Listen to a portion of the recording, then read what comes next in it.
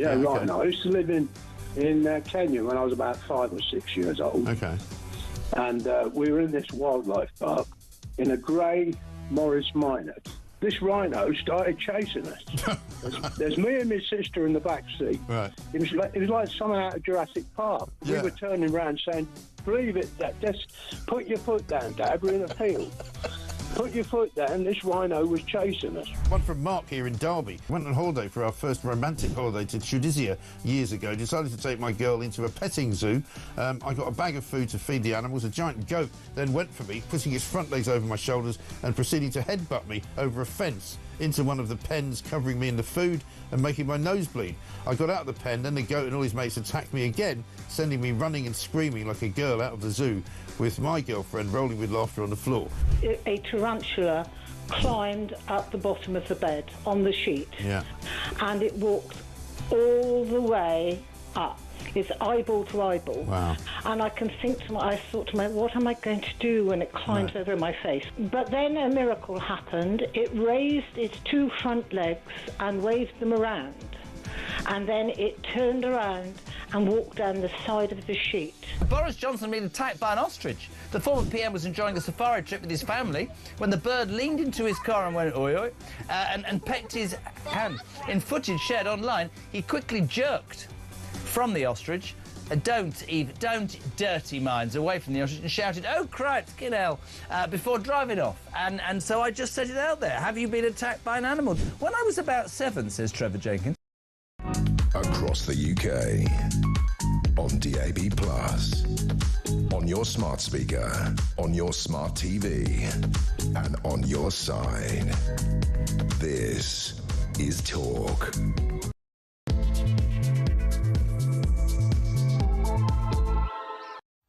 Hello, very good morning to you. Just after 6 o'clock on Sunday, May the 25th. This is Weekend Breakfast. In fact, it's my 3rd anniversary of presenting Weekend Breakfast, so thanks very much indeed for your support and company over the last 3 years. Now it's Sunday, so as you would expect, there is great news to be had. It is Tap Dance Day today. I can't wait for that. It's a day that celebrates this iconic dance. It's an art form that comes from the United States and uses the sound of tap shoes striking the floor as a form of percussion. It evolved alongside the advent of jazz music. Good morning to you. Good morning. It's great to stay up late. Good morning. Are we having the whole track? Yes, also today is Geek Pride Day. Geek Pride Day. It's an annual event for those individuals who appreciate things like sci-fi, fantasy, board games, video games, comic books, cosplay, anime, also steampunk. I've no idea what that means. Zombies, and indeed many more. But I'm telling you, honey, that the geeks will. We will inherit the earth. And also today, just based on that, it's Sing Out Day today, a day to celebrate the joy of singing, whether in a choir, solo, or just for fun. So what you can do today is spend your day singing your heart out. Sing a song. Sing a song. Oh, and by the way, just a fascinating fact. Today is 25:05:25. It's palindromic. Well, almost. Anyway, let's move on to this hour's fascinating facts. Today's fascinating facts. So, fascinating facts this hour. On this day in 1659, Lord Protector Richard Cromwell, he was the son of Oliver Cromwell, resigned his position, leading to the restoration of the monarchy and the crowning of Charles II in 1660. On this day in 1768, Captain James Cook sailed on his first voyage of discovery, on which he explored the Society Islands and charted the coasts of New Zealand and Western Australia. And on this day in 1871, it's amazing actually, it was so long ago, the House of Commons passed the Bank Holiday Act, creating public holidays on Easter Monday, Whit Monday and Christmas Day. And those are this hour's fascinating facts. It's a weekend breakfast, start your day right. We serve it up laughs and the best of news. With David and Duncan, it's a weekend cruise. A very good morning morning to you, 5 minutes past 6 on Sunday, May the 25th. You heard his name mentioned in that rather catchy little ditty there. Duncan Barks joins me this morning. Good morning. Good morning. Are you a fan of comics and things well, such I was as that? when I was 12. Oh, right. Yeah. I'll tell you why. Because hotels are very expensive this weekend. Yes. And it's because it's Comic-Con. Yes. Do you know what that is? It's when fans of sci-fi, and I was listening earlier intently, Well, yeah, yes. sci-fi and comics all get together and dress up. That's right. Yeah. So the MCM Comic-Con London, which was formerly known by the very catchy title as the London Movies, Comics and Media Expo, London MCM Expo. Right. Rolls off your tongue, Very doesn't succinct. it? Yeah, speculative fiction fan convention held at Excel, which is out in East London, yeah. which is where I tend to stay. Yeah. Twice yearly since 2002.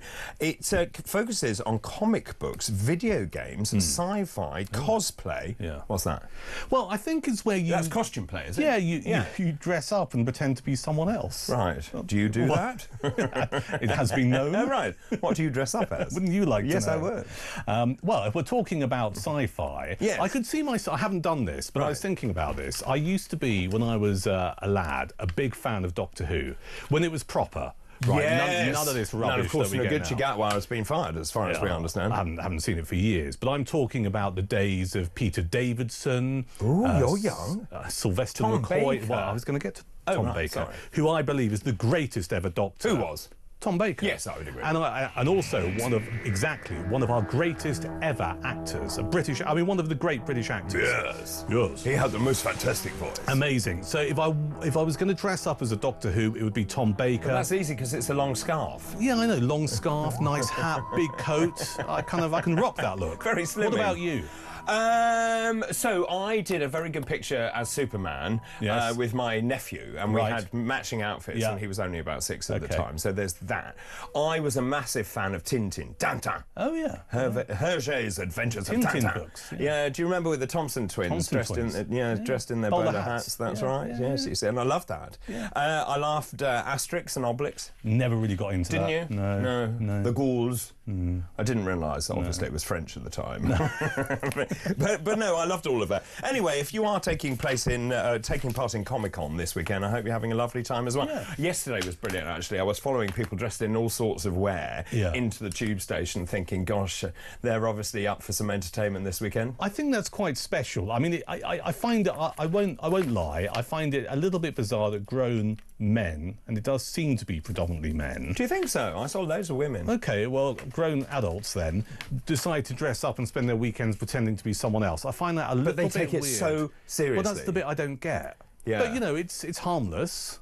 Yeah. You know, if you're walking down Borough High Street and you see a Cyberman or woman in front of you, they're not really getting in the way, are they? No, they're not doing any But actually, offence. I looked at the entry criteria for Comic-Con, and actually it says very specifically, do not bring laser guns, for example. Do not bring armaments into Comic-Con, because obviously if you're going the full banana and you're dressing up as whatever, and you want to take as the Cyberman, you want to take your cyber stun gun.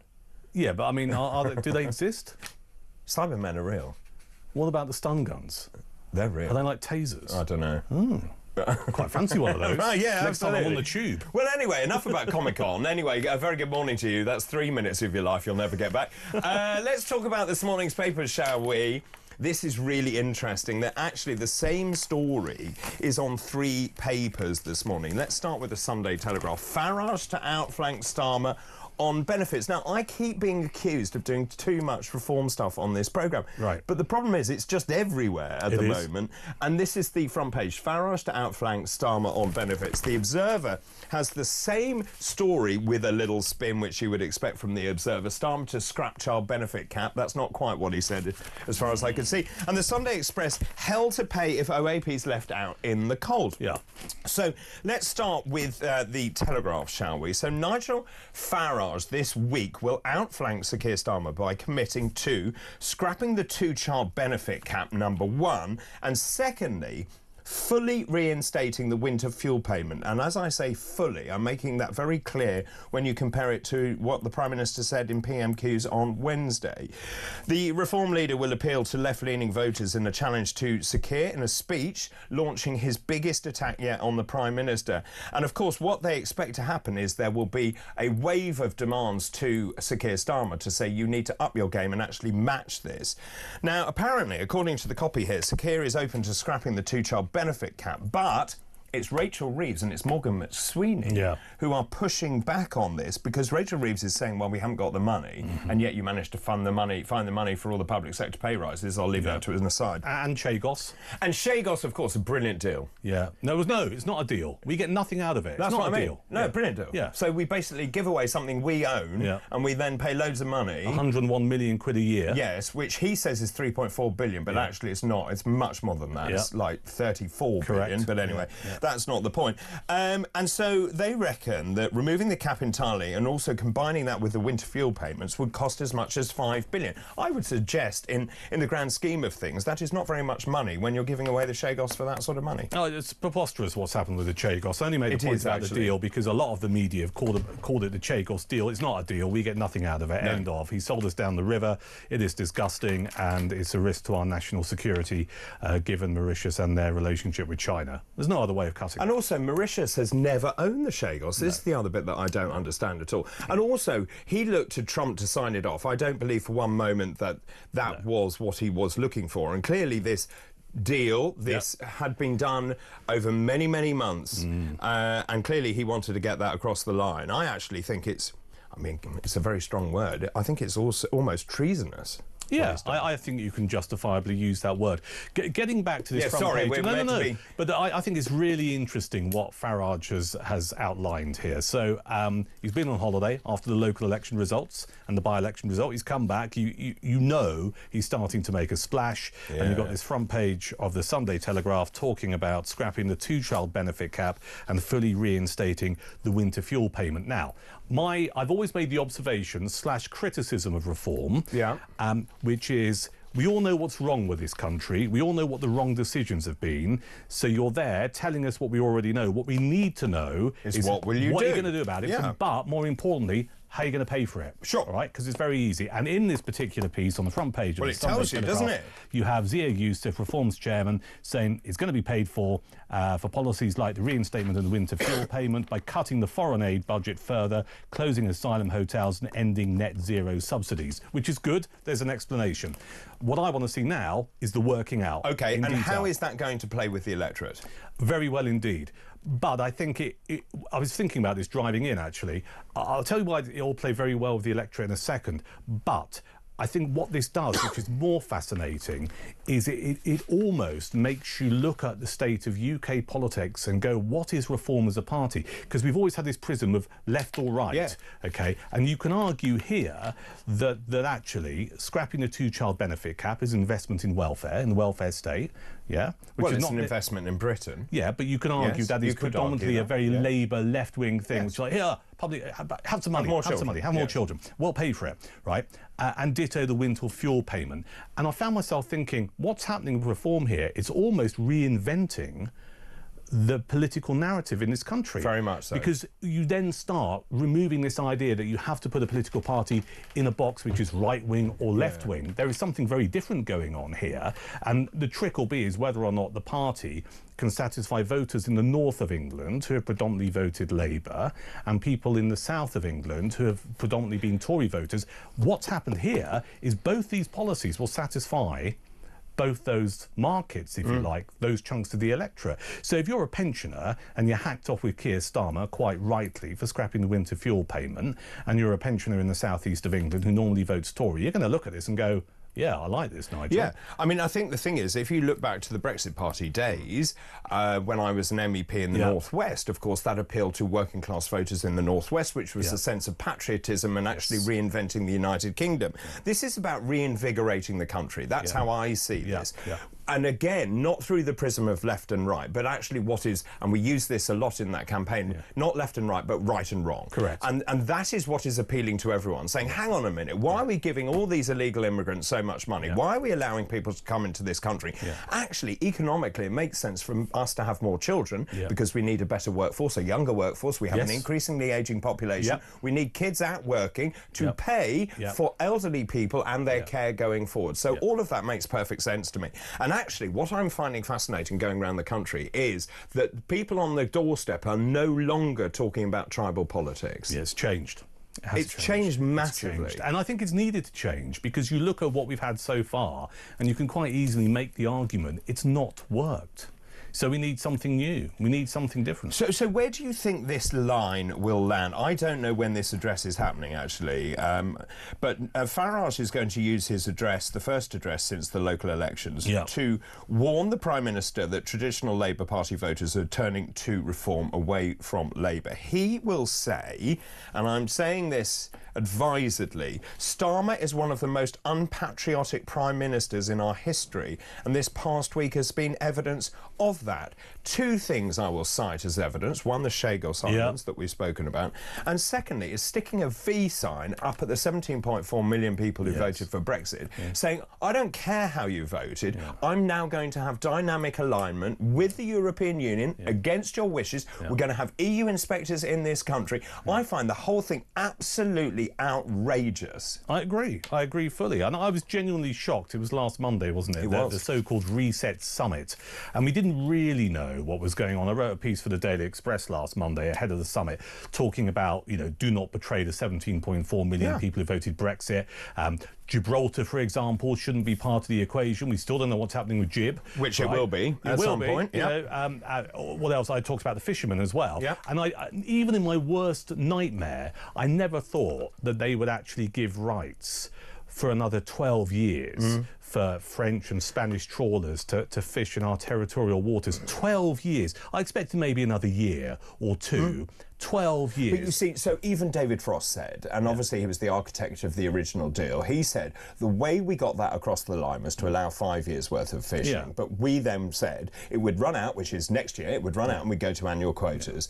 As I was walking down my stairs and I expected annual quotas, I heard those words, 12 years, and nearly fell down the stairs. I couldn't believe it. But so the night before, by the way, Keir Starmer was talking about 1 year on possibly 2-year deals. So what happened overnight for him to go from 1 year to 12 years? I think it was a bit of very clever negotiating on behalf of the EU, who said, actually, Keir, we just about agreed everything you wanted here, but at the last minute we decided if you want to sign this off, you want us to sign this off, you're going to have to agree to 12 years or 10 years or whatever, 15 years on the fishing. Oh, I could agree to 12 then. And that's how the deal was done. And you see, there is a great article I read yesterday saying the EU is brilliant at these deals because, of course, they're EU bureaucrats. There is no time frame attached to them because they don't have to actually appeal to voters.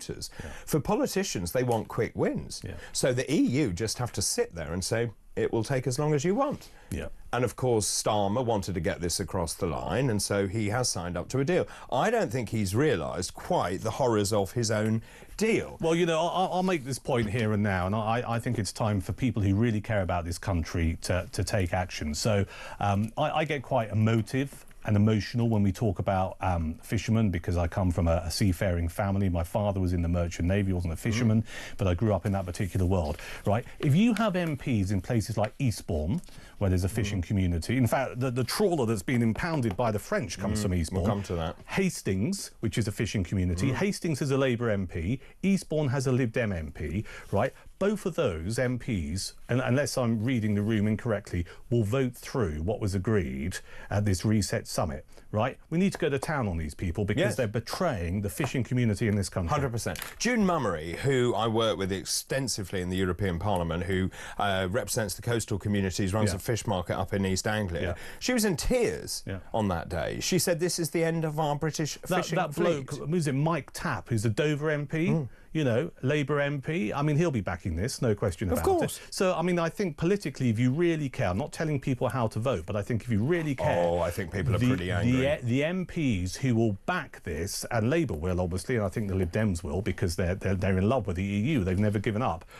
You need to make your discontent known at the ballot box. I would agree totally. And also, just in terms of what he's signed us up to, just to reiterate, rejoining the single market for food and agriculture, that is exactly what we voted against, so we could do trade deals with other parts of the world. Rejoining the single market on energy trading, carbon pricing, so again we're going to be a rule taker from Brussels. Also the youth mobility scheme, he cannot even tell us whether families are going to be involved in that or not. We don't have any detail on that yet. There's no detail whatsoever. But that is a form of freedom of movement. There's no other way which we voted against. Exactly. And then also, just in terms of this, what's worse about all of this is we are a rule taker and we have no seat at the table, so we cannot change the rules. And then we've got the Defence Fund. And the Defence Fund, which we can bid for. And I think we're paying into. We pay into, which is a form... 16 billion a year. Isn't that a form of EU payment? Yes, it would be. Which is why a lot of people voted to leave, because they were fed up of their tax money going into the EU coffers. I do not understand what he is doing, unless he wants, obviously, as we know, to rejoin the EU. I can give you a thought. I'll give you my punt. He is rewiring this country. Yeah. You know, he's got a whopping majority. He can afford to take some hits, and maybe we'll later come on to the hits he's taking regarding various other announcements he's made. But he's using this opportunity to rewire this country. And I find it fundamentally... I'm more depressed than angry about it. Because I see I'm furious. Yeah, well, I'm both. But I get really depressed if I think about it, because...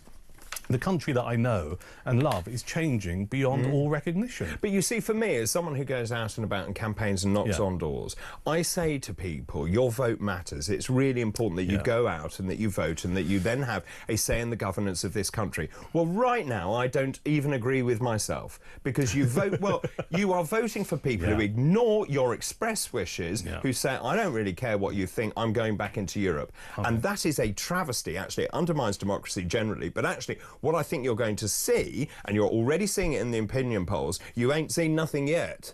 I think things are about to take off, and I think at rocket speed. Well, I mean, there are a lot of commentators writing quite correctly off the back of last Monday's summit and the outcome that this is just golden to the Reform Party and Nigel Farage, because if you voted leave, you're going to feel let down, betrayed. If you're someone who takes a step back and looks at politics and goes, well, I might not have voted leave, but hang on a second, there was a mandate there, and you now have a government U-turning effectively on that mandate, your faith in the political system is going to drop massively, isn't it? And understandably so. I mean, it's interesting. Richard Tice said that if Reform gets into government, they will overturn the Chagos deal. I don't know how that's possible, but that is what he is telling me. And it's interesting, isn't it, that these two other papers, The Observer here, obviously realises this is a major problem.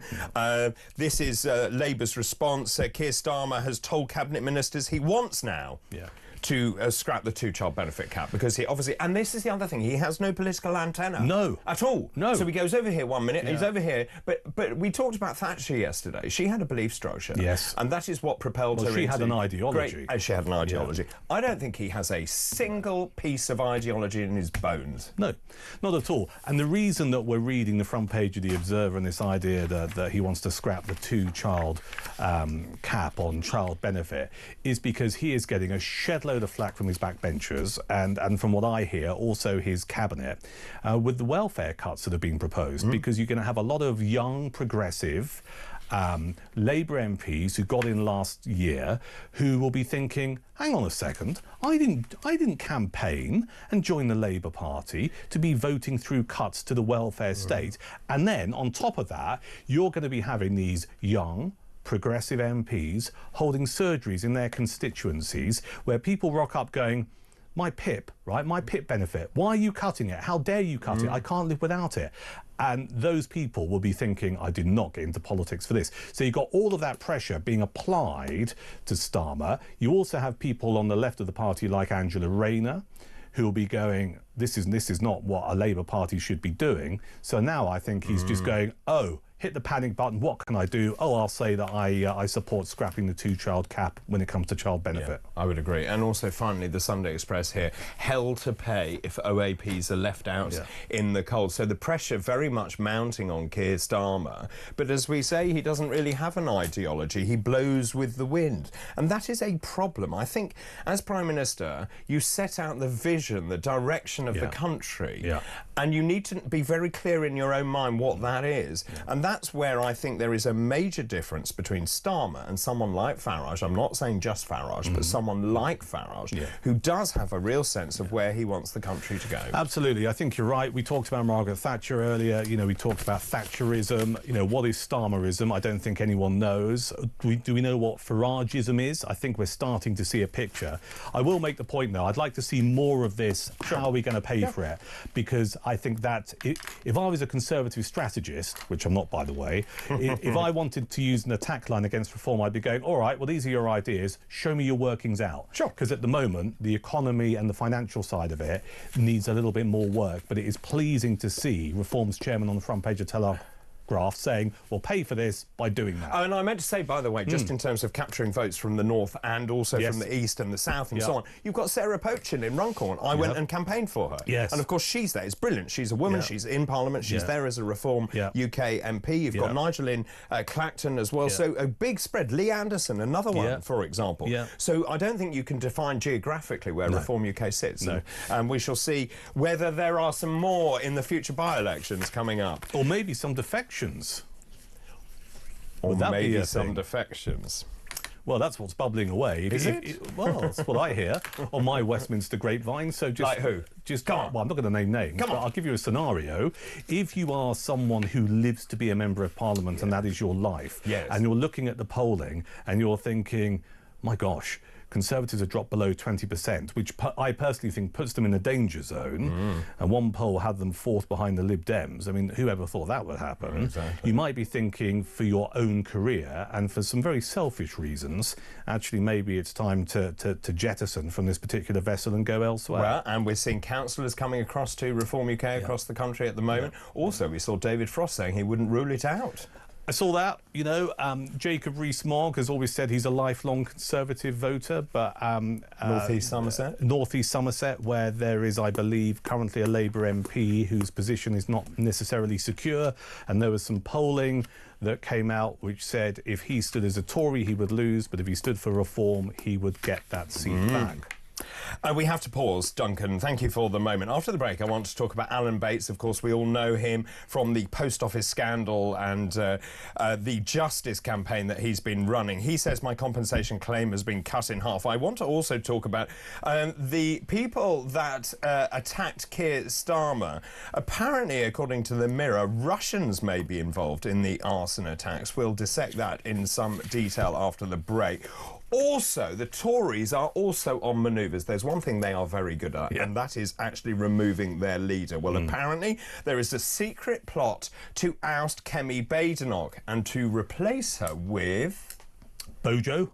Boris Johnson. This is Talk.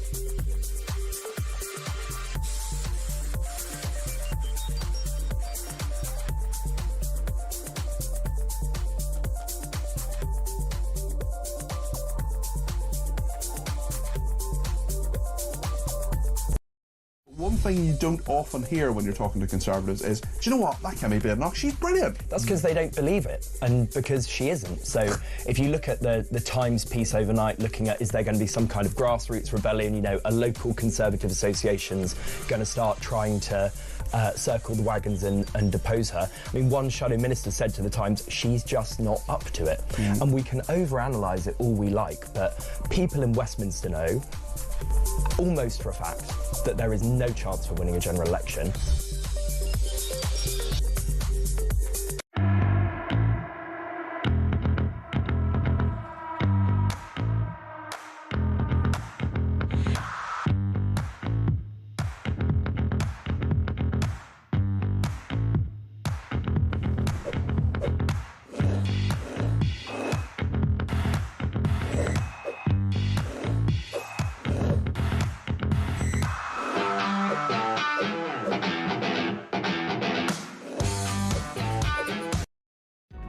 Across the UK. On DAB+. On your smart speaker. On your smart TV. And on your side. This is Talk. This is Talk 6, 29 and 34 seconds on Sunday, May the 25th. I thought I'd be very accurate, Duncan, this morning. Thank you very much for all your messages. Becky Brooks, Beck's in Derbyshire, good morning to you. Happy 3rd anniversary, Dr. David. Do you know, I can't believe I've been here for 3 years, in this chair for 3 years. Do you get a blue plaque somewhere? Well, where's the champagne and the cake this Well, in morning? fact, Dean's going out to get champagne, he said. Yeah, he promised. What about some dancing girls? And dancing some girls. bunting. Yeah. And what, sorry? When was payday? Happy 3rd anniversary, Dr. David. I listen to all 4 hours every weekend. Thank you to you and all of your team. Thank you, Bex, for that. Good morning, David and Duncan. Regarding child benefit cap, what about child tax credit? That's £324 per month per child. Imagine that with 6 children. Child benefit should be capped. I see it every day in my work. Child tax credit is a lot of money for those who don't want to work and don't need to. I just love you. Regards, Deborah in Essex. That's nice, isn't it? You might be on a promise there. Well, might well be. Sharon Miller, one of our regulars. Good morning, Sharon. If Starmer wants to get rid of the 2 children cap, well, he'll need to get back the $30 billion of taxpayers' money he gave Chagos and fund it then. Just on that note, is there any way that can be overturned? I don't know. I don't know either. You mentioned about Richard Tice saying... He says he can. And what I'd like to hear is whenever people like Richard Tice, or any other politician, to be fair, says, we're going to do this, tell me how you're going to do it. Yeah. And that way... Well... Hang on a minute. So this is Joanna from Salisbury saying, good morning, David and Duncan. Now, Reform can't show their hand too early with policies or Starmer will use them. On the other hand, Nigel could use the Labour desperation to put things out there and make them make mistakes. I mean, it is quite interesting. So having written some of the policies in the past, there is no doubt that other parties do steal them. And I think that's a really fair point to make. But I think in the next 18 months to 2 years, as we count down towards a general election, in order to get those undecided voters, you need to put more meat on the bones. Sure, but obviously there is a learning curve here, and also those policies have to be worked through. And let me assure you, there are people, very clever people, working on policy. I'm glad to hear. I'm not one of them. No, there are very clever people working on policy. Good morning, this is Stephen Yorkshire. Good morning, David. As a patriotic 48-year-old British man, this last week has made me want to cry. Starmer does not like Britain. We said that in makeup, actually. Starmer does not like Britain, and our country is being destroyed. Labour are also killing my business. And I just don't want to live in the country anymore. So many people saying the same thing. I had dinner on Thursday evening with some friends. It was my birthday. I was another year older. Birthday. Yeah. 26? 27. And we sat there and we were just having a conversation about where would you go and live elsewhere in the world. And I've had that with my family. Because my friend, he runs a business. He runs a couple of pubs and the hospitality sector. A pub. I love a pub. I'm a big pub fan. Yeah. Go to your local pub. And he runs a couple of pubs. And as we know, Labour have absolutely hammered the hospitality sector. And one of his pubs is doing, well. The other one, he admits is a challenge. And we just sat there and we talked about Portugal for a bit, But, I mean, you might go, maybe America, but that's quite a schlep, isn't it? I just don't know where you go. But the fact that you sit around a table thinking, this country seems to just be going in a completely different direction that I do not understand, that is alien to me. And here comes the political point. If you're someone who works hard or has a business, you're getting hammered when it comes to taxation, right? All of the, and this might upset some listeners and viewers to talk, but all of the people who are economically inactive, several million in this country, you then have Angela Rayner just going, oh, well, I'm going to send a secret memo to Rachel Reeves outlining 8 tax increases on everything from dividend tax to goodness knows what else. The people picking up the tab and carrying a lot of people in this country are people who are working. Exactly. And we're fed up of it. And working more than one job. And you see that with people like Charlie Mullins, for example, who's saying, I'm actually not going to stay in this country. In fact, we had the same conversation over dinner. Right. And the Middle East came out quite high in that conversation. It wasn't Portugal necessarily. Let's talk about Alan Bates, though. He has accused the government of presiding over a quasi-kangaroo court system for post office scandal compensation. This is extraordinary because obviously it was taken to our hearts by the ITV drama, Mr. Bates versus the Post Office. He led this 20-year campaign for justice for sub-postmasters. He's written in the Sunday Times, he said that actually he's been given a final take-it-or-leave-it offer. It was only 49% of his original claim. It's a shocker. It's appalling.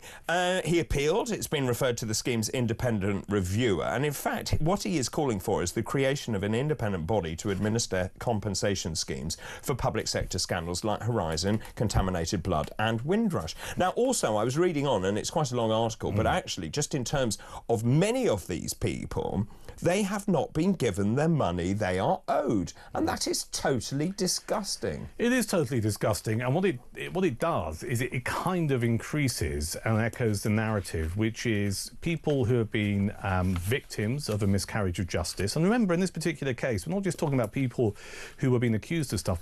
Some people who ran post offices ended up taking their lives. I know. All right? You know, and it's just like, what you should do is do the right thing by these people. And from I always look at it as someone who's dabbled in politics in the past as a consultant. You look at the optics of it, it's just like, this is a shocker. It is. All right? And a fair play to ITV for the drama that was created and screened, because I think a lot of people would not have known about this unless it was because of that particular programme, which was fantastic. It raised awareness and there was a lot of outrage about what had happened, and people rightly want justice for all of these people. And to read this morning in the Sunday Times that he's been offered just under 50% of his original claim is devastating. Well, Bates says sub-postmasters are being asked to provide evidence the government knew they did not possess, because the claim goes back over 20 years and the department had conveniently forgotten that many sub-postmasters were locked out of their offices when they were wrongly terminated. So there is no way they can get hold of that documentation anyway.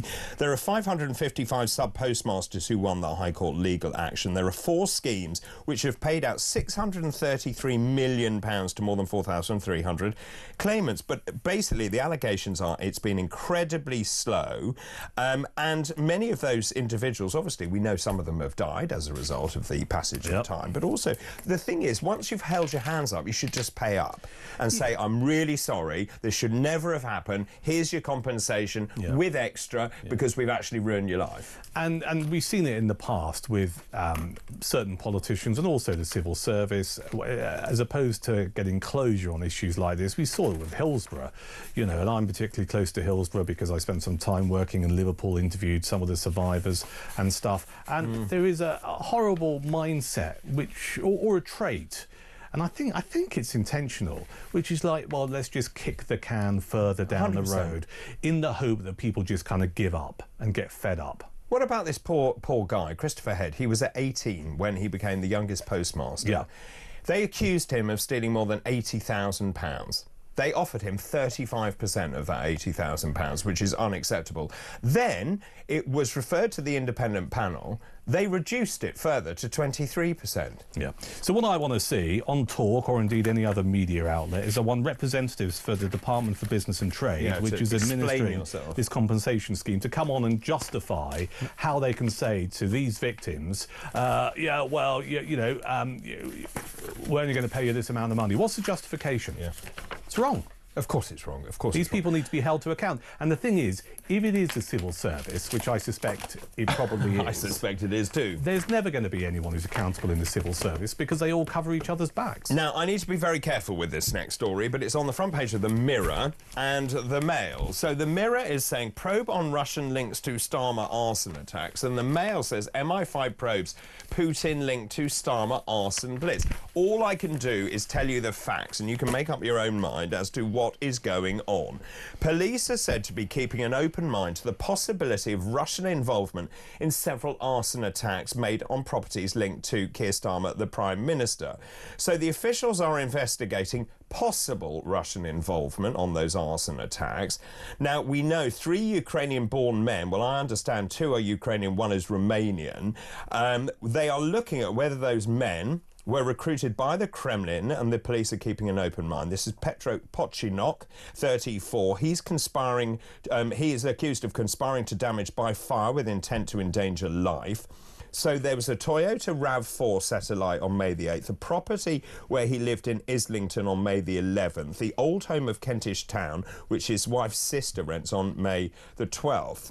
They are all models. Roman, who's 21, Stanislav, who's 26, and Karpiak is Romanian. What are your thoughts?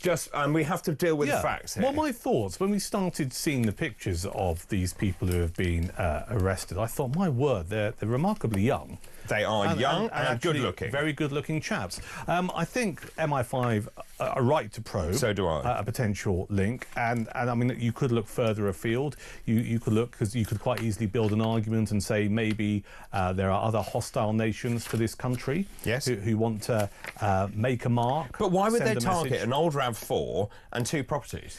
Well, it's psychological, isn't it? Whilst he wasn't in the property... But he has no emotional link to those. No, but it doesn't send out a message which is, we know that you used to live in this property and this used to be your car? If that had happened to you... But Russia will know that. Yeah, I know, but it sends a message, doesn't it? If you wanted to send a message to just kind of ruffle some feathers, you would do that. What are your thoughts? I don't know. I think we have to steer very clear of this because we are obviously dealing in facts only. Anyway, think about that at home this morning. I'll tell you what, we will take a break. Just before we do that, I just want to read this out. David, in 1985, this is Tim, I joined the military and for 10 years gave myself to our country. And 40 years later, I wonder why I would not do that now. Starmer wonders why 1,000 troops are leaving every single month. After the break, I'm going to talk about this plot that is an exclusive for The Sun, saying the Conservatives are trying to oust Kemi Badenoch and replace her with Boris Johnson. Is that the panacea the Conservatives need? This is Weekend Breakfast. Good morning.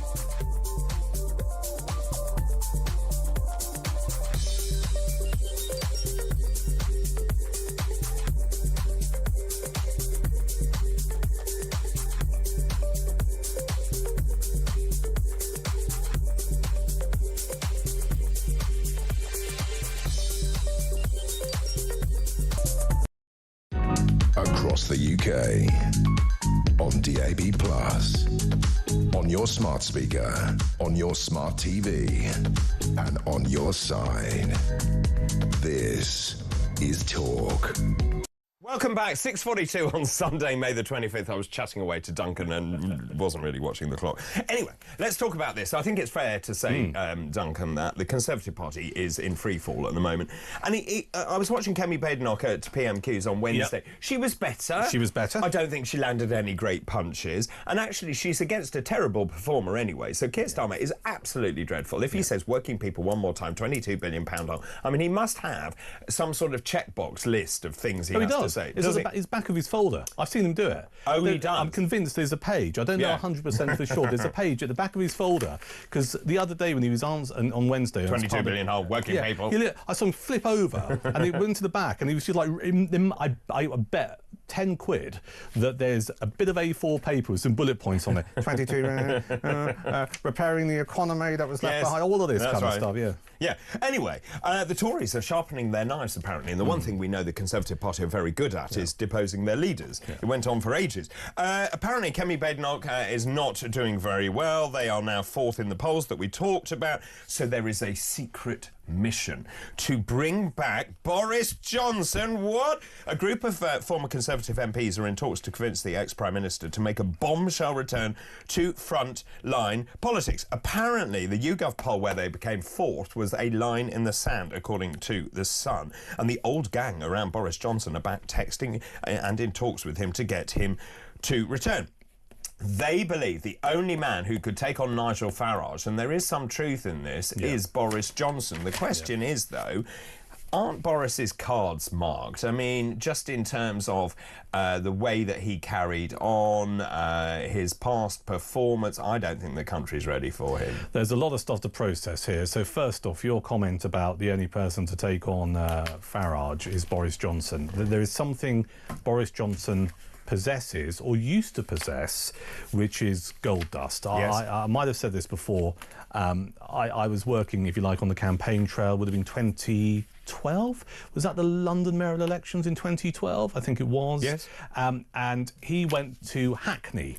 Right, not a part of London that is normally true blue in any stretch of the imagination. He went to Hackney because, of course, he was a Conservative candidate to be London mayor. He went to Hackney, and it was like walking down the road with Mick Jagger or Paul McCartney. It was extraordinary, and you'd have Afro-Caribbean woman bouncing up to him.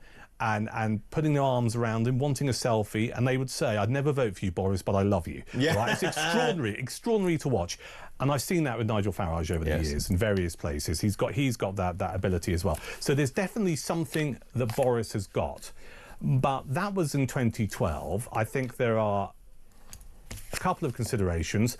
First off, he's been Prime Minister once and he left under a cloud. Some people say, oh, well, trumped up charges against him or whatever. I don't know. I don't think it matters anymore. It is in the past. I also think, depending on your politics, he was responsible for net zero. He was responsible for what people call the Boris wave, a massive amount of immigration to this country. So that goes against him. So you've got those issues. And COVID. And COVID.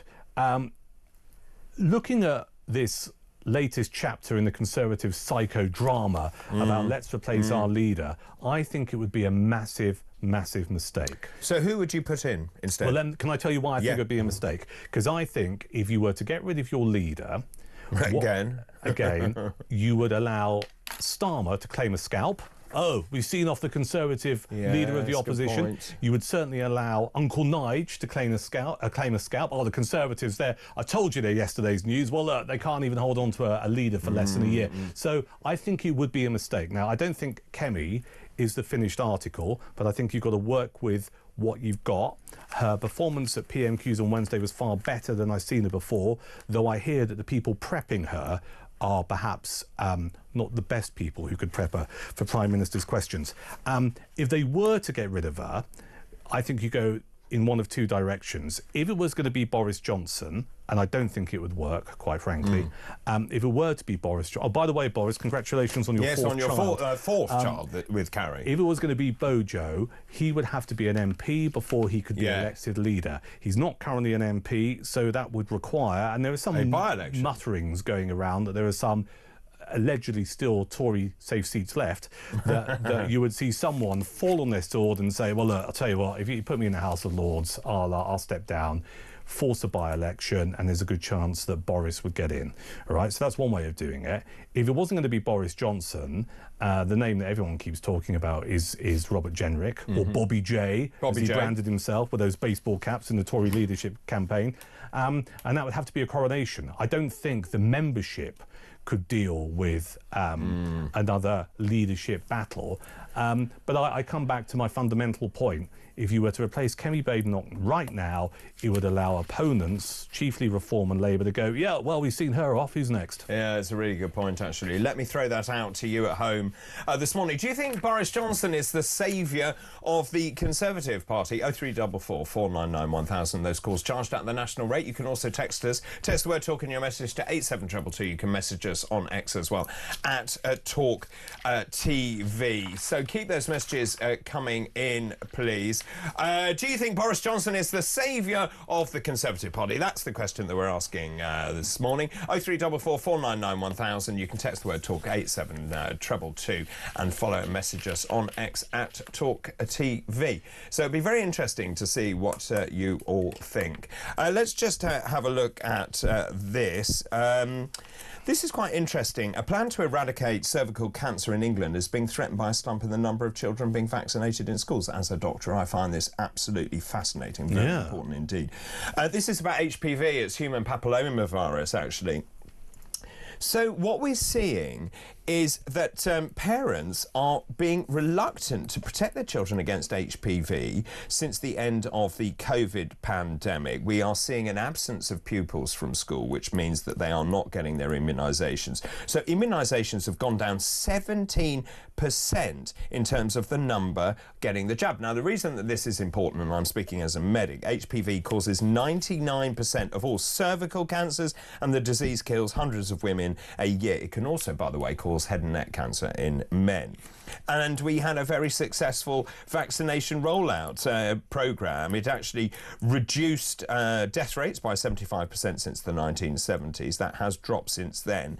And it's just a real shame, this, actually, but I do wonder whether it's also partly confused and complicated by the rollout of the COVID jab. I think that undermined people's trust in vaccinations. They heard all sorts of things. We know there were side effects from those vaccines. They didn't go through the same efficacy trials that other vaccines would go through. But actually, my message really is HPV is such an important vaccine for both for boys and girls to get. Please go and get them done. It's got to be related to COVID, hasn't it? It has. And the concerns in some quarters that the vaccines weren't adequately tested, and also you've got to roll into they have parallel processing, which we've never done before. Yeah, so it's something that's new or untried up until now. And you've got to roll into this social media. I mean, you know, if you're a mum or a dad, or even if you're a kid, you're going to be exposed to social media. You don't have to click the mouse too much, do you, before you find some theories about vaccinations and, you know, how it could do X, Y, and Z. It's got to feed into why there's been a drop in 17%. Well, we've seen it in the past. I was doing Watchdog Health Check at the time when Andrew Wakefield published that paper about MMR jabs giving you autism. It was a load of nonsense. But we saw the rates of vaccination reduce considerably. Now, the thing is, with the coronavirus, those vaccinations, and I know a lot of people who did suffer adverse effects from those vaccines, but as you say, we were in unprecedented, uncharted territory, and of course the processing and the safety trials that were done on that weren't quite done in the same way that you would normally do it. But HPV is a very important jab, and I would urge all parents to ensure that their children get it. Hear, hear. Hear, hear. Ends the lesson. Right, lots of messages coming in. Now, we were talking about moving abroad. Yes. Well, not together. Well, I don't know. Where do you want to go? Oh, well, I don't know. Good morning, David. This is Margaret. Margaret in Tunisia. Good morning, Margaret. To answer your question, why do I live here in Tunisia? Because it is a lot better than the UK with this treacherous government. I love your show, by the way. Thank you very much, Margaret. I'm coming to visit. Keep all these messages coming in, please. Good morning, David. This is Peter. Starmer and his despicable bunch of liars and hypocrites chose to ignore the millions who voted for reform last year, and why they voted for reform. From day one, they began persecuting normal working people and those who have spent their lives working for a living. I genuinely can't see anything positive happening for decent, hard-working people in this country for the foreseeable future. I completely agree with you, and actually, I'll take some calls on that after this break. This is Talk. Good morning.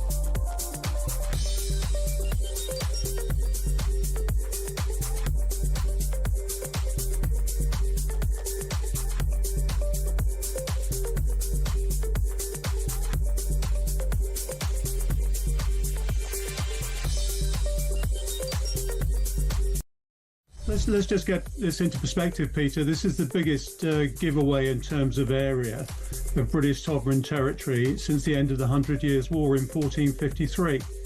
And it's costing us 15 times more than it cost to retake the Falklands in 1982.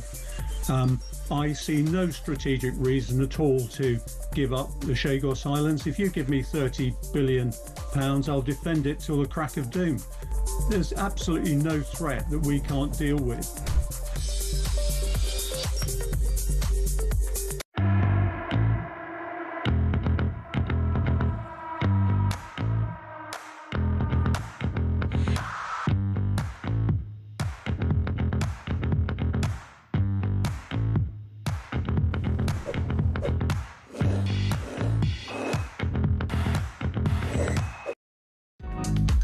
across the UK. On DAB+, on your smart speaker, on your smart TV, and on your side. This is Talk. Welcome back. This is Talk 654, already on Sunday, May the 25th. Duncan Bucks joins me this morning. Now, we're talking about the Conservative Party in fourth place, which is pretty abysmal for the Conservative Party. I think you would all agree with that. Now, the question is, Kemi Badenoch, we know they're very good at regicide, the Conservative Party. They're very good at that. So there are sort of manoeuvres in place to get rid of Kemi Badenoch and replace her with Boris Johnson, no less, who can't stop having children. Now, the question is, well, he can't stop having children. No. They've been very busy, very active. And actually, I was reading the number, how many years between each of those children. Not very long. Yeah. Yes. They need to buy a television. That's all I'm saying. Play some cards. Yeah, play cards. Do something else. Yes. Go to bed early. No, anyway. don't do that. Don't do that. No. Anyway, we digress.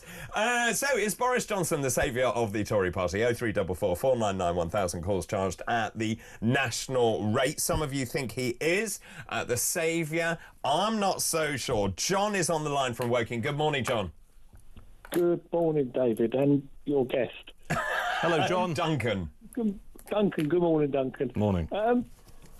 Who's the bigger liar, Starmer or Bojo? Ooh. We should do a poll. Yes, shouldn't we? Exactly. We should do a poll on that. Yeah. Do a poll. Okay, who do you think is the bigger liar? Well, dangerous-wise, well, question 2 tier.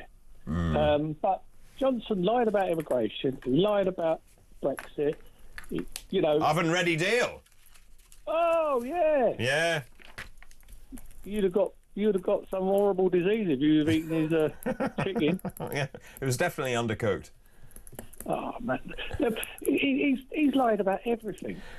But what about Duncan's point that actually, and I agree with that, in the when he was running for London Mayor, he is charismatic. He's very funny. At the Olympics, for example, when he did the zip wire and got stuck, everyone kind of felt endeared to him, and that's the thing that he shares with Nigel Farage, is that Farage can have a pint on the street. I've seen it myself. People flock round him like he's a pop star. That is the one thing I think that both men share, which is the charisma. They actually have it, bizarrely in many ways, they have a common touch. I think Bojo's lost his charisma, though. Do you? I wouldn't vote for him for the team. So you don't think he is the answer to the Tories' problems? Absolutely not. I think the best of a bad lot is Generic. Why? Well, he seems straight. I mean, he's talking a good game now, isn't he? He wants to leave the ECHR. Does he? Yeah, he never used to, though, did he? Yeah. He's had a bit of a conversion. I mean, this is the point. This goes back to the point about Reform revealing their policies too early, because the minute they do that, then obviously other parties nick them. Yeah. What about will Reform, which we're both members of, by the way, will they bring out a responsibilities and rights bill? I can't answer that. In what sense? We've got to and ditch the ECHR. Oh yeah, without a doubt, that's already in the policy. Ditching the ECHR.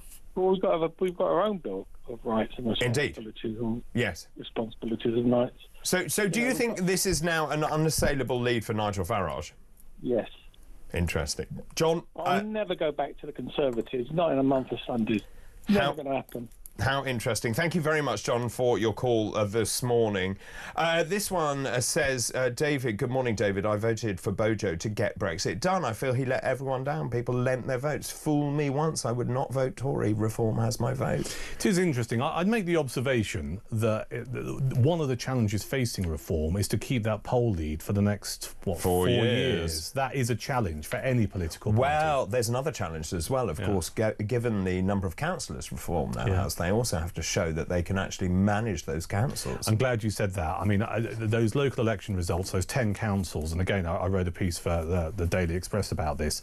You know, you've got Kent, you've got Durham, you've got Lancashire as well, geographically spread. If Reform can deliver and prove that they can reduce council tax bills, fill in the potholes, improve services. That gives them a massive leg up, doesn't it? To be able to go, look what we've done with these councils, we can do it for the country. If it goes in the other direction, then that is an attack line that will be used by the opposition parties. 100% right. Good morning, David and Duncan. Michelle from Altrincham here. I am absolutely disgusted. Words can't express how angry I am with this useless government. I genuinely feel like screaming, I have had enough. I will be leaving the country. To go where? Well, that's the question, isn't it? David, I would not be surprised if Starmer moves us even closer to the EU. Then Trump will say, fine, you're all in, but you can pay our tariffs too. And I agree with that. That's Stephen Clapham. I agree. I think Starmer wants closer and closer integration with the EU, and he doesn't really care what the rest of us think. Keep all your messages coming in, please. Is Boris Johnson the saviour of the Tory party? After the break, I want to talk about this amazing article that Andrew Neil has written. In 55 years of covering politics, I've never accused any UK government of routinely telling untruths, but Starmer and co have taken lying and gaslighting to a deplorable level. It is the most extraordinary bombshell article, and we'll talk about that after this break. Good morning. This is Weekend Breakfast.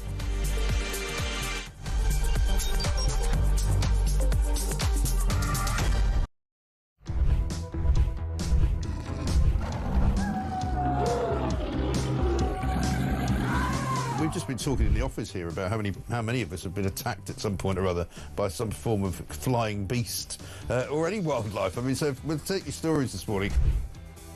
Hello, this story is concerning wildlife. It's concerning a rhino. A rhino? Right? Yeah, a rhino. I used to live in Kenya when I was about 5 or 6 years old. Okay.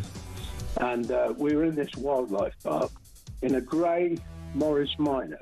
This rhino started chasing us.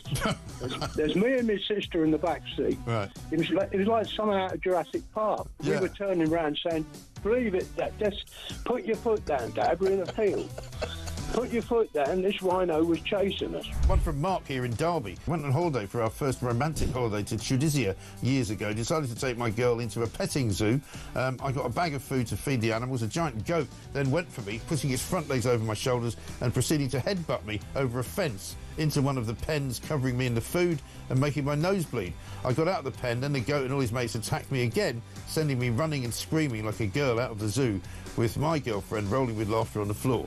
A tarantula climbed up the bottom of the bed on the sheet. Yeah. And it walked all the way up. It's eyeball to eyeball. Wow. And I thought to myself, what am I going to do when it climbs over my face? But then a miracle happened. It raised its 2 front legs and waved them around. And then it turned around and walked down the side of the sheet. Boris Johnson been attacked by an ostrich. The former PM was enjoying a safari trip with his family when the bird leaned into his car and went oi oi and pecked his hand. In footage shared online, he quickly jerked from the ostrich. Don't dirty minds away from the ostrich, and shouted, "Oh, Christ, get hell," before driving off. And so I just set it out there. Have you been attacked by an animal? When I was about 7, says Trevor Jenkins, on holiday in Spain in the 70s, a monkey pulled my long hair. It was long because it was the 70s. I was in floods of tears. And as the family car drove out the car park, an elephant ripped off the car mirror. We got the message. Spanish animals aren't to be trusted. Jeremy, Brittany here from the United States. I was spurred by a rooster in my right foot a few years ago. Spurred? How do you get spurred by a rooster? And one here from Dan in Hampshire. Morning, Mike. Is an Aussie that has been dive-bombed by our version of the Magpie, which is much bigger.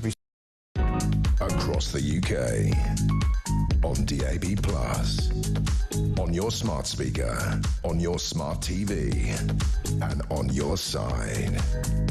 This is Talk.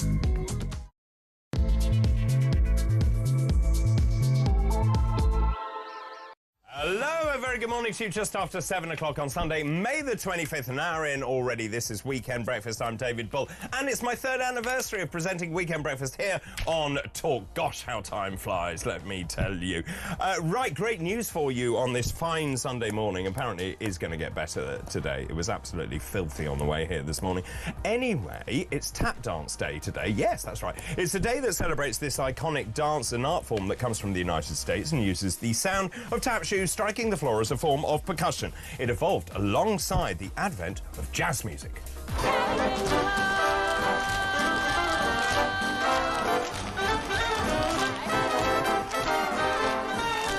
Hammersmith 42nd Street, which is an amazing musical, by the way. The curtain opens or lifts, and then you see all these feet dancing, just tap dancing along. Also today, I think this sums me up, it's Geek Pride Day, an annual event for those individuals who appreciate things like sci-fi, fantasy, board games, video games, comic books, cosplay, which we now know is costume play, anime, which is, I'm still very confused about that, steampunk, zombies, and many more. So it is Geek Pride Day. Man, it's good to be a geek. It's good to be a geek. Wow, well done, Dave. Yeah. And talking of which, it's Sing Out Day today, a day to celebrate the joy of singing, and you can do so whether you're in a choir, solo, or just for fun. So today, on Geek Pride Day, you can spend your day singing your heart out.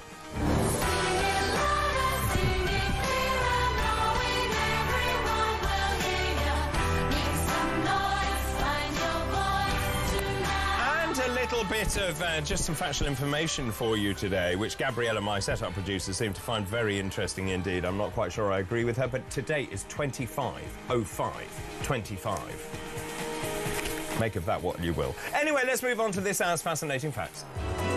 Today's fascinating facts.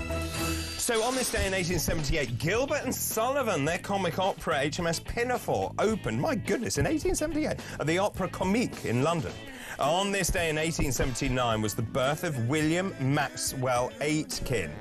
He was the first Baron Beaverbrook. Now, who was he? He was a British newspaper magnate of the Daily Express and Evening Standard. And Lloyd George made him Minister of Information. Churchill then made him Minister of Supply in the Second World War, a task he fulfilled brilliantly to produce sufficient aircraft to meet the German challenge. And, excuse me, on this day in 1895, at the end of a sensational trial, excuse me, Irish writer Oscar Wilde was convicted of gross indecency in his relations with the son of the Marquess of Queensberry. He was sentenced to 2 years hard labour, and those are this hour's fascinating facts. Weekend breakfast, feeling so alive. David and Duncan, let the good times thrive. The full team's here. Who could ask for more? Well, a very good morning to you. Weekend breakfast, 7:06:09 seconds. Sunday, May the 25th. Duncan Parks joins me this morning. Good morning. An hour in already, Duncan. I know, it's flying by, It is flying by, There's isn't been it? a lot to talk about. A lot to talk about. We've been talking about, is Boris Johnson the panacea for the Conservative Party? Yeah. Answer yes or no? Nope. No, right. We've been talking about Farage. Is he outflanking Starmer? Yes. Well, I was saying to you during the news break that Nigel Farage is setting the agenda. Yeah, it's interesting, in a way isn't it? that 6 months ago wouldn't be the case. But you see, this is such an interesting thing, and I've mentioned this many times before, that when Nigel took a sabbatical and Richard Tice came down to my house, and Reform UK was very much in its infancy, and we were polling around 2-3% at that time. To look now, and actually we had all these conversations, me and Richard had these conversations about how do we brand the party, how do we move it on from the Brexit party, and of course now it seems ancient history, and of course it wasn't that long ago. No, it shows how politics is changing. And I think about this a lot because I write about politics, I talk about politics, and it feels like the plates have shifted. And I think it's a combination of things. I think people have had 14 years of the Conservative Party, and that's another thing. I'm a bit fed up of the Conservatives apologising for the last 14 years, all right? Don't play into this victim mentality. Show what you're going to do next. That's just a sidebar to what we were talking about in the last hour. You've had that. You've had this appalling almost a year of Keir Starmer. I mean, it couldn't be worse. Everything from the... But it's about to get worse. The free suits and glasses paid for by a donor, and all of the concert tickets, to the winter fuel payments, to the shafting of farmers and pensioners and fishermen. Fisher I mean, the list... Fisher people, I got told off, fishermen and women. Chagos. I mean, the list just goes on and on and on. Yeah. Public sector pay rises. Public sector pay rises. And people are looking at what they've experienced recently and in the past. And in the past, they've not really had another option. You could argue maybe the Lib Dems, but that's kind of quite limited. And now Reform come along, offering a sense of difference and hope But there's a problem with that, and I'll come to that in a second. And that's why I think you're going through the polls now, and it's polling at 25, 26, 28%, and some going through 30%. And once you go through 30% in the polls, you start to get the electoral system first past the post to work in your favour. That's why it's significant. One of the many challenges reform has, is not to lose that tag of being the alternative's maybe not the right word, insurgent party, because you don't want to become too much like the other parties. Then you lose that little bit of attraction, don't you? That's one of the challenges. I do, and as I mentioned, you know, when you look at the MPs, they come from very different walks of life. Sarah Pochen coming from Runcorn as well, and of course Runcorn is a traditional Labour heartland. Completely. They've fallen completely out of love with Labour, and when I was up in Runcorn, people said to me, they've just ignored us. They have no interest. Metropolitan elite, lefty types in Islington with Starmer have no interest in what is going on in Runcorn. And actually, Runcorn has an amazingly proud industrial past, and people, I think, had a sense of hope when they voted.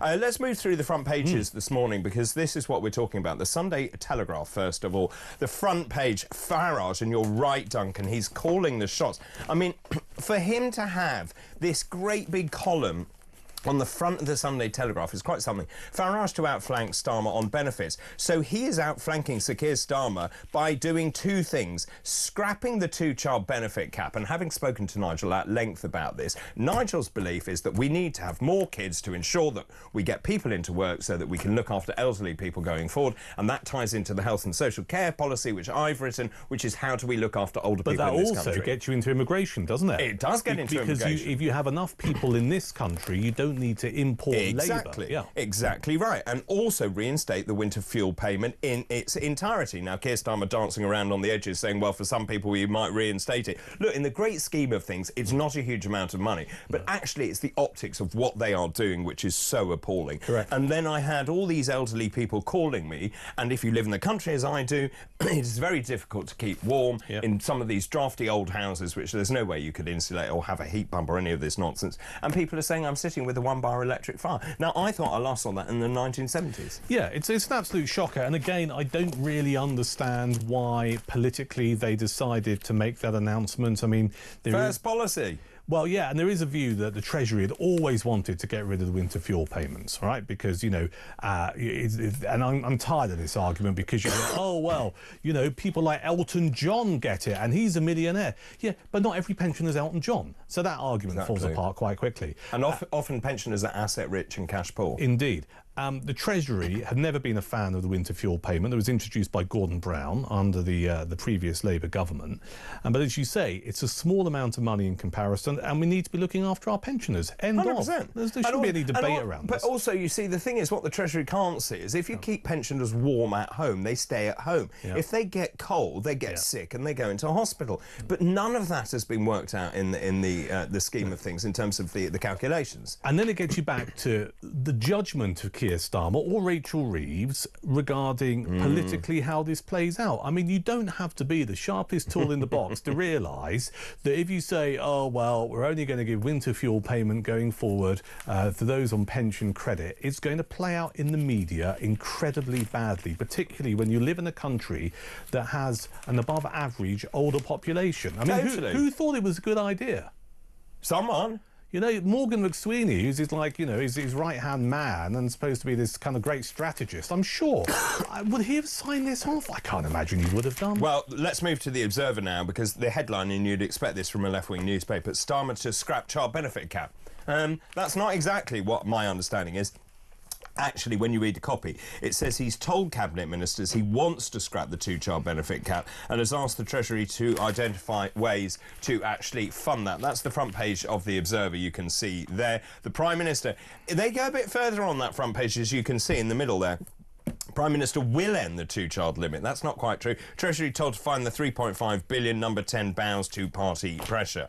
The Sunday Express has its own take on this. There will be hell to pay if OAPs are left out in the cold, and I would agree with that. And the Sunday Times, we talked about this story earlier as well, Mr Bates versus the bureaucrats. The fact is that despite saying, mea culpa, we're going to pay up to all of these poor people who suffered during this terrible scandal in the post office, that actually People are not getting the money they are owed or deserved, and that is simply unacceptable. The Sun on Sunday this morning, this is Wyn Evans. He keeps popping back up, doesn't he? I've made mistakes, but I'm not a bad guy. Devastated Wyn Evans says he was forced to apologise over his spit roast comment, I think I'll leave it there at this time of the morning, and denied it was a sex slur. He said, I didn't see the statement. Old spit roast boy was a nickname for Jamie Borthwick. I'm not a bad guy. I'm not a misogynist. I'm not any of these things. Right, let's leave that Well, there. this is part of his rehabilitation. We saw it a few months ago with Greg Wallace, didn't we? You know, you give your story in your interview to one of the tabloids, and it's just like, well, this is what I meant, and I'm sorry if I caused any offence. So this is part of the beginning of his process. Whether or not he can ever be fully rehabilitated in the eyes of the BBC, I don't know. I don't think he can. And we spoke about this as well. The Mirror this morning, probe on Russian links to Starmer arson attacks. MI5 probes Putin linked to Starmer arson blitz. This has come from the same source, hasn't it? Of course it has. They are written in exactly the same way. This is a briefing, I would imagine, from government. I don't know where in government, but there is no doubt this is a briefing. We have made our own comments about these three individuals who are non-British nationals, all of a certain age. Well, they all deny the charges against them. But you see, isn't life funny? Because you look at the pictures of them, they're very young. Very young. Very thrusting, very good looking. In my mind, the kind of people who may possibly be, and we're not saying they are, agents of another country, would look a little bit older and a bit more battle-scarred. You would. They look like they're in a boy band. They do, actually. Don't they? Have a look at that. That's in the Mail, and it's also in the Mirror. And the Daily Star never fails.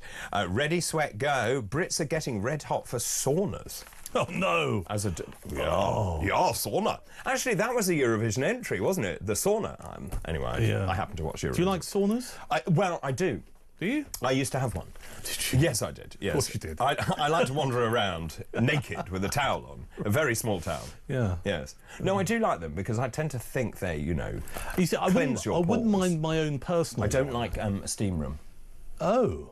See, I don't like either. I don't. The idea that you'd sit in a room with loads of other people. No, I'm not sitting in there with loads of other people. That's my point. That's been my only experience. No, that's why I have my own. Yeah, I wouldn't mind my own, but sort of like mine was like a garden shed with a heater in it. That's quite nice. I like the sound of that. Yeah. But my only experience has been, at a fitness centre or whatever, and it's like, oh, this is, ooh, you're leaking. Oh, well, no! Sit away from me. I don't like all of this sweat. It's awful. No, I agree totally with that. And also, depending where you go on a sauna, I think there are European sensibilities at play because some nationalities simply don't want to cover up as much. Yeah, I wouldn't like that, no. Put me off my pie and pint later. Well, exactly. Although, after being in a sauna, you need to have a lot of pints because you'll be very dry. True. Very dry. I mean, it's amazing how much fluid you lose. Cheap date as well, I should imagine. Yeah, well, you have to be so careful, because you get very tiddly very quickly. Anyway, that's enough about saunas. Let me just read you this, or show you this. This was on social media last night. This is an article that Andrew Neil has written. This is in the Mail. He says, in 55 years of covering politics, I've never accused any UK government of routinely telling untruths, but Starmer and co have taken lying and gaslighting to a deplorable level. He goes on to say, in this Starmer government, lying has not become a feature to which it increasingly resorts. It is the modus operandi of the government. He talks about the latest net migration figures showing a 50% reduction compared with 2023. The Home Office tweeted out a poster which said net migration has been cut by nearly 50%, describing it as the largest ever drop in net migration for any 12-month period. He says, Andrew Neil says, the implication was clear. The implication was it was thanks to Labour government policy, but it wasn't. Of course it wasn't. It was down to Tory policy. James Cleverly. That's right, a Conservative policy because of his rule, the rules that he introduced. And of course, he is basically, and really this is worth reading because it is eviscerating, to put it mildly. He goes on to say the Prime Minister has a long track record of lying and gaslighting. I mean, good for Andrew Neil. He's right to call out Sir Keir Starmer. I saw that tweet about the figures coming down, and I found myself looking at it going, well, this is clearly a policy that's been in place for well over a year, which is not your policy, Keir. And you can only presume that they think we're stupid. Yeah. Which is unforgivable. How dare you treat the electorate like that? So he talks about an interview he did with him where he asked Starmer if he promised Corbyn's policies would be in the next Labour manifesto. His answer was a categorical yes, adding these policies were not promises, they were pledges, and within 1 year the whole lot are gone. Yep. And then he also says, and he talks about this, and this is the most disingenuous bit, in the election, this is the bit that I hate the most, Labour has no plans to increase tax. Absolutely. And then that dance they did around it about, oh no, we didn't mean employer national insurance contribution. Well, that's a tax, isn't it? Of course it's a tax. And you're going to see her later this year. Rachel Reeves is boxed into a corner. She is. Now, and if, for example, you're going to reinstate the winter fuel payments, and if, for example, he's going to get rid of the two-child benefit cap, it has to be paid for, and I think you will see taxes going up later this year. They can't do anything else because the borrowing figures are exceeding anyone's predictions at the moment. I mean, I always come back to this. We are paying currently on a yearly basis £105 billion in interest alone. Yeah. That is not paying back the debt. It is interest alone. That is completely unsustainable. And, you know, you could be charitable and have given Labour the benefit of the doubt when they had their manifesto and got into power.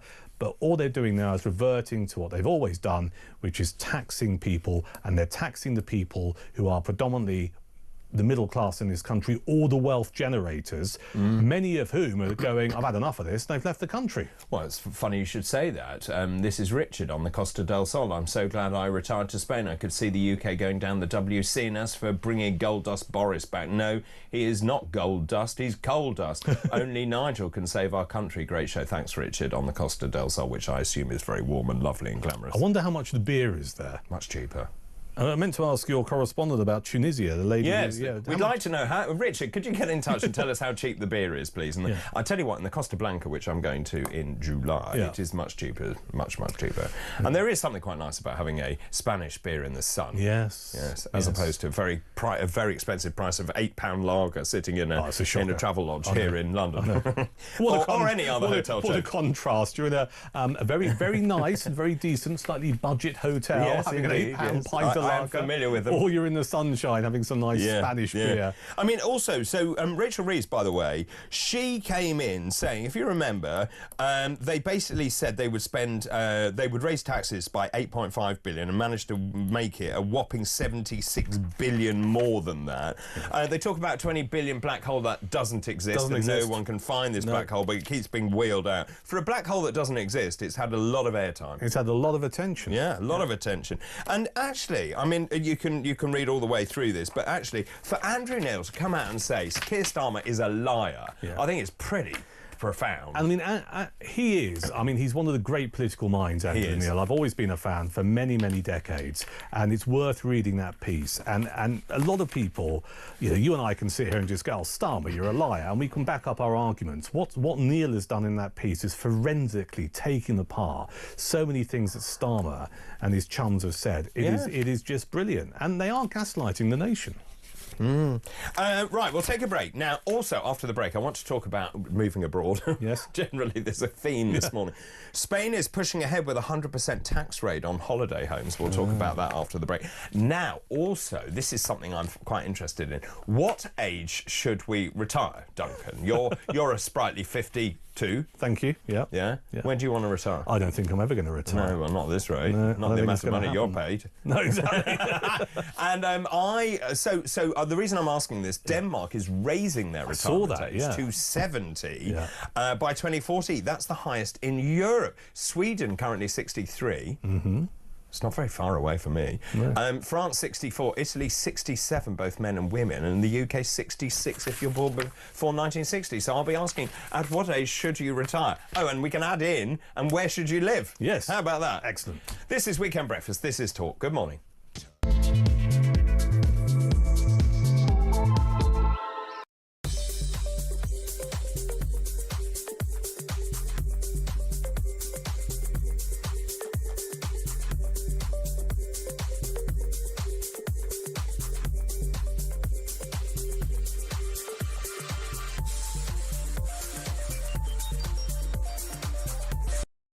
James Cameron went down to the Marianas Trench years ago, only the second voyage to the deepest part of the ocean.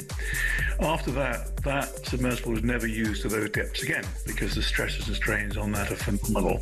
So, it's unfortunate that it was a really bad design. It hadn't been maintained. There were no rules and regulations in terms of its design, its use once in international waters. And this is where it started to fall down, really.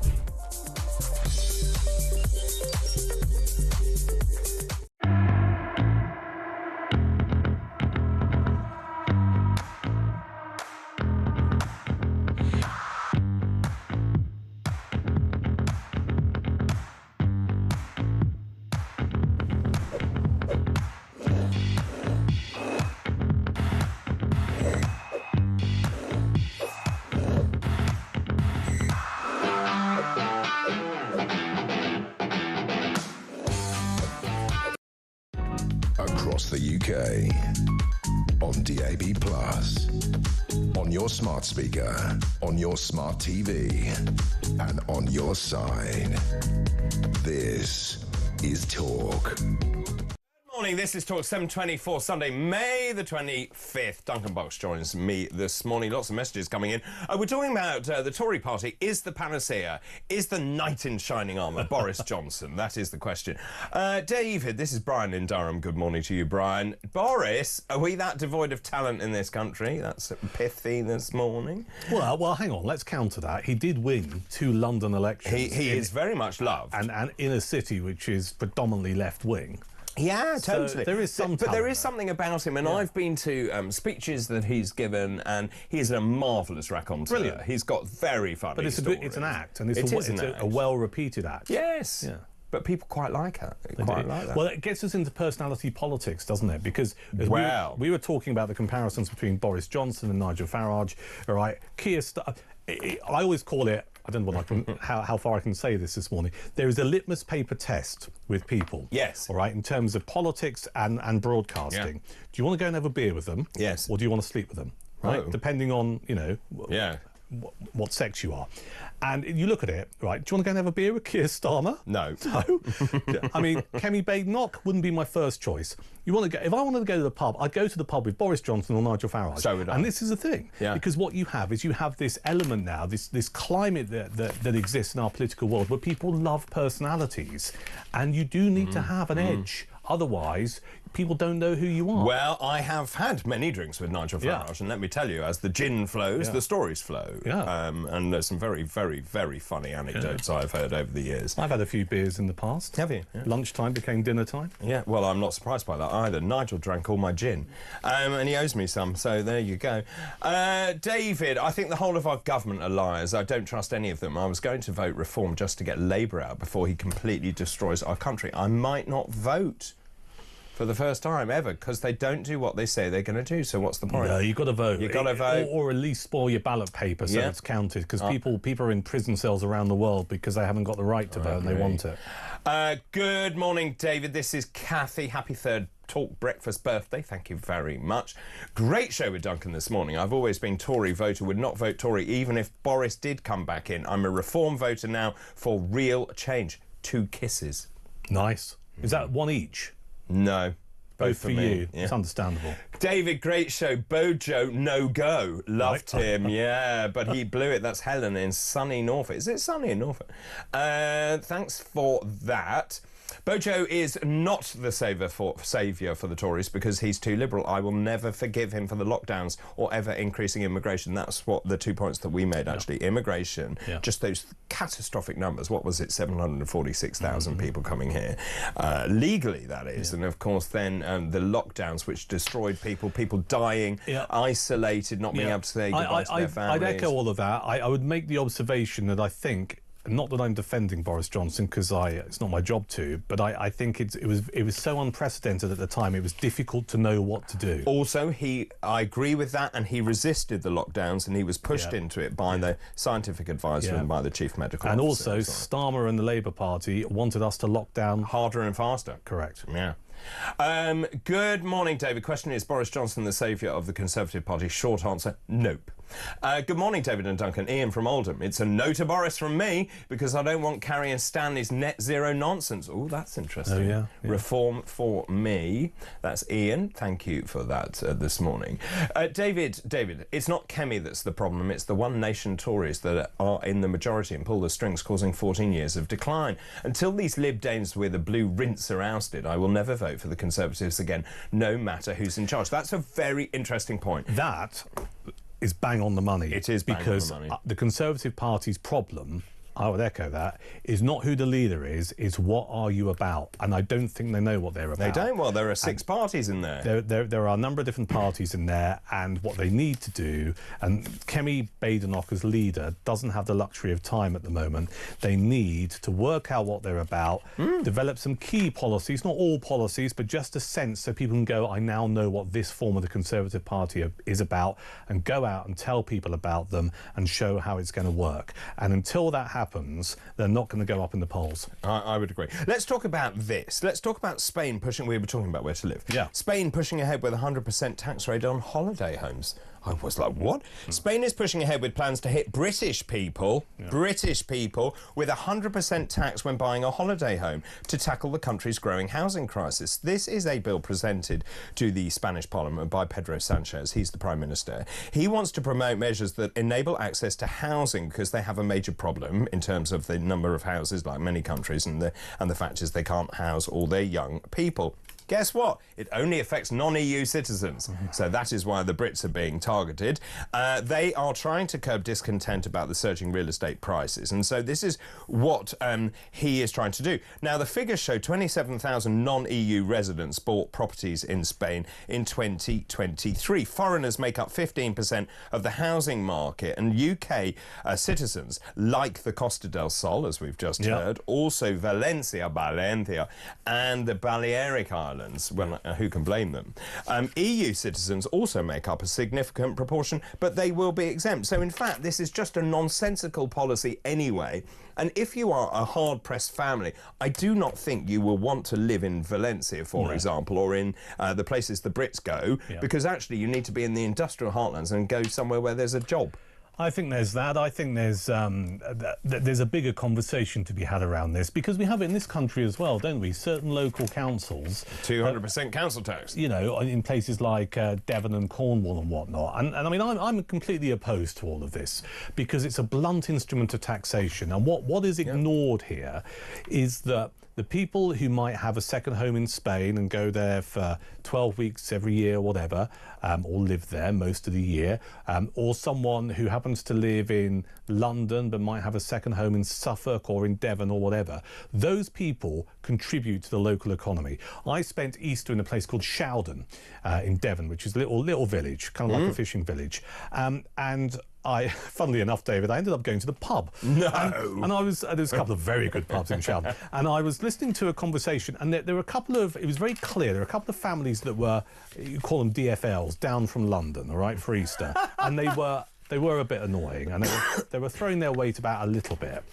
In what sense? Well, they were kind of... I mean, what they do, were throwing their weight about. They weren't necessarily the politest of people to bar staff, but then they were buying rounds of about 60 quid at a time and stuff. And I found myself thinking, I don't really like how you're behaving, but you are pumping so much money into this local community, which I should imagine outside of the peak season is relatively quiet.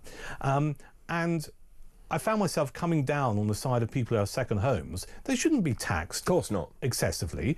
They have a role to play in propping up a local economy. And if there is a lack of homes for local people, find a way of building some more. But also in terms of the council tax, they're still contributing, but they don't use the services because they're not there the whole time.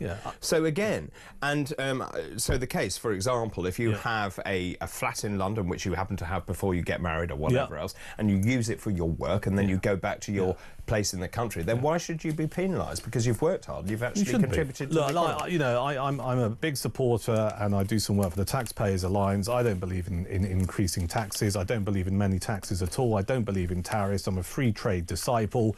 You know, it's for the good of people to have assets, and in this particular case, it's for the good of a local community if you have people who've got a second home there because they are contributing to the local economy. Otherwise, the people who might be in those properties wouldn't be contributing in the same way. I mean, there's a balance to be struck. Of course there is. But we don't see that with today's politicians, because the solution, doesn't matter if it's in Spain or elsewhere, it's just like, we'll tax them. So true, so true. Now, Joanna in Salisbury. Hi, David and Duncan. I know Boris is a national treasure with the Midas touch, but why would he put his young family through it? He's enjoying life, he's making money with various things, he has his PM pension, he's better sniping at Starmer from the sidelines and keeping relevant. Interesting point. Thanks, Joanna, for that. Good morning, David. You want... oh, this is the one I wanted. Dr. David, Boris is actually trying to single-handedly raise the child rate per capita of the UK. He certainly is. He should be applauded. I'm loving Duncan. Oh, that's very good. Who's this? That's Neil.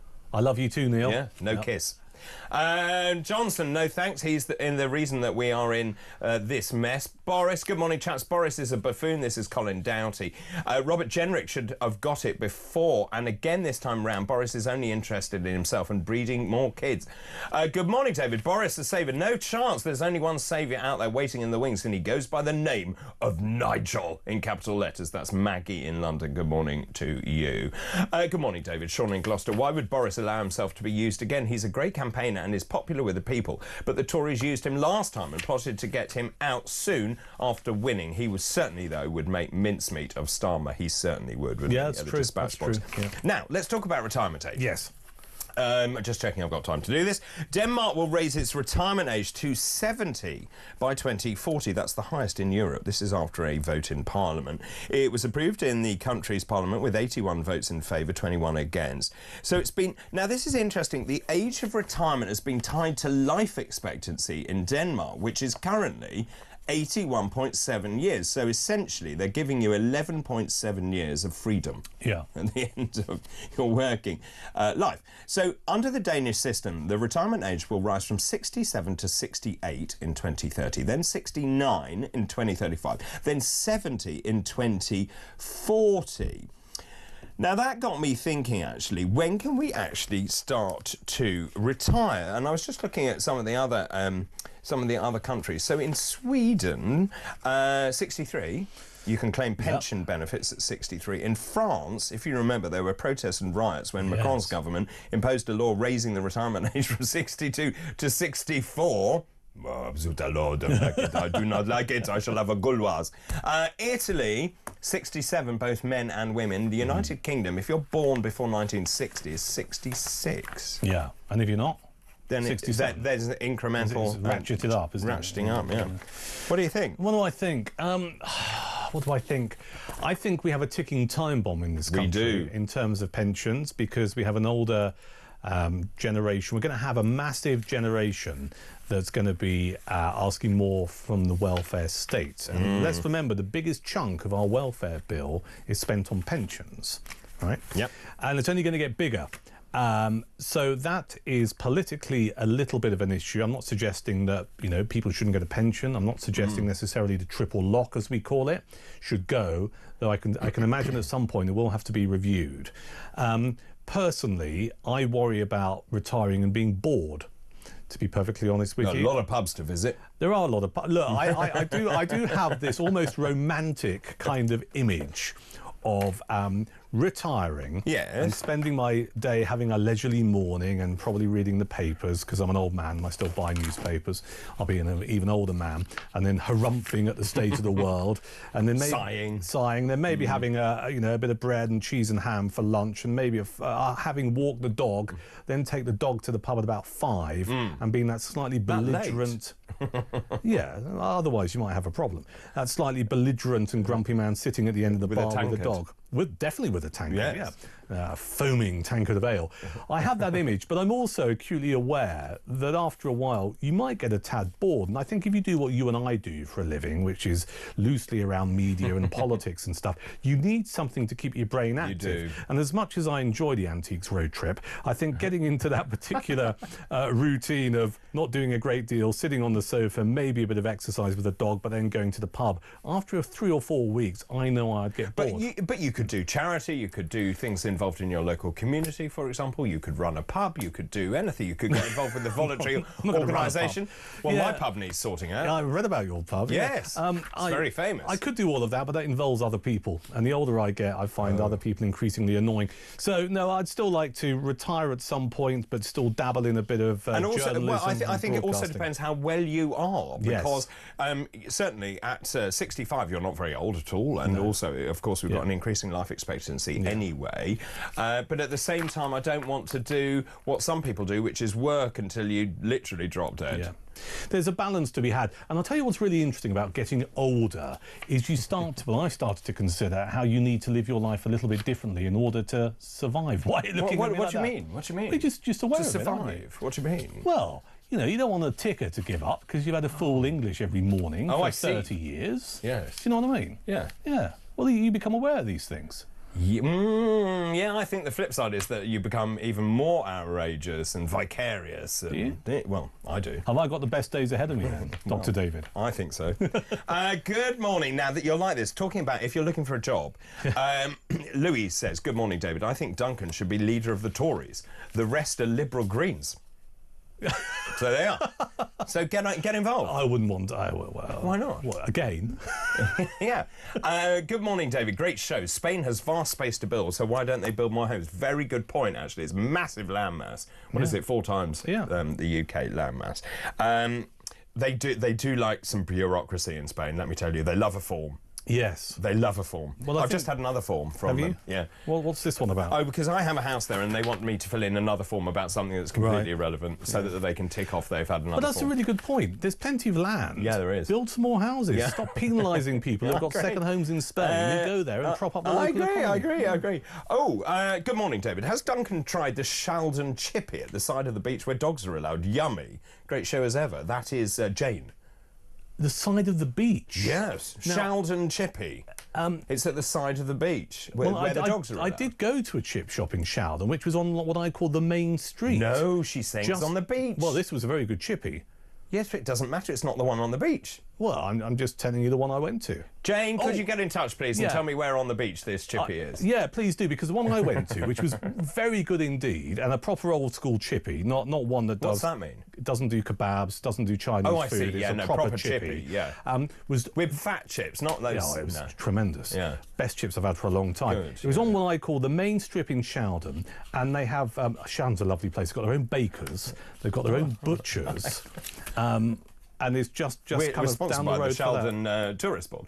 Listen, I've got more now. Good morning, boys. I expect Sheldon and Teignmouth has lost a lot of trade since Devon Valley Holiday Park closed down. I think COVID put pay to that. This is Karen in Taunton. Look what you've started. Well, you know, I'm all for flying the flag for British seaside fishing villages and resorts. Well, quite. Just a couple more. Forget Bojo. Get Penny Mordaunt back. She would wipe the floor with Starmer. I always liked Penny Mordaunt. Now, I vaguely know Penny, so I've got something to declare here. I think... is she biding her time? No, I don't think she is. And last time I spoke to her, she was very clear. She doesn't think there should be a change in leader. She thinks it would be a mistake. No. But I think the Conservative Party could be using her more.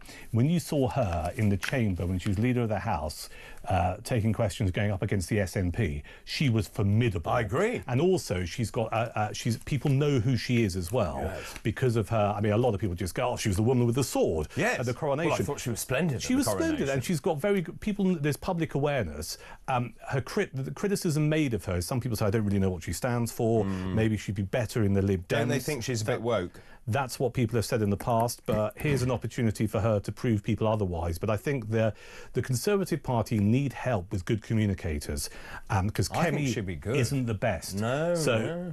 Penny Mordaunt should be at the front line with the Tory party doing something that means she's out there in the public and people know that she represents the Tories, because she's good at connecting with people. Yeah. I just want to go back to retirement, because obviously this is on the forefront of my mind. I was just thinking about Spain, you see. So they're very good. They're really good at not doing very much and going for a siesta and lunch. Yeah, and lovely. perfect. Yeah. Yes. And in fact, Richard on the Costa del Sol has been in touch. David, retire to Spain. Walk along the beach, go to a bar for a coffee, then you go to a bar for a beer, and then you have a kip, siesta, and get ready for the evening.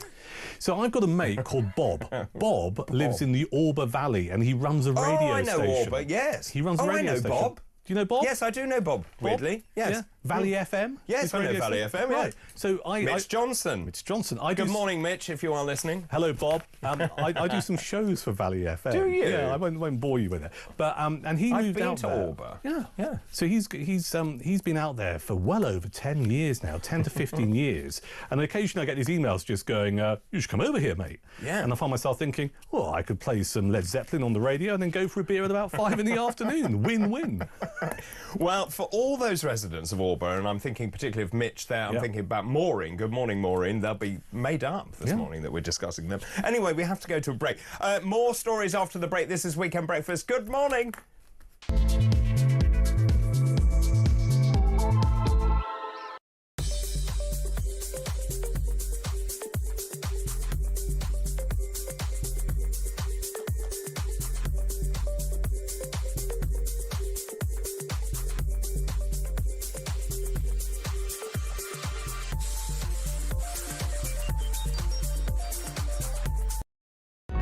Across the UK, on DAB+, on your smart speaker, on your smart TV, and on your side.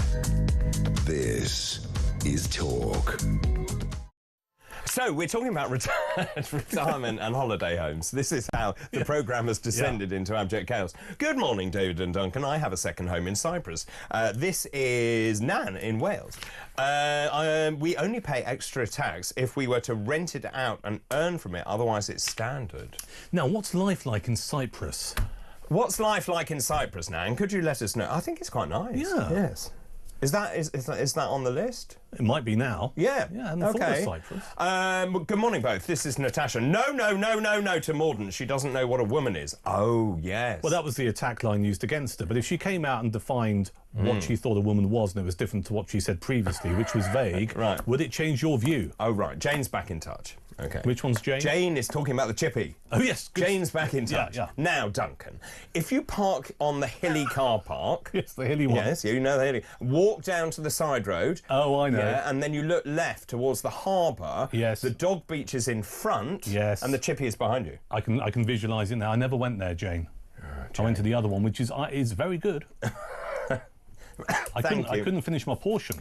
Right, OK. Good morning, David. Steph says it's all very well pushing back against pensioners. These are the people who've paid into the system all their working life. If there's any crackdown needed, all of these non-working people who choose a lifestyle of living off the state. I completely agree. Yeah. And that is the point, that we've got 925,000 young people not in education, employment or training, nearly 1 million of them. Yeah. Get them into work. No argument from me there. Right, good. Steve's on the line from Leeds. Good morning, Steve. Good morning, David. Good morning, Duncan. Hope you're well. Yeah, good. Thanks very much indeed. What do you want to talk about? Yeah, it's just a couple of quick points. Yes. Bojo. What you've got to remember is when we voted, because I voted for Bojo, we thought we were getting Nigel Farage, basically. Somebody who loved Britain, was all for the UK, and what we ended up with was Keir Starmer. Net zero, mass migration. So Bojo's gone because Nigel's back, and we can now vote for Nigel. And the thing I'd say, the second point, just quickly, is everybody seems to forget that only 60% of the population voted. That's 40% of the population, enough to bring in a government on its own, that refused to vote, either because it didn't think reform would get in, or it was disenfranchised with politics. I think the next election will see a turnout of over 80%, and it could be that Nigel gets in with 50% of the national vote. Because if you think 20% of that 40% vote for him, he's got 15% at the moment. He only needs to take 7.5 of each of the other parties, and he's got 50% of the vote. I mean, yeah. I mean, that's fascinating. I mean, I'm just looking at the latest Westminster voting intention, Reform at 30%, Labour at 22%, plus all the people, if you say, that do come out and vote. And if you say half of them vote for Reform, say, yeah. I tell you what is going to be interesting is watching the next opinion polls after Starmer and the Brexit reset, which we haven't had yet. Most definitely. And Steve, just to pick up on something you said, I know I keep talking about pubs when I'm on this radio show. And chippies. And chippies. There might be a theme developing there. But in one of my local pubs in Chichester in West Sussex, the fabulous Eastgate, I hear people talking about politics and they're not politically traditionally engaged, and the reason they're talking about it is reform, and Nigel Farage is achieving what we would call cut-through. And these are people who've told me in the past that they've not voted before because, quote, they're all of the same. So I think you're onto something with your view there, Steve, that there might be some people that Farage can get out on election days going forward who otherwise would have stayed at home. I just think very quickly, people are so angry, the people I talk to, they're not just annoyed, they're angry at the way the country's being run. I think it will motivate them to do something they've probably never done in years. I would agree totally. I would agree totally with that. Having been around the country, I've seen it. It's visceral. The anger. People are absolutely livid, and as you said, Duncan, people don't recognise the country they're living in. They don't understand the governance structures of this country, and I think something massive is about to happen. Steve, thank you so much for your call. We'll take a break. After the break, more top stories. This is Weekend Breakfast. Good morning.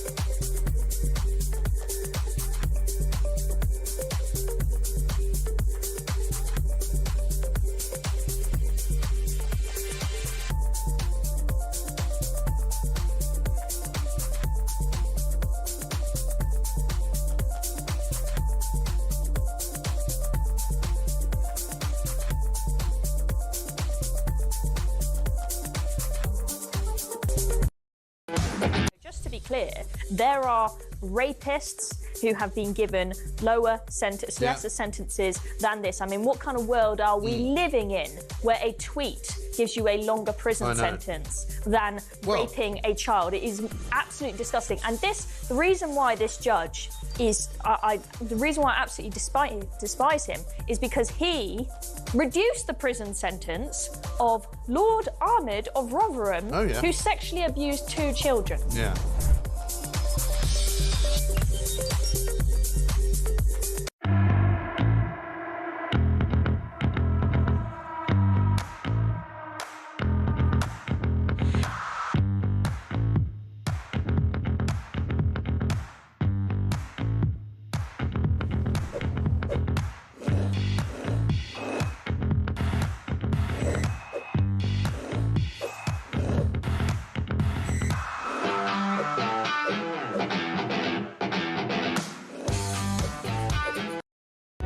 Across the UK, on DAB+, on your smart speaker, on your smart TV, and on your side. This is Talk. My goodness, so many messages actually coming in. Good morning, David. Just to clarify, this is Susan in Worthing. Oh, yes. About Penny Mordaunt, her views on trans people. She stated at the dispatch box on the 10th of July, gosh, this is accurate, 10th of July, 2022, that trans men are men and trans women are women. It sounds pretty clear to me. That's Susan. Well, can I address that? Worthing, a place I grew up and know well. So, Susan, hello to Worthing. Nice pubs? Well, you're not as good as they used to be. No. But I'm not here to defend Penny Mordaunt or articulate her views, but I think I read something since where she's changed her position on that. Yeah. OK. Good morning, David, and your lovely guest. Retirement we're talking about. I'm 63 this year, retired from the NHS when I was 60, but I intended to still work part-time in a less stressful job, which was local and bingo. I work within 15-minute walk 2 days a week, win-win. Michelle in North East England. Thank you for that. So Michelle is saying, there you are, you can do something less stressful. Yes. That involves a walk via the pub. And play bingo? No, she's saying bingo I work. Oh, she's not playing bingo. Well, I quite like the idea of bingo. 2 fat ladies and all that. No, it's really ruthless. I know. Bingo, I had no idea. I thought it was a pedestrian game. I went on a stag do when we ended up playing bingo. Yeah. And I thought we were going to get garroted by all of these women who... shh! You must take it seriously. What's that called? A dobber? Dobber. Yeah, get your dobber out. Get your dobber out. I was still trying to catch up with two numbers before. Right. And they're miles ahead of me. Yeah. And, of course, they know all the lingo. I don't think you're allowed to get your dobber out at the bingo anymore. Aren't you? No. That's a real shame. I like getting my dobber out at the bingo.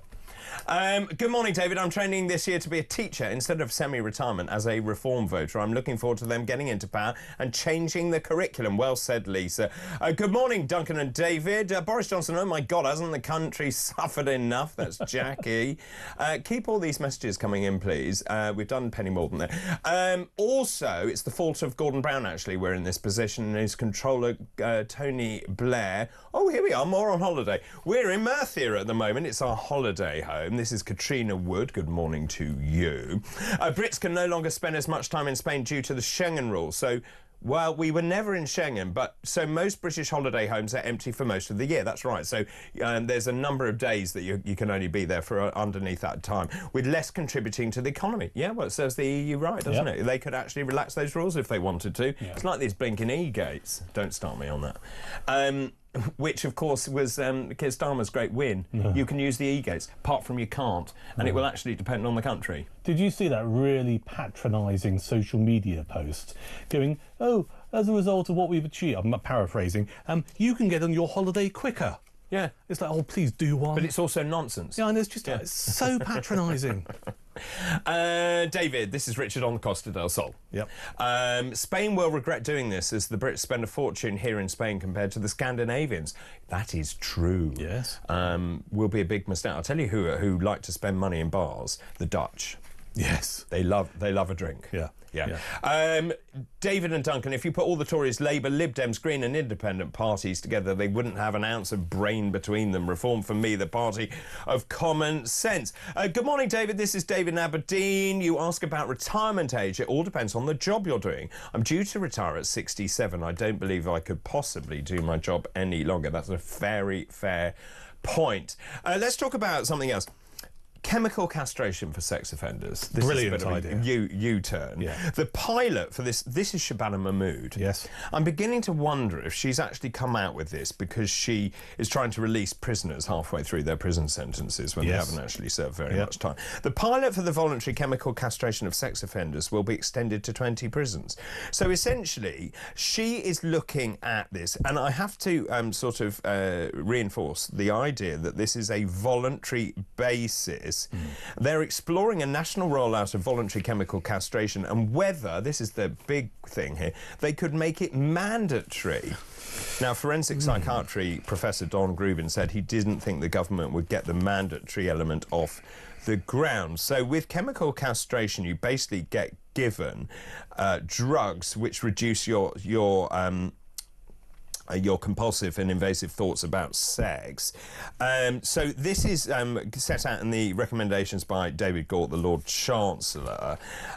He said, this is an extraordinary thing. Sexual offences account for 21% of adults serving immediate custodial sentence. 21%! Hormonal medications, of course, have side effects. It's been done in other countries as well. What do you think?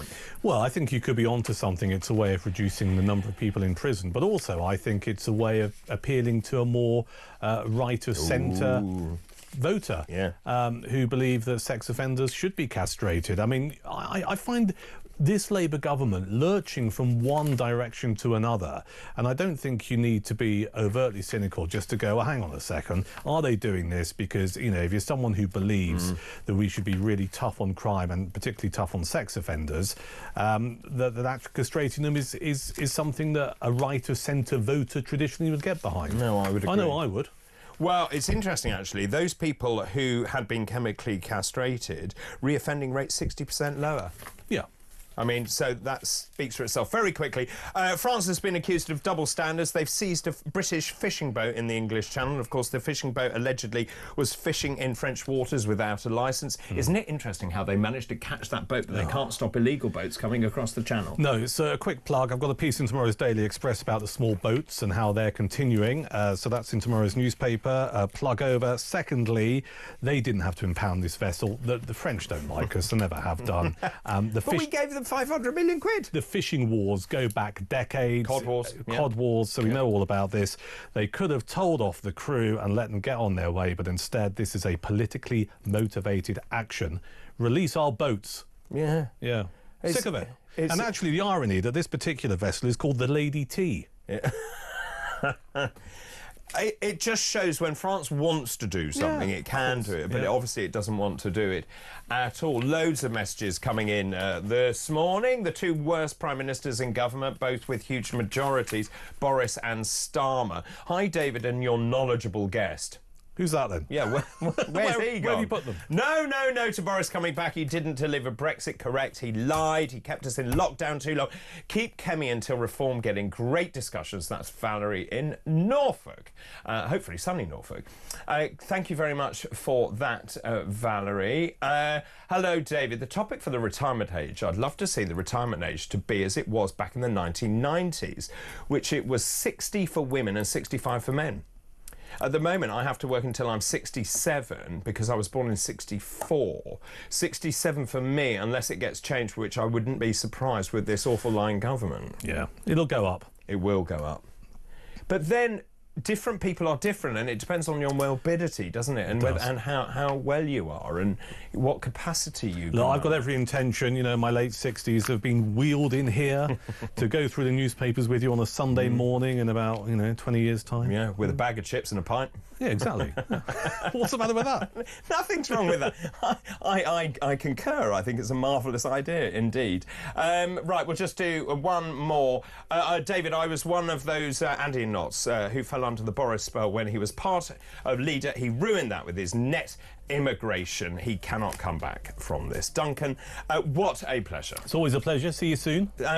Indeed. Are you doing anything nice? Beer, chips? Oh, my little nap later. Maybe a little trip to the pub after the dog walk. Dog walk. Well, it is a bank holiday Monday. Don't get to the pub before 5, though, you said. Yeah, I know. Something quite nice about having a beer at 5 in the afternoon. Anything before is a little bit troublesome. There is. I'm very jealous. Duncan, thanks ever so much. This is Weekend Breakfast. Good morning.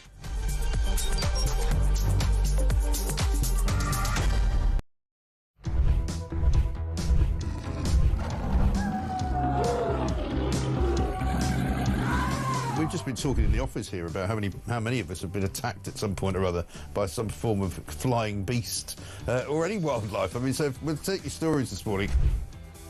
Hello, this story is concerning wildlife. It's concerning a rhino. A rhino? Right? Yeah, rhino. I used to live in Kenya when I was about 5 or 6 years old. Okay. And we were in this wildlife park in a grey Morris Minor. This rhino started chasing us. There's me and my sister in the back seat. Right. It was like something out of Jurassic Park. Yeah. We were turning around saying, "Believe it, Dad. Just put your foot down, Dad. We're in a field." Put your foot down, this rhino was chasing us. One from Mark here in Derby. Went on holiday for our first romantic holiday to Tunisia years ago. Decided to take my girl into a petting zoo. I got a bag of food to feed the animals. A giant goat then went for me, putting its front legs over my shoulders and proceeding to headbutt me over a fence into one of the pens, covering me in the food and making my nose bleed. I got out of the pen, then the goat and all his mates attacked me again, sending me running and screaming like a girl out of the zoo, with my girlfriend rolling with laughter on the floor. A tarantula climbed up the bottom of the bed on the sheet. Yeah. And it walked all the way up. It's eyeball to eyeball. Wow. And I can think to I thought to myself, what am I going to do when it climbs over my face? But then a miracle happened. It raised its two front legs and waved them around. And then it turned around and walked down the side of the sheet. Boris Johnson been attacked by an ostrich. The former PM was enjoying a safari trip with his family when the bird leaned into his car and went oi oi and pecked his hand. In footage shared online, he quickly jerked from the ostrich. Don't dirty minds away from the ostrich, and shouted, "Oh, Christ, skin hell," before driving off. And so I just set it out there. Have you been attacked by an animal? When I was about 7, says Trevor Jenkins, on holiday in Spain in the 70s, a monkey pulled my long hair. It was long because it was the 70s. I was in floods of tears. And as a family car drove out the car park, an elephant ripped off the car mirror. We got the message. Spanish animals aren't to be trusted. Jeremy, Brittany here from the United States. I was spurred by a rooster in my right foot a few years ago. Spurred? How do you get spurred by a rooster? One here from Dan in Hampshire.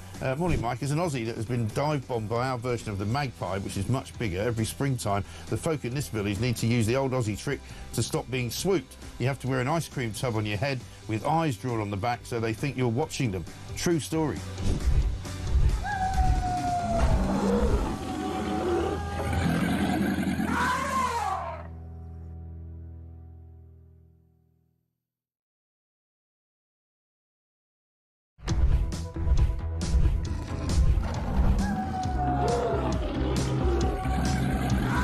We've just been talking in the office here about how many of us have been attacked at some point or other by some form of flying beast or any wildlife. I mean, so we'll take your stories this morning. Hello, this story is concerning wildlife. It's concerning a rhino. A rhino? Right? Yeah, okay. rhino. I used to live in Kenya when I was about 5 or 6 years old. Okay. And we were in this wildlife park in a grey Morris Minor. This rhino started chasing us. Across the UK, on DAB+, on your smart speaker, on your smart TV, and on your side. This is Talk.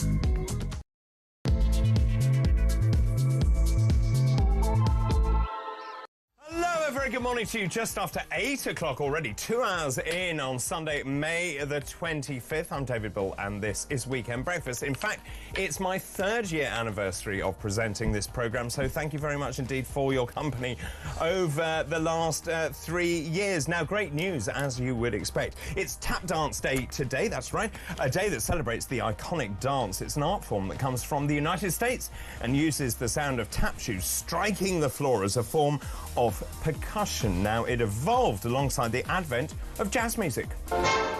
I'm happy again.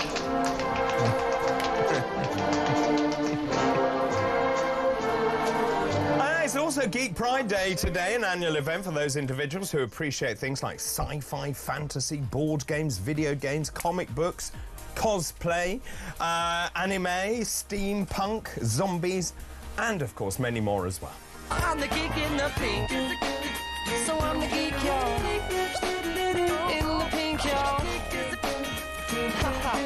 Geek is a colorful ball. I'm the geek in the pink. You have quite a record collection, Dave, I must say. Also, today is Sing Out Day, a day to celebrate the joy of singing. So whether you're in a choir, solo, or just for fun, so on Geek Pride Day, you can just sing it all out. I'd like to teach the world to sing in perfect harmony. I'd like to hold it in my arms and keep it calm. Wow, which year was that then? 70-something. Right, by the way, today, you may be interested to know, is... I can't even read my own writing, is 250525. Ooh. Let's move on to this hour's Fascinating Facts. Today's Fascinating Facts. So on this day in 1913, it was the birth of Richard Dimbleby, of course, the award-winning English broadcaster and journalist. He became the BBC's first war correspondent. On this day in 1934, the death of Gustav Holst, of course, the English composer most famous for his orchestral suite, The Planets. And on this day in 1951, British diplomats Burgess and Maclean, they were reported missing. It was later discovered that both were Soviet spies and had defected to Moscow. And those are this hour's fascinating facts. Day before's breakfast, oh what a treat. Gather around, it can't be beat. Wake up your senses, let's celebrate. I'm slowing, it's never too late. Well, a very good morning to you. 6 minutes past 8 on Sunday, May the 25th. If you are just waking up on this bank holiday weekend, lots going on. It's amazing, actually. Front page of the Sunday Telegraph. Farage to outflank Starmer on benefits. This is a headline that is going to make Keir Starmer not very happy this morning. Nigel Farage will commit to scrap the two-child benefit cap, first of all, and fully reinstate the winter fuel payment. Then, surprise, surprise, in the Observer this morning, now their spin is Starmer is going to scrap the child benefit cap. Well, actually, if you read the detail, he will end the two-child limit. Treasury told to fine the 3.5 billion, and it says number 10 is bowing to the pressure.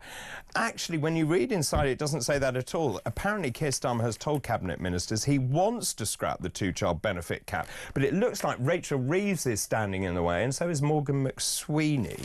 Those are those two papers. Meanwhile, the Sunday Express on the same theme, hell to pay if OAPs are left out in the cold once again. So there's a big difference here. Starmer said he would relook at the winter fuel allowance in the next fiscal event. That's what he said, which he means the budget. And of course, Nigel Farage has come out fighting, saying it will be scrapped entirely.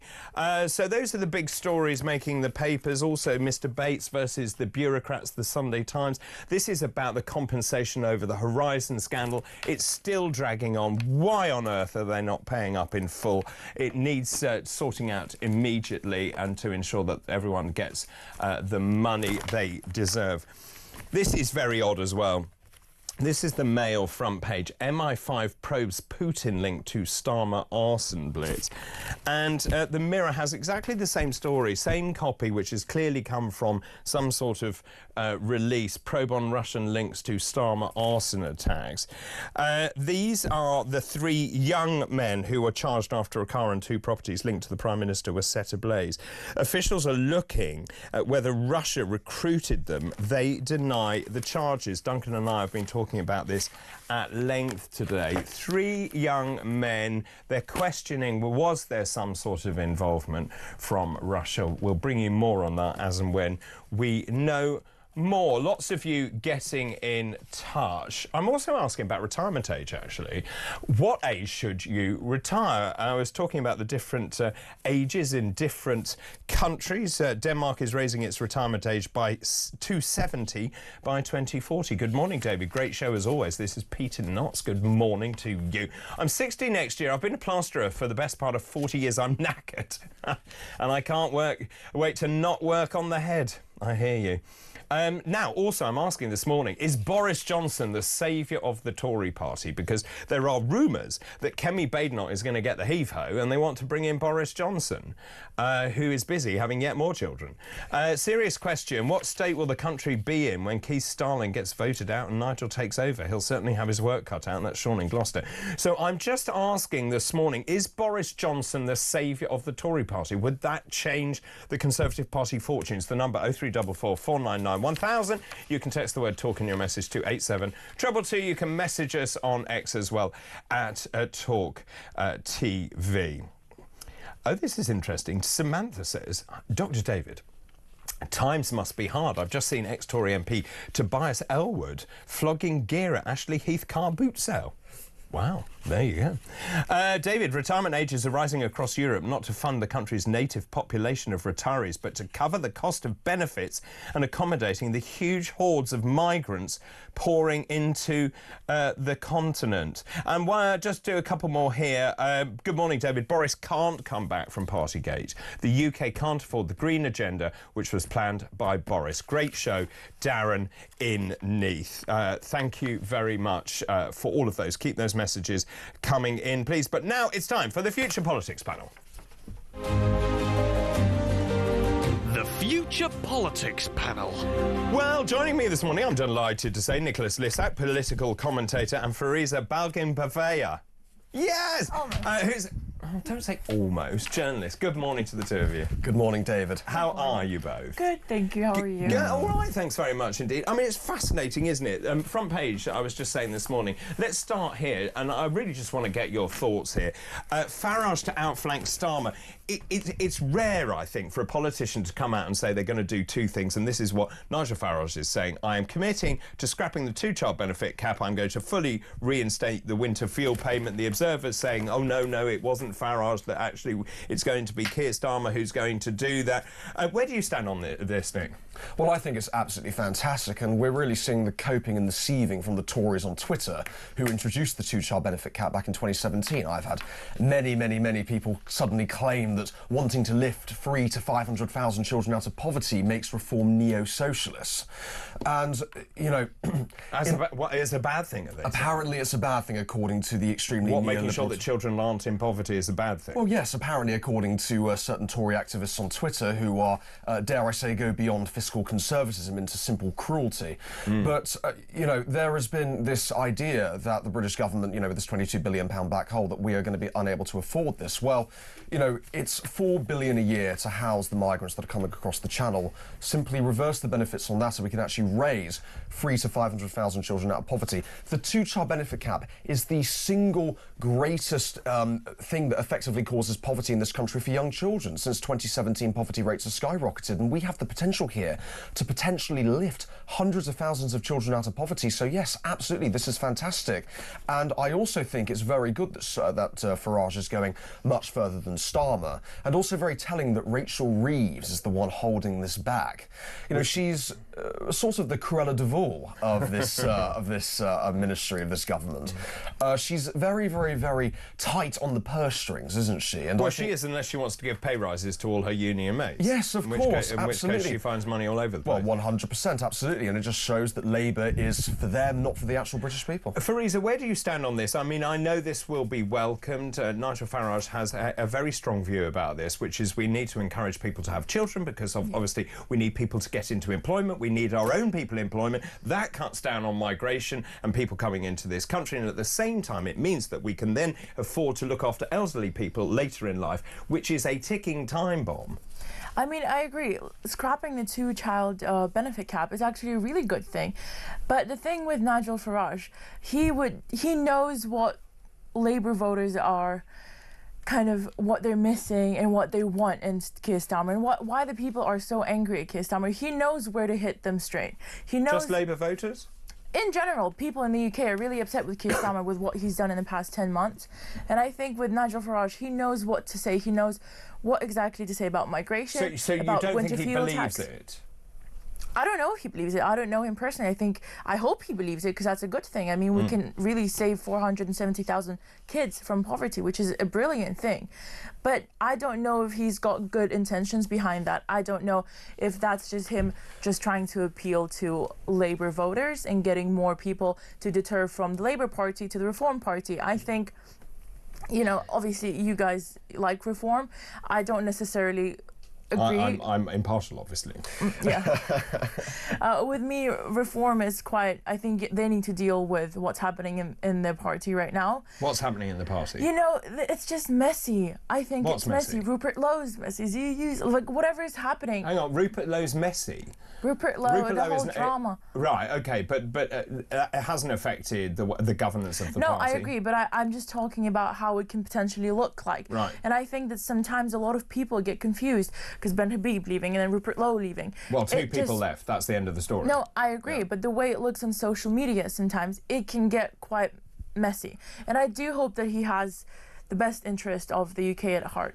And also just about, it just seems to me, maybe I'm reading this incorrectly, but it seems to me Keir Starmer is on the hop here. I'm not sure Keir Starmer is across his brief. I don't think he knows what he is doing, and I will say that in terms of the winter fuel allowance. He said he would look at it in the fiscal event, meaning the budget for some people. Nigel Farage has said it will be for all people. But let's look at the Brexit reset. Where do you stand on the Brexit reset? Because as a Brexiteer and someone who was in the European Parliament, I saw how well the EU had played Keir Starmer, they use their classic tricks, which they used in the Brexit negotiations. And what he has done, he stuck two fingers up at the 17.4 million people who voted for Brexit, in my humble opinion. I disagree. Yeah, I agree with you, and I disagree with Keir Starmer with the way he's dealing with it, because that's anti-democracy, in my opinion. You know, people voted. He should respect that. He should deal with the problems that this country has in hand. He should deal with actually living up to his manifesto, which he's not doing. But I mean, he's also not doing everything wrong. He's trying to deal with immigration. He's deported 24,000 people. So he says. Yeah. So he says. That's a pitiful number, though.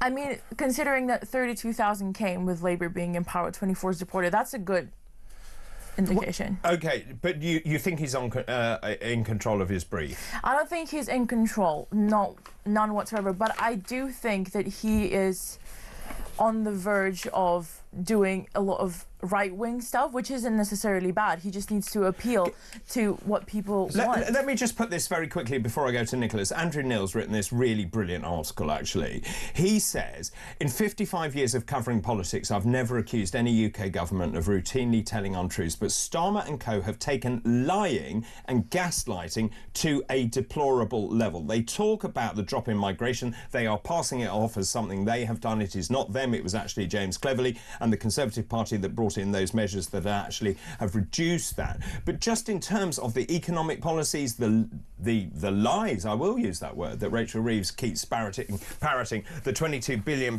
hole. I mean, it's quite something when a journalist of his stature comes out and says the Prime Minister is a downright liar. I agree, and I think it's a disgrace, and I've said it before, and I keep...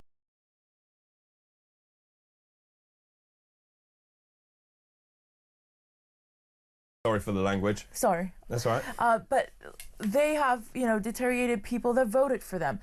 And everyone, obviously, they've even included America now, that America is thinking that we have free speech problems and all of that. I think he needs to get a grip, and he needs to stop lying. He needs to start being truthful. Everyone knows that Keir Starmer and Labour Party, they have really bad communication. I don't know if everything that they do is bad. I don't think so, but I think they need to work on their communication. What have they done right? I think they're dealing with migration. I think they're trying to, but they care about human rights. They care about... Also, they've inherited something that the Tories have ruined for 14 years, you know, that the economy was a mess. They've inherited not the best country, I think, in terms of like the state of the country. So they need to work, and it doesn't happen overnight. I'll throw it over to Nicholas. Inflation was coming down. It's now at 3.5%, a 22 billion black hole which doesn't exist. There does seem to be a very loose arrangement with the truth. Oh, there very much is, and I also find it incredibly ironic how you appear to question Farage's modus operandi and his thoughts behind removing the two-child benefit cap, yet you praise Starmer for his moves on immigration, which are entirely influenced by reform and his pursuit to actually win back those voters in the red wall seats who feel abandoned because of the, dare I say, the crisis in the Channel. Look, this Labour government is entirely reactive. They are not proactive. They're simply waiting for reform to say something, then they're going to copy reform. I mean, that's the entire purpose of this Labour government. In fact, recently, you know, Keir Starmer has even floated the idea of bringing back the winter fuel allowance, which I thought... For some people, of course. Well, look, that's better than nothing, but still, for some people, that is still highly concerning. For example, I mean, how exactly is Labour going to decide? I mean, what, are we going to do this on tax brackets or what? I mean, why is it? What I don't understand is why this Labour government feels as though they are the arbiters of truth in this government, How much trouble is Starmer in? Oh, he's in tremendous trouble, in my view. He's in absolutely tremendous trouble. I think there is a sort of brewing Cold War in Downing Street. We've seen this with the leaked emails from Angela Rayner. We've seen this with his fights with Morgan McSweeney, who I think may be on the out, as, of course, the Prime Minister and his Chief of Staff have to be simpatico. Of course I do, of course. I think if Starmer's got anything about him, he'll sack Morgan McSweeney. Though, of course, Starmer really has nothing about him. If the papers condemn McSweeney for his pushing back for the two-child benefit cap and all of that, then you know, Starmer will get rid of him. But if the papers remain quiet, then Starmer will keep him. Starmer is an entirely reactive Prime Minister. He's effectively a talking head on a stick, pretty much. I mean, certainly what Andrew Neil is levelling at him at Starmer is that he doesn't have an ideology. He blows with the wind. He decides on this policy, then this policy. I'll give you a very good example. We need to get to net zero, but we're going to have more runways. Now, which is it? You can't have both. And so in terms of the way that he is managing this party, it seems to me that early on in a government, you should have a honeymoon period. He is spending all his time putting out fires, one after the other. You've got Angela Rayner on manoeuvres, saying what she would do. It looks like they're going to increase taxes once again. They lied in the election. They said they wouldn't put up taxes and then promptly put up taxes. I mean, it's not a great look. No, it's definitely not. And like, as I said before, I think Labour Party and Keir Starmer, they keep disappointing everyone, unfortunately. And they're trying to adapt these right-wing policies by finding a new way to deal, like the new Rwanda thing, which I'm not saying it's a bad thing. He's trying to deal with immigration in a way that he thinks is the best, but he keeps failing. And that's the thing with Keir Starmer, that's the problem. He thinks what he's going to do is a good thing, but it ends up just being really, really bad. And well, I mean, on day one, he got rid of Rwanda without actually seeing if it worked. Do you think he can turn it round? I hope so. I'm hopeful. I don't know if, you know, he's the one that can turn the Labour Party around. I don't know. But he really needs to get a grip, because otherwise this is just messy. What we have now, every Wednesday at PMQs, if you listen to what's happening there, it's messy. It's horrible. We cannot have a leader that doesn't know, that keeps flip-flopping, that doesn't know what he wants for this country. He wants to do this, he wants to do that. But he doesn't have this country's best interest at heart. He doesn't? I don't think so. Ooh. Does he? No, certainly not. And I also pray that he doesn't turn things around, as I don't think this country can deal with... Why do you think he doesn't have the country's best interests at heart? Well, I think he's inherently a globalist, and this goes back to him saying that he prefers Davos to Westminster. He prefers the company of the metropolitan global elite to the actual British people. I think he views himself as atop a pedestal, as this sort of noble, holier-than-thou man who's, you know, instilling quote-unquote progressive virtues upon the public. But no, I don't think Starmer's got the country's best interests at heart. He's demonstrated that by continuously rubbing salt in the wound in his relationship with Donald Trump. We had the opportunity for a really terrific trade deal. Starmer negotiated an utterly abysmal trade deal that completely sells our Well, no, more than that, he's now aligned himself with Europe, which of course will put any trade deal with the US in jeopardy. And not to mention his alignment with the pro-Palestine movement, which of course threatens British Jews and Brits alike. And it's just generally, I mean, I don't believe he has the country's best interests at heart. And I pose this question a lot to people on Twitter. I ask them, so what has Starmer done that, you know, makes you so proud of him? What do you think, you know, do you think he actually has the country's best interests at heart? And they usually say no, they just accuse me of being an Islamophile. So let me just go back, if I may, to you, Fariza. I'm being asked by Fiona. Can you ask exactly what Starmer has done with regards to illegal immigrants? Because we get told, are we deporting all these people? Where's the evidence? Where's the proof? Well, I guess that's what we have to believe in with politicians, is what they say is truth. But that's the problem with Keir Starmer, right? Unfortunately, I can prove whether or not they've deported 24,000 people. I hope that what they're saying is true, because this country needs massive deportation levels. This country needs to stop, you know, criminals staying in because of human rights. I mean, and, you know, I may not come across as someone who's more left-leaning right now, but it's because this is like, we're talking about common sense stuff. We're talking about not giving pedophiles a right to stay because of their right to private life or right to family life. I mean, really, this is what I mean. I just genuinely, I want to believe that what Keir Starmer is saying about immigration, what he's doing is right.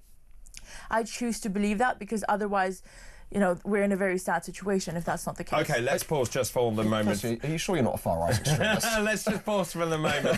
Fariza and Nicholas will return after this break. This is Weekend Breakfast. Good morning.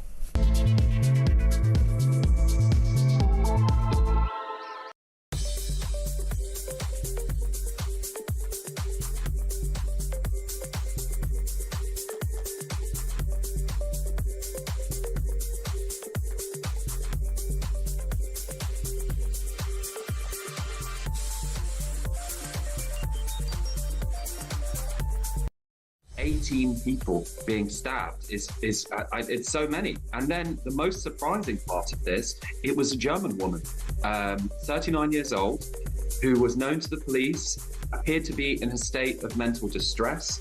There's no evidence that she acted with anyone else or any sort of terrorism aspect. And actually, if you go back a few months, there was a really nasty fatal stabbing in Aschaffenburg where a little girl was killed.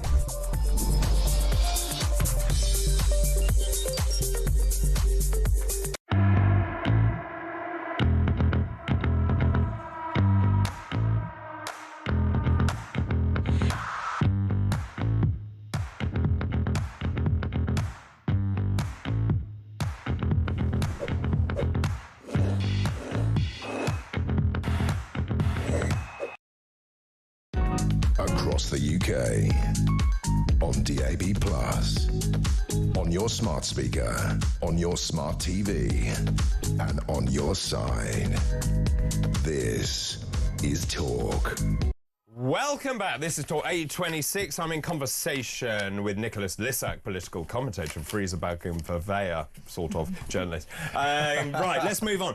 So Kemi Badenoch, I thought actually this week at PMQs, and one of you mentioned PMQs earlier on, and I thought actually Kemi was a lot better. Keir Starmer, as we were talking about, Duncan says he's got this list on the back and he goes through £22 billion hold working people, blah, blah, blah.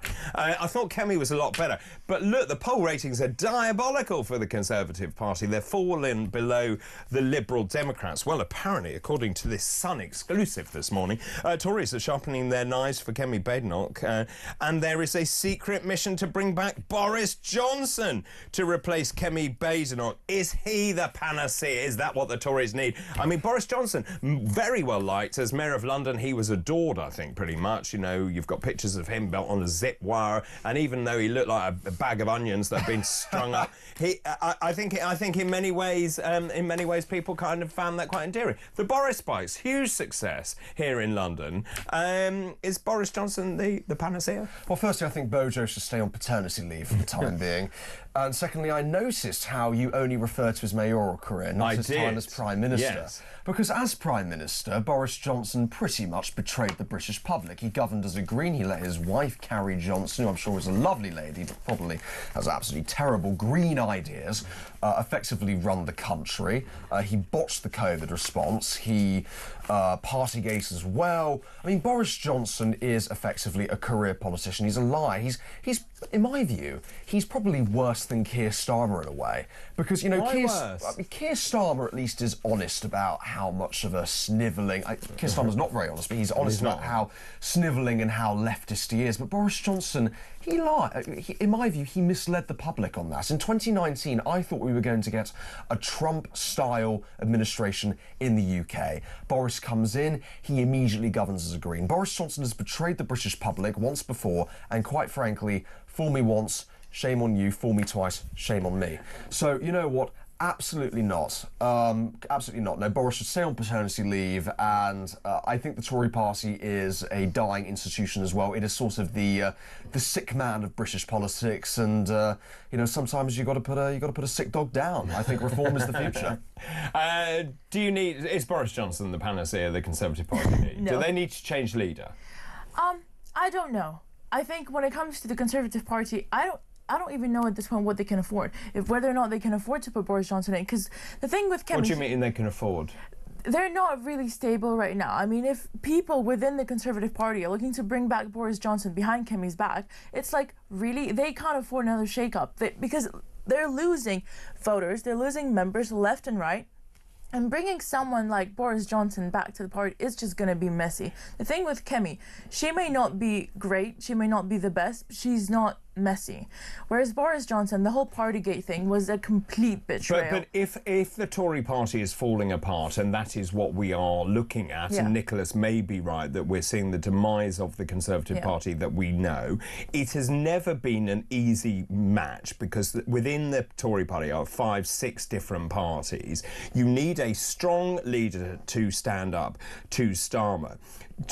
Can they afford to leave Kemi Badenoch in there, who really doesn't seem to have any chutzpah. She doesn't get out there. She doesn't make me sit up and listen. Isn't it better just to cut off the deadwood and say, right, we have another leadership election, get someone in like Jenrick, who might be good, I don't know, or to bring back Boris Johnson? Definitely not bring back Boris Johnson. Okay. I mean, what they need right now, more than anything, is stability. In a way, if they remove Kemi, even if the stability means they go down, continue to go down. I think so, because you can never know. You can never know. They can do a massive U-turn. Boris Johnson is very open about that. Farage has, led to the Tory collapse, and I just think that that's going to be really well, I mean, I think messy. But Nicholas made a really good point actually about the Reform or Brexit Party as it was trusted Boris Johnson, stood down candidates in that election, gave him an 80-seat majority, said he was going to get it done, get Brexit done, get all the rest of it done, and then promptly failed and actually reneged on the agreement. No, completely, absolutely. No, 100%. And I do hope that Kemi Badenoch remains leader of the Conservative Party. I think she's really, really, really great for reform. And so, yeah, I absolutely love her. But do you think they will keep her? No. Absolutely not, no. I don't think they will keep her. I know some people in those circles, and in my view, we could be seeing a vonk vote of no confidence in her as early as the recess, yes.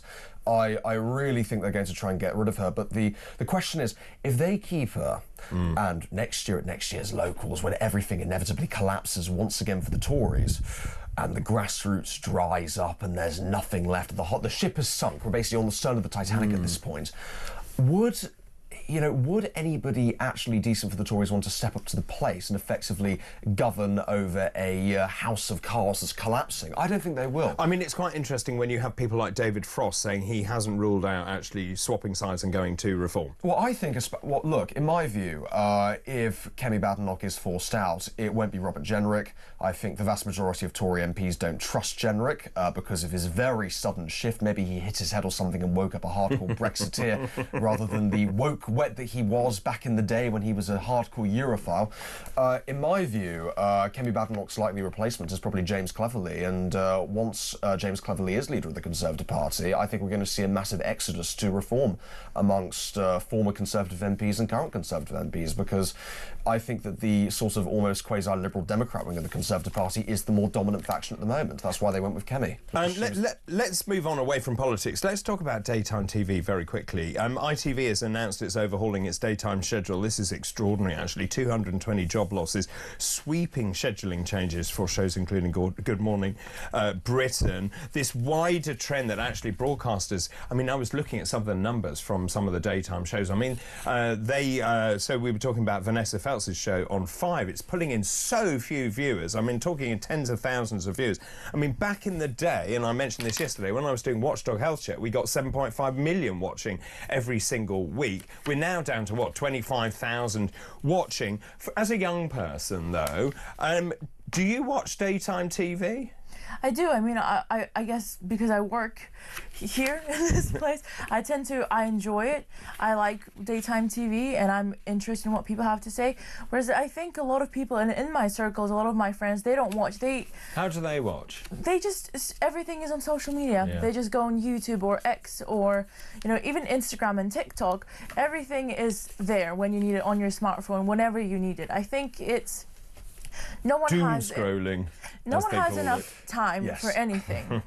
It's it's really sad. Nicholas, you strike me as a doom scroller. I am a doom scroller. Are you? For people who don't know what that means, do you want to explain doom scrolling?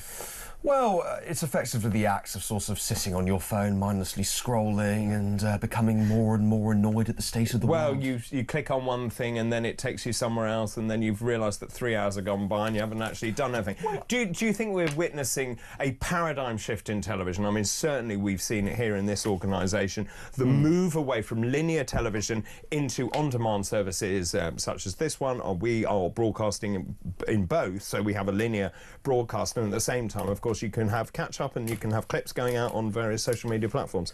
Well, I think the shift has actually already happened, and many people in the entertainment industry are simply dinosaurs who haven't accepted that fact. I mean, you know, whether you like him or not, Russell T Davies actually made a very good point a couple of years ago in which he basically said the BBC is that before he destroyed Doctor Who? That was before he destroyed Doctor Who. Just checking. He made I will say this, the current season actually is pretty good. But anyways... No, it isn't. It's so okay. woke. It's okay. It's actually okay. Dreadful. It's actually okay. Okay. But, no, but I will make the point that the BBC is dead, and pretty much anybody who actually isn't... pretty much any of these networks who aren't actually switching to a streaming model are effectively sort of going down with the Titanic, in my mind. I don't watch daytime TV. Nobody I know has watched daytime TV except for... older people tend to watch daytime TV. Well, yes, but not to sound very mean, but in maybe 30, 40 years, all of those people who watch daytime TV... Be careful what you're about to say. They may not be around. Right. And so, in my view... But I would actually counter it with something else, which is that the older generation are also very good on demand. And so they are now starting to stream other shows. For example, I'm thinking A Touch of Frost. I'm thinking Midsummer Murders. So do you think that actually the industry is now finally realising that its days are numbered? I think so. I mean, it's kind of like you just have to adapt to what's happening right now, to today's society, and that's what people want. They're not going to change. And that's the reality of life. We have to adapt to the demand of the people. We do. Just very quickly, I want to ask you, you're very young, both of you, but retirement ages, this seems to be a very... big bone of contention. Denmark is raising the retirement age to 70 by 2040. That's the highest in Europe. It's been tied to life expectancy in Denmark, which is currently 81.7. So years, you get about 11 years you're left at the end of your life. When you stop working, you've got 11 years to have some fun. But also, I was just looking back in various other countries. In Sweden, 63. France, Macron, if you remember, raised it from 62 to 64. Riots kicked off. And then in the United Kingdom, those born between 55 and 60 start to receive a pension at 66. When do you think you should retire? What age is retirement? Or do you think you'll never retire? I think it just depends on the person, right? I mean, everyone... Because you can look at the state of the world. Look at Donald Trump. He's older, and he's a president, and he's working. Putin's older, and he's brain. I don't know if it's working. I don't think so. But, you know, he's still in power. So I think it generally does depend, because you can be 60 and you can be a pensioner and you don't want to be working, but also you can be 65 and, you know, you're still 100% in and you still want to... For you, then, what age are you going to retire? Probably around 60, 65. 60? That's very young. 65. You've just told me all these people are working. I know, but I personally think I wouldn't want to after 60, 65, hopefully. I can, you know, probably want to spend time with my family, maybe have grandkids to spend time and look after. So right. Okay. You know. You're a young man. What age are you going to retire? 23. Oh, are you? No. This is actually my last ever appearance on TV. I'm gone. Aren't you 23 now? No, I'm actually only 22. Oh, 22. I've given myself a year, but no, I intend to be... You're going to be really wealthy then? Well, I'm not, but I intend to be tweeting from my deathbed, quite frankly, in 100 years' time. I will never retire, because I'm going to be frank with you, David, I just think I'm going to get incredibly bored if I retire. I really honestly think so. But aren't we rethinking things? Because retirement back in the day meant doing nothing and tending your begonias. But now I think you can retire and do some not-for-profit work. You can work in charities. You can do all sorts of community voluntary stuff. You don't have to retire. I know. But quite frankly, I really enjoy what I do at the moment, and I think I will for the rest of... Yeah, but you're only 10. I know, but I think I will for the rest of my life. And when I'm old and grey and wrinkled and I look like Father Time with a big bushy beard, I'll still be doing this. Very good. You know, even at 120, I'll still be on here. Right. Okay. Well, with the David Bull AI. Yeah, I was going to say I'm not sure I should be around. I'm sure you. I mean, you look younger than me. You're doing great. That's very sweet of you. I shall give you gifts later. Thank you. Thank you very much to both of you, Nicholas Lissat, political commentator, and Frieza Balgin-Bavea, who is a journalist, and that was today's Future Politics panel. The Future Politics panel. Right, loads of messages coming in. Boris would be the worst option. This is Gary in Rochester. We thought he was going to be the British bulldog to change UK politics. Instead, he turned out to be a toothless Yorkie and as much of a liar as Starmer. Good morning, David. Great show as always. Thank you. This is L. Absolutely no to Boris. Net zero is enough said on that point. Must be pointed out, however, he was very, very ill at the start of COVID and he went to ICU. Not enough is said on this. I did mention that as well, and that tempered his outlook. He was in a very vulnerable state when being coerced by lockdown zealots. I agree completely with that. David, they'll try to use Boris to get in and simply boot him out again. Oh, that's a great point. The Tories cannot be trusted. Reform is the only viable option. That's Sean in Tunbridge Wells. Bozo Boris Baggy's another compulsive liar. He's a greenie. Kemi Badenoch is the honest part of British politics. This is Paul Hart.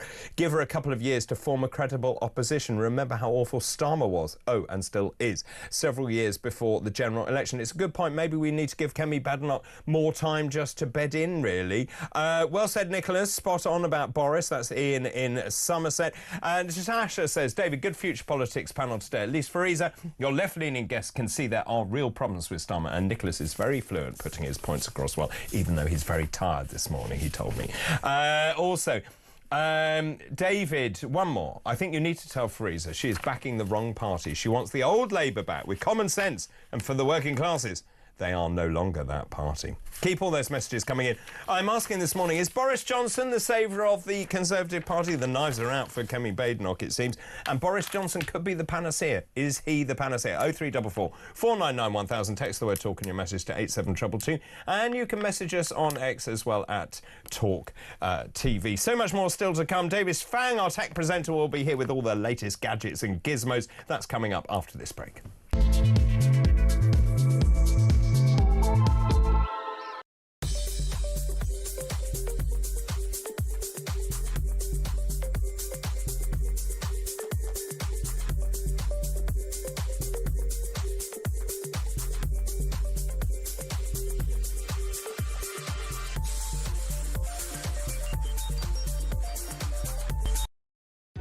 Across the UK, on DAB+, on your smart speaker, on your smart TV, and on your side. This is Talk.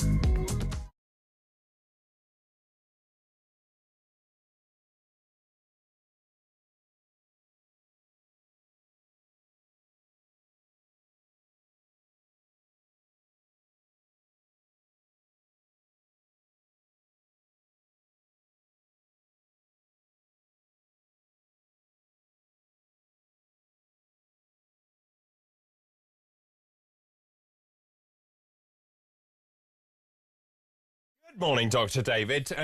Boris should stick to after-dinner speaking, where his entertainment value is put to good use. I would agree. He's very funny, actually. He proved in his tenure at number 10 that he does not have the wherewithal to be a great leader. He failed miserably on Brexit, lockdowns. He allowed Carrie to set out the green agenda, all of which have run the country down. Jamin in Kent says, Boris can't handle an ostrich, let alone Great Britain. Lovely. Like that. And I've mentioned this one before. Keep all those messages coming in. Is Boris Johnson the saviour of the Conservative Party? Let's take a call now. Stephen is on the line from the Dordogne in La France. Bonjour. Bonjour, David. Hi, how are you? Interested. Very well, thank you. Nice sunny weather here this week, I think. We're going up to about 30 degrees. Yuck. About time too. Yeah, awful. Yeah. Yeah, but it's up and down. We get British weather here as well. Yes, you do. That is very fair. I have to say that the weather forecast does look rather better in France and Spain at the moment than here. Yeah. Anyway, on this morning's show about retirement, myself and my wife dropped off the hamster wheel at 50. We came to France and started renting out property, gîtes and so forth, just as an alternative lifestyle. That was sort of our drift into retirement. And now I'm 67. My wife's 65, and we've got a place in Spain, Madeira, you know that area. Yes, I do. And we go there in the winter. So what we've done, we've made our retirement. We've never relied on the government. Wherever we go, we pay our taxes, and they're high in France. So, in effect, all this idea of these property people double their taxation, all the rest of it, basically, I see the government are looking on we property people as a piggy bank. Do you regret retiring at 50? What do you call retirement? Well, no, okay. So, but what you said. So you changed. You had a change of life at 50. Yeah, I worked for a computer sciences corporation. Yeah. I had a very intensive job trying to keep up with technology and managing computer systems. Yeah. My wife worked for British Airways. That was a lot of difficulties with flights and all the rest of it. So in effect, our lifestyles would have worn us out if we'd worked to 65, 70. So I think most people got to think about changing their whole lifestyle, their career, by the time they get to 50. In your case, David, it's too late. You're in your 50s now. I know. Well, you were a doctor, yeah. Yeah, I know. So, I used to have a proper job. Doctor, politician, broadcaster. Yeah, maybe I should start renting out holiday gîtes. Yeah, and the other thing that I advise people to do for retirement is to save outside of the fiat system, because we all know what governments do with pension promises and everything. You need to sort of have productive assets outside of the normal conventional saving system, because you just can't trust governments anymore. Well said, Stephen. Well, look, have a fantastic day in the Dordogne in France. Thanks ever so much for your call, as ever. Right, it's time for a break. After the break, Davis Fang will be here, because we heard there from our last caller how tricky tech is. Well, Davis Fang is here. He has all the answers with our tech rundown. That's coming up after this break. This is Weekend Breakfast. Good morning.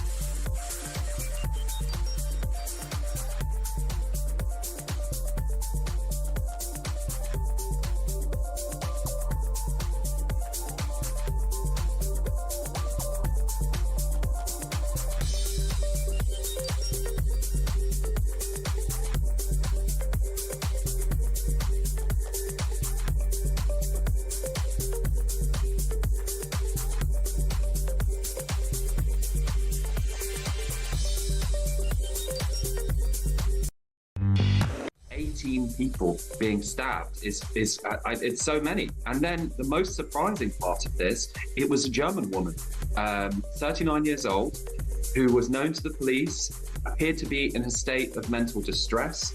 There's no evidence that she acted with anyone else or any sort of terrorism aspect. And actually, if you go back a few months, there was a really nasty fatal stabbing in Schaffenburg, where a little girl was killed.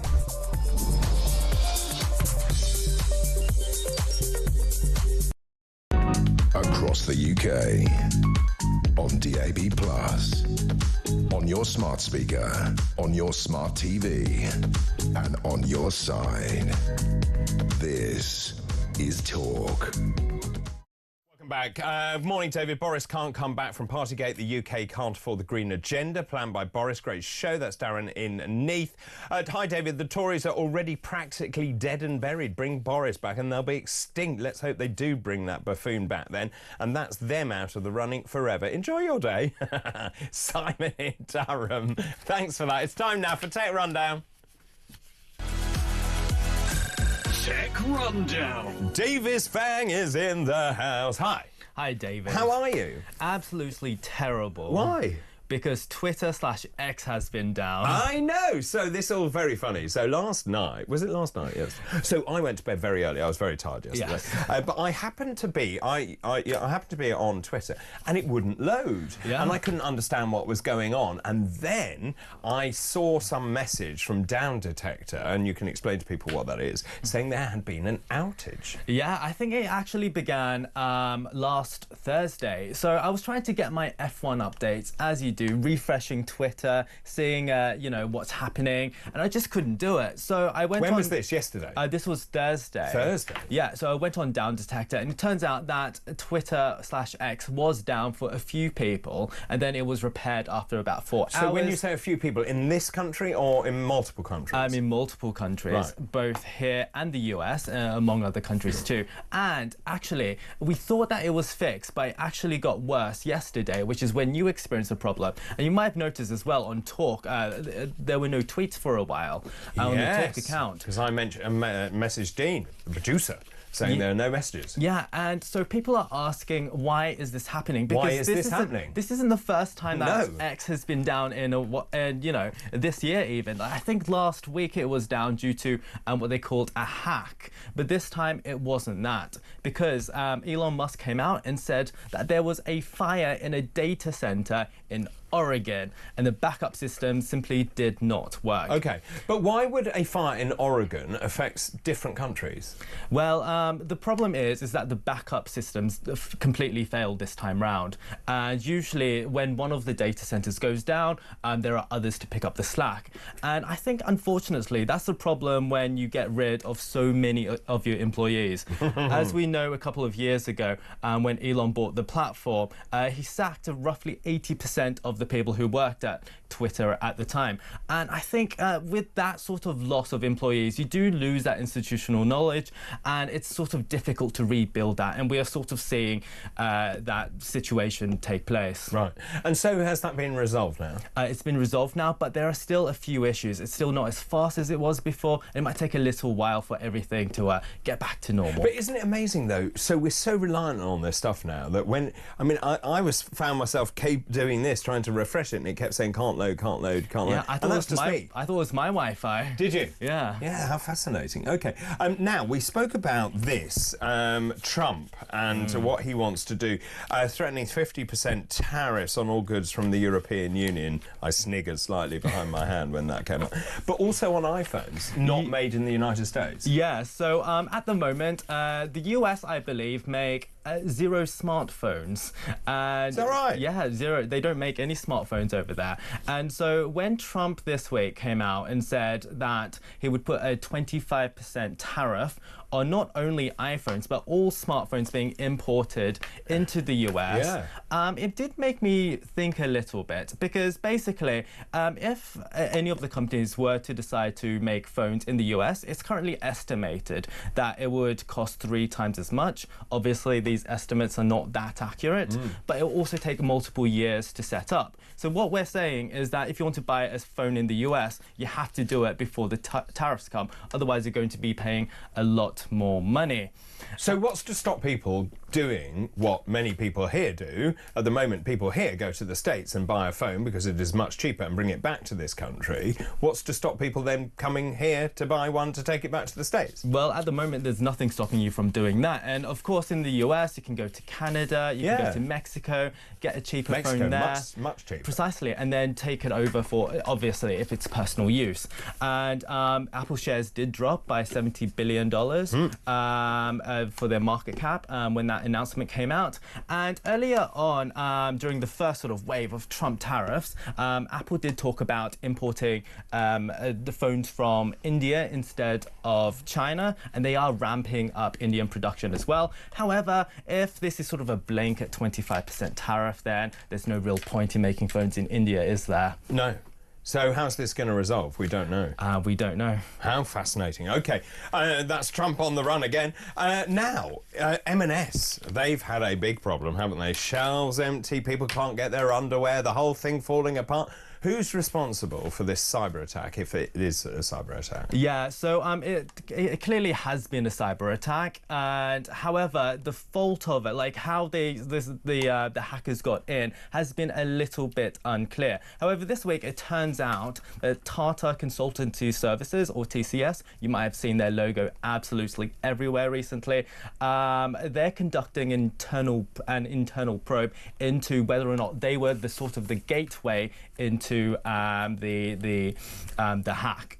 And the thing is that TCS is quite a big company. They're based in India, and they provide the IT services for not only Marks and Spencers, but also like Harrods and Jaguar Land Rover, because they're under the same conglomerate, and also Co-op. So that's sort of like if they... And that would explain why they all went down. Precisely.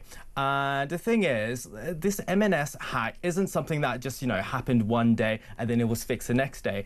Rather, we are still seeing the implications of the hack. For example, I went on the website last night just to see if something was in stock in my local store, and that service is still down. And they're only estimating that everything will be fixed in July. So that is a long period of time. And it's estimated as well that they're going to lose £300 billion. 300 million pounds rather for the entire period of the services being down. That's a lot of money, isn't it? So someone's in trouble for that. There is an investigation. Currently, there's no statement from either company, so we'll see what happens. Yeah, someone's in trouble for that. Right, OK. So tell us about this AI system that has responded in a very unusual way. Yeah, so when we think of AI generally, especially in the past, we think of science fiction films where they sort of, get a mind of their own and they start to take over the human world. Well, we're seeing a tiny taste of that today because Anthropic AI, which is sort of like one of the competitors to ChatGPT and Google Gemini, well, they've got a product called Claude Opus 4, which is sort of like a chatbot thing. And during their internal testing, they found out that it is possible to set it up in a certain way where it blackmails the human user.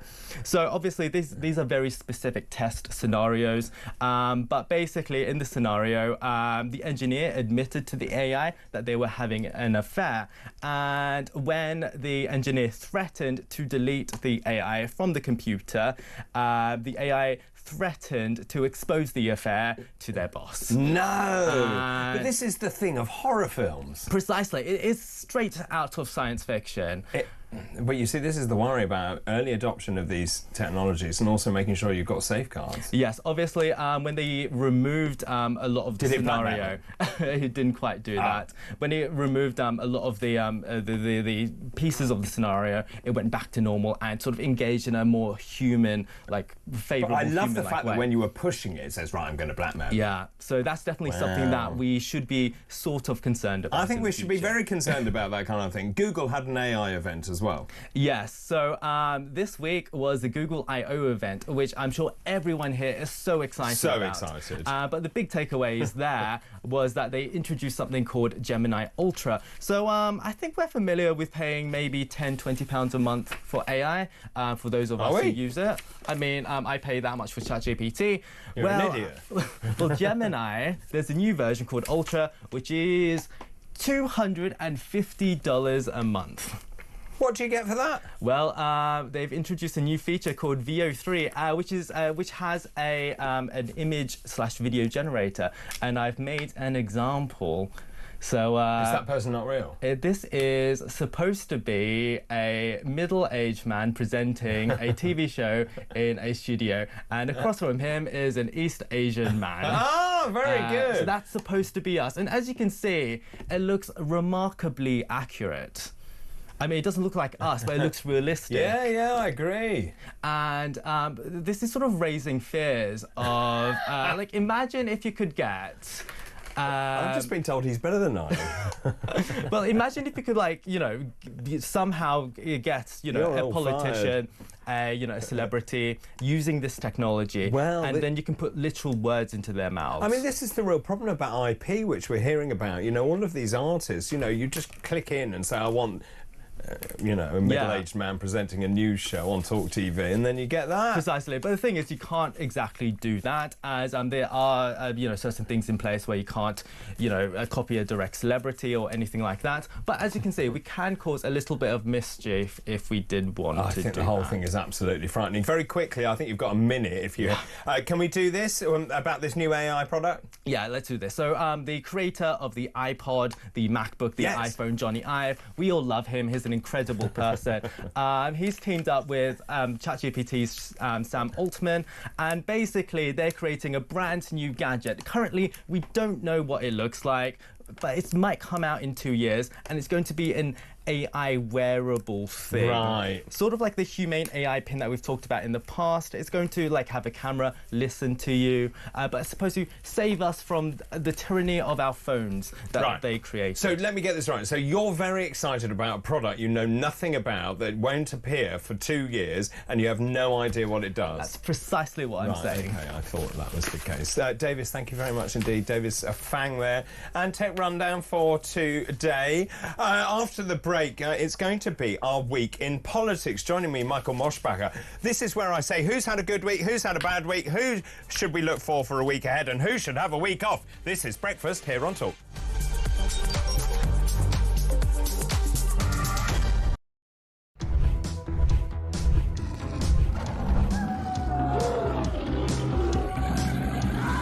We've just been talking in the office here about how many of us have been attacked at some point or other by some form of flying beast or any wildlife. I mean, so we'll take your stories this morning. Hello, this story is concerning wildlife. It's concerning a rhino. A rhino? Blimey. Right? Yeah, okay. rhino. I used to live in Kenya when I was about 5 or 6 years old. Okay. And we were in this wildlife park in a grey Morris Minor. This rhino started chasing us. There's me and my sister in the back seat. Right. It was like someone out of Jurassic Park. Yeah. We were turning around saying, "Believe it, Dad. Just put your foot down, Dad. We're in a field. Put your foot down." This rhino was chasing us. One from Mark here in Derby. Went on holiday for our first romantic holiday to Chagos years ago. Decided to take my girl into a petting zoo. I got a bag of food to feed the animals. A giant goat then went for me, putting its front legs over my shoulders and proceeding to headbutt me over a fence into one of the pens, covering me in the food and making my nose bleed. I got out of the pen, then the goat and all his mates attacked me again, sending me running and screaming like a girl out of the zoo, with my girlfriend rolling with laughter on the floor. A tarantula climbed up the bottom of the bed on the sheet. Yeah. And it walked all the way up. It's eyeball to eyeball. Wow. And I thought to myself, what am I going to do when it climbs over my face? But then a miracle happened. It raised its 2 front legs and waved them around. And then it turned around and walked down the side of the sheet. Boris Johnson been attacked by an ostrich. The former PM was enjoying a safari trip with his family when the bird leaned into his car and went oi oi and pecked his hand. In footage shared online, he quickly jerked from the ostrich. Don't dirty minds away from the ostrich, and shouted, "Oh, Christ, get hell," before driving off. And so I just set it out there. Have you been attacked by an animal? When I was about 7, says Trevor Jenkins, on holiday in Spain in the 70s, a monkey pulled my long hair. It was long because it was the 70s. I was in floods of tears. And as the family car drove out the car park, an elephant ripped off the car mirror. We got the message. Spanish animals aren't to be trusted. Jeremy, Brittany here from the United States. I was spurred by a rooster in my right foot a few years ago. Spurred? How do you get spurred by a rooster? One here from Dan in Hampshire. Morning, Mike. Is an Aussie that has been dive bombed by our version of the magpie, which is much bigger, every springtime. Across the UK, on DAB+, on your smart speaker, on your smart TV, and on your side. This is...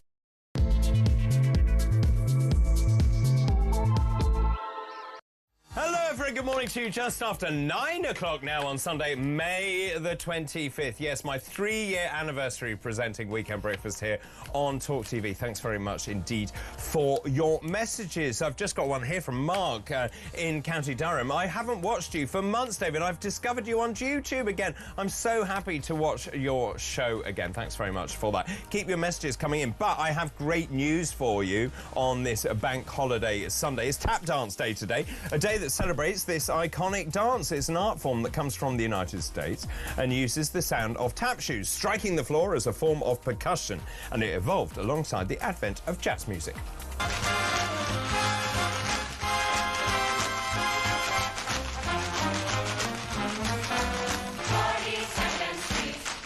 Great music called 42nd Street, their tap dance day. Also, today is Geek Pride Day. It's an annual event for all those individuals who appreciate things like sci-fi, fantasy, board games, video games, comic books, cosplay, anime, steampunk zombies, and many more too.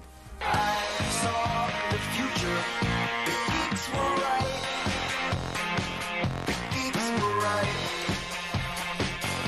And also today on Geek Pride Day, it's Sing Out Day, a day to celebrate the joy of singing. So you can do it in a choir, you can do it solo, or you can do it just for fun.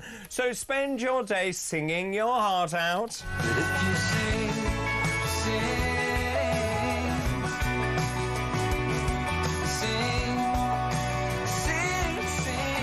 well, there you go. And by the way, today is 25/05/25.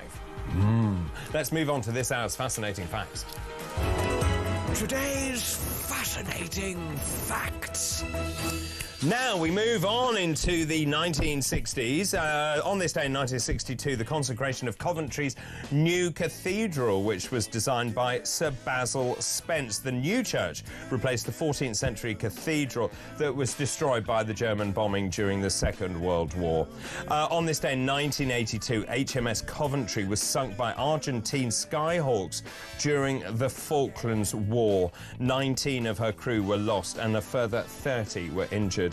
And on this day in 1994, crikey, was it 94? The Camelot Consortium won the contract to run Britain's first national lottery starting in November. And those are this hour's and today's fascinating facts. weekend mornings we're taking flight. With David Bull, everything feels right.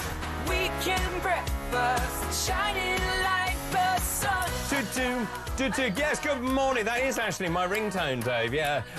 Good morning. This is Weekend Breakfast, 5 minutes past 9. Yeah, I'm a sad man. I need to get out more. 5 minutes past 9 on Sunday, May the 25th. If you are just waking up, lucky you.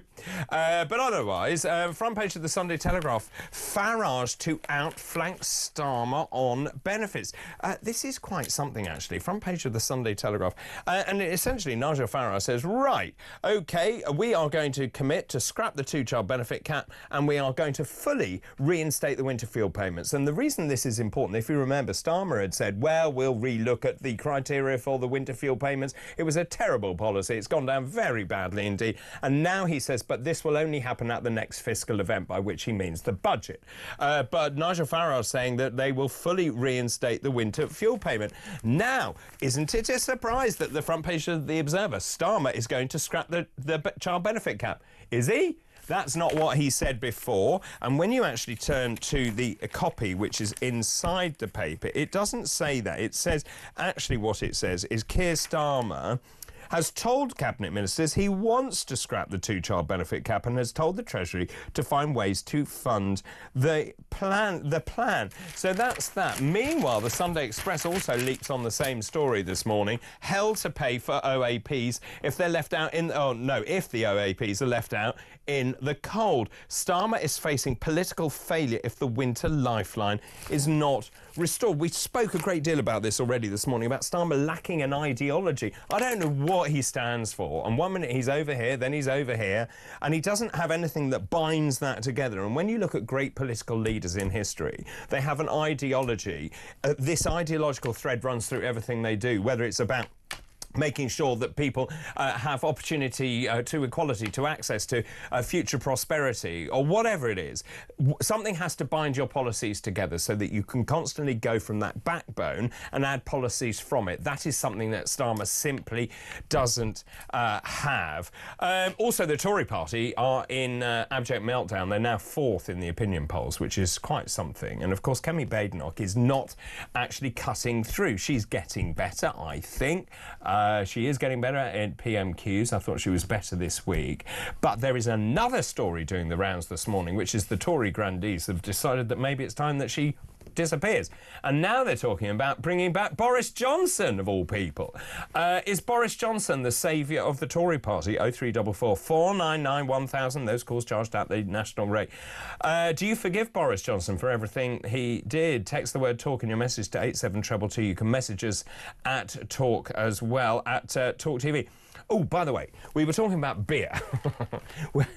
Duncan and I have talked a lot about beer, and we've talked about Spain as well. And there's another story about the Spanish trying to impose higher taxes on people buying a home in Spain. And I asked for people to tell me how much a pint of beer was in Spain. Well, here's the answer. Gary, good morning. Where I live in Spain, David, it's €2.50 for a bottle and €3.50 for a pint of beer. Should we go? Should we just leave? Yeah, OK. I'm just being told it may be more expensive if one was to have a drink here in London today, I think. Luckily, Dean's paying for it all. David, this is Joanna in Salisbury. Hi, David, you are irreplaceable. Oh, that's very kind. Wow, that chat guy was very similar to you. What, the AI one? Mannerisms and all. Does that mean you could go to Spain and get paid for working? Yes. I can go to Spain, drink cheap beer for €3.50 and still get paid for doing a show. Marvellous. David, good morning. Removal of the two-child limit would be a disaster. Breeding for benefits was how it used to be referred to, and sorry if this offends, but if you can't afford to have them and benefits prop up your income, if you have more than one, then don't have any more children. That's Mrs. B in Nottingham with a very stern warning indeed. David, I feel sorry for anyone, this is Sue, anyone who becomes a Conservative leader. They're dismissed by forces inside the party. And Thatcher survived the longest, but eventually they got rid of her, even though she had dragged them out of a right mess. Who are the people in the Conservative Party who seem to hold all the power? I'd love someone to write a book about the whole thing. Very good point indeed. Steve in Deepest Darkest Devon says, should Boris return? No! Capitals, after the way he treated the country. But before any of that, he has to get a seat first. Who will step down for a by-election? I'll tell you what, there'll be loads of cronies who would step down and say, oh, you can have my seat, I'll go to the House of Lords, and then you stand in a by-election here. They may have a nasty fate awaiting them, because actually they may not win, of course, because we're seeing massive demographic shifts in terms of the way that people are voting around the world. But anyway, we'll talk more about that in just a second. But joining me now is Michael Moschbacher, Associate Editor at The Telegraph. Very good to see you. Good. Let's just talk about the good week. No fan of what's going on. Just talk us through your thoughts here at the moment. Good week. I'd say an unusual pick, Cyril Ramaphosa, the president of South Africa. He visited Trump in the White House, in the Oval Office, and Trump did one of his usual things of trying to sort of ambush him, a la Zelensky. The Zelensky ambush back then, Zelensky didn't handle it very well. Cyril Ramaphosa, on the other hand, sort of stayed very calm, handled it well. Do you just want, sorry, just to break in, do you want to just explain to people how Trump sort of did break in and how he ambushed him? In South Africa, a lot of white farmers are being murdered. Absolutely true. There are lots of attacks on white farmers. Trump has done this thing about saying that Afrikaans farmers can apply for asylum and be granted asylum in the United States. So Cyril Ramaphosa, the South African president, coming to America, meeting in the Oval Office. Then they wheel out a TV screen and picture a lot of sort of extreme statements, not by the ANC, but by other parties in South Africa about killing white farmers. Sure. And then Trump talks about a genocide of white farmers. What's happening in South Africa is clearly awful, but it very much isn't a genocide. I mean, there isn't some systematic plan to kill all the white farming population. So Trump sort of messed up by both getting his facts wrong and then he was surprised how calmly, must have been surprised how calmly Cyril Ramaphosa responded. Got in his white... He's now in a coalition, so got in his white farming minister to defend what was happening in South Africa, or to sort of counter what Trump was saying. And it was a sort of very calm and magisterial way of reacting to Trump's tactics. I mean, we were saying yesterday it must be extraordinary sitting there waiting to go in to see Trump and wondering what on earth is going to be thrown at you. And as you rightly say, I mean, it was almost so dramatic in the way it was done. The lights were dimmed, and that Trump then launched into this tirade against him. Precisely, yeah. Like, it must be quite extraordinary. You're another head of state visiting a country and suddenly lights are dim, screens put on, various newspaper articles are thrown at you. I mean, very much the picture of what happened to Zelensky. Obviously, also, it's a slightly bizarre way to act as the President of the United States. It doesn't exactly show the great majesty of the office of the US President. I mean, do US presidents really need to go for these tactics? And if you are going to go for the tactics, at least get your facts right. Don't sort of overstate your case, or just some of the footage wasn't from South Africa, etc. It was clearly completely messed up. What is your sense of Trump 2.0? We are seeing a very different man here in terms of his demeanour, his affect, the way he approaches global problems. Precisely. I mean, it's a very different, it's a different approach. He can't be re-elected, so he's going for it all out there. His tariff policy is probably what he wanted to have done in the first term, but didn't. Now he's really pushing that forward. I think it's a very bad policy, but I mean, he's really, clearly lots of his base supports it. And he's really trying to get things changed, probably because he's only got 3.5 years left or whatever, and thinks he needs to make a mark then. Probably less than that, really, because of the midterm elections. And the tariff policy, the unfortunate thing is if the tariff policy is going to work, i.e. bring jobs back to America, it takes a while for the factories and the plants to be set up. The policy probably won't work, but if it were to work, the impact will only probably be seen by the time he leaves office, not before. So you're saying Cyril Ramaphosa had a good week when we look back at the week in politics. Yeah. So if we were to move on now and to look at who has had a bad week, who would you nominate? And not the most original nomination, but Keir Starmer. He's had an absolutely appalling week. Go on. There's the EU recess on Tuesday. I mean, all the press opposed him. He's managed to... He'd always been a big Ramona, second referendum guy. Then he calls for... then he does the reset, confirmed everyone's worst fears. Annoys all the leavers. But the Remainers aren't particularly thrilled because what are they? I mean, they're hoping for something grander. And so he's had a terrible week on that. Then he's had the Chagos. Then he's had the winter fuel allowance U-turn, which obviously, once you do that, whether the policy is right or wrong to U-turn, the left centres blood, so they'll go after him more and more. And then there is the Chagos deal, which obviously giving away British territory and paying for the privilege of giving it away. I mean, is however much of a genius political communicator you are, it's a very difficult sell. I mean, let's start with that EU deal. But I mean, it was absolutely extraordinary. And my feeling is he was played very well by the EU. And we mentioned this morning.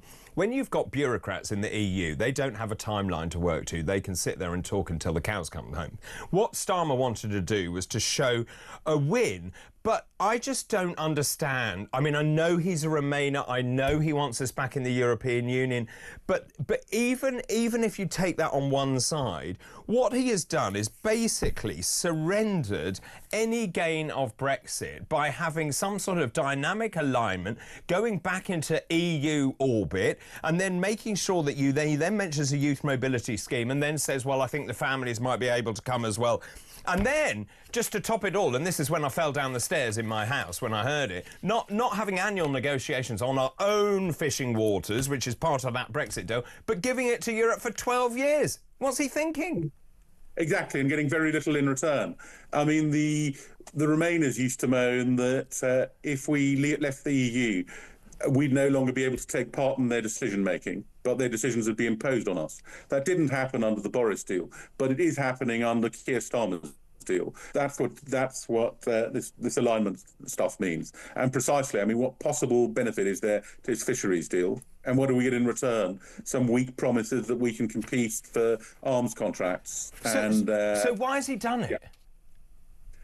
Yeah. I think it's his comfort zone. I mean, I think he just feels that the EU, he's obviously got a natural affinity to that, and it's a comfort zone. I don't think there's anything else. You see, this is the bit I just don't understand. He works for the people. He was given a very clear mandate, and he has basically stuck two fingers up at them. I just don't get it. Have I lost you, Michael? I think I've lost you, Michael. So let's just remind ourselves of what Keir Starmer has actually done. Rejoining the single market for food and agriculture. EU law and courts will prevail. Rejoin the single market on energy trading, carbon prices and border controls. The youth mobility scheme. And then, as I say, handing away our territorial UK fishing territorial waters. Michael, I just do not understand what is going through his head. It is very clear how people voted. We had a referendum. They said we're getting out. The fishing waters were being returned to us gradually, and it runs out next year, and he has completely sold us out. Exactly. I mean, I couldn't agree more. He's... Oh, you're gone again. Have we lost you completely? Well, Michael is obviously having difficulty. So in return, let me just remind you in return what we get for this. We get... So the way that press conference was worded was that we have access to a €150 billion fund. Well, that is not actually entirely true. It's a defence agreement. So we have the ability to be able to bid for part of that €100 billion fund. Also, for the pleasure of all of this, which is ceding all our sovereignty back to the EU, which is something that we all voted against, or many people, for 17.4 million people voted against, the cost to the United Kingdom, we believe, is going to be £16 billion a year.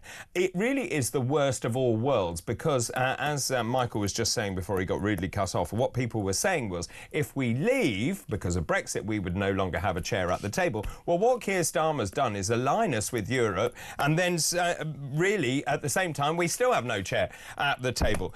So I know you've had trouble, Michael, but for me this is the worst of all worlds. So we're now a rule taker from the European Union, exactly what we said we didn't want. The public were very clear in that, and I just do not understand what on earth he's doing, and I think he has betrayed the United Kingdom. I think he's a traitor.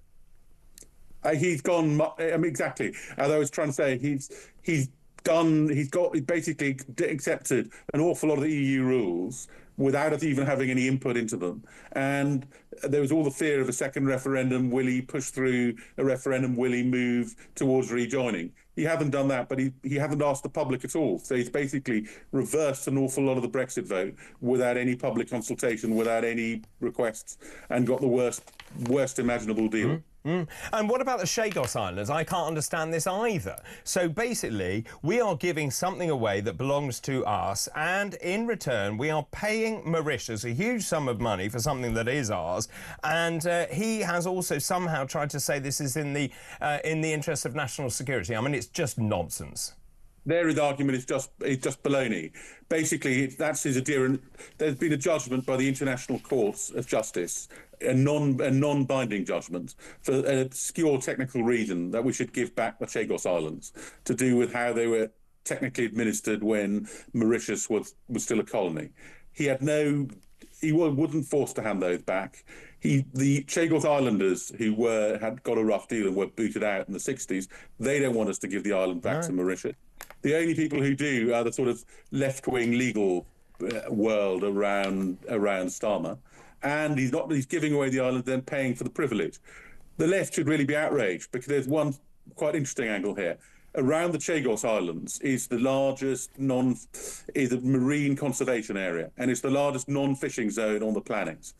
And we're all concerned about the state of the fisheries, the state of the oceans. There's David Attenborough's new film. The left would normally say it's vital to protect the oceans, but what's happening here is that marine conservation area is now under threat, because it's not clear what Mauritius will do. Will they decide to sell off the fishing rights to Chinese ships? So normally you'd expect people to be up in arms. A real huge environmental gain that's been achieved by Britain since 2010. Zach Goldsmith was the big champion of this. Is now being potentially reversed, potentially put in jeopardy, just because of some ideological view of the international courts. And there are other dubious international court. One of the justices on that court said that Russia's invasion of Ukraine is legal, but somehow British ownership of the Chagos Islands is not allowed. And from your understanding, Reform UK has said they will overturn that deal. Is that possible? I think once sovereignty is handed over, it won't be possible. It all depends on timeline. They'd have to be overturned very swiftly. If by the next election the sovereignty has been reversed, they might be able to renegotiate the financial elements of the deal, conceivably. What they certainly won't be able to do is regain British sovereignty over the territory. Wow. Also, who should be one to watch this week? Angela Rayner. She's the Telegraph published her memo last week, memo back from March, with various 8 ploys for increasing taxes on the affluent, on the rich. Well, all of them aren't actually particularly rich, and the categories will widen and widen. I wrote about this in the Telegraph today, how the additional rate tax is going to trap more and more people. It's already 4 times as many people pay the 45 pence rate of tax than it was first introduced in 2010. And this will just keep going up. So now head teachers of inner city comps are paying 45 pence tax, when it was initially just designed as a bit of a punishment beating for bankers for getting us into the 2008 crash. But the wider point is, Angela Rayner, terrible policy, but it obviously appeals to the Labour base. I mean, it's popular. And why has this got leaked? What's it all about? Clearly, it looks like Angela Rayner's on manoeuvres. Keir Starmer, as we've just discussed, has had an awful week. He's losing his base. Is Angela Rayner thinking there might be a leadership opportunity sooner than many of us think? And by coming out with these policies, she's really they'll be popular with the Labour base. They'll be popular with some red wall voters. Is she pitching herself as, I'm an alternative? If Starmer doesn't work out, there's somewhere else he can go. And do you think Starmer is in trouble? He's got a huge majority. There's another 3 or 4 years to go, depending on when the election's called, but he's carrying on like this will ensure that the largest ever majority collapses to to Tory level numbers of seats at the next election. If he continues along this way, the party's in severe trouble. If he was a Tory, the mechanism for removing Tory leaders is much easier. So if he was a Tory, there'd probably already be lots of press speculation. Are letters going in? Will there be a leadership challenge? He's messed things up. The Labour rules are much more complicated, and he's on much safer ground. And sort of mass membership vote, so it'd be more tricky. But if he has many more weeks like this, I can't imagine that even Labour will think, our only bet is changing the leader before the next election. And that's what's the timeline on that? I'm going to push you. What's the timeline on him being booted out? It won't happen this year, but I think there's a scenario where it could happen, where next year's local elections are terrible. Labour does badly in Scotland. Labour does badly in the Welsh elections. Imagine Reform coming out the largest party in Wales. Labour's won every national election in Wales, apart from a couple of European elections, for 100 years. Just imagine Labour losing that, doing badly in Scotland, badly in the local election. That really will cause Labour MPs to panic. And at that stage, you might see more of a challenge. Yeah. And, sorry, I was going to just say, finally, I always ask this question, who do you think should have a week off? Well, the shadow cabinets. All of them? All of them. Basically, with the exception of Robert Jenrick, very few of them, and he cuts through most when he actually goes off brief, when he talks about matters which are far from his justice portfolio. But very few of them are cutting through. They are actually having a week off anyway this week because Parliament's in recess. Parliament unlike any other job, Parliament seems to give itself time off every time there's a school holiday or half term. So every school holiday, every half term, Parliament isn't sitting. They don't need to go to Westminster. I agree. I mean, I thought that this morning. I thought they're always on holiday. They are. I mean, it's the family-friendly hours for MPs, but they seem to apply more to MPs than any other job. But the wider political point is, I'm trying to make it, the shadow cabinet isn't cutting through. I mean, it's not having the impact. The Tories should be having much more impact. Labour's had such a dreadful week, and who's made all the running this week? Reform. Or Angela Rayner, even within the Labour Party, internal critics, not the Tory front bench, which should be at the front foot. And perhaps it's time for them to sort of take a week off and think about what's going wrong. How do we turn this around? Michael, always good to talk to you. Thank you ever so much for your time. Michael Moschbacher there, who's the Associate Editor of The Telegraph. Let's take a break. After the break, it's the royal news, the latest royal news. We're going to be talking about the King's big moment in Canada. We're also going to be talking about Harry and Meghan, my favourite person, once again. And, of course, Rupert Bell, our favourite royal correspondent, will be joining us after this break. This is Weekend Breakfast. Good morning.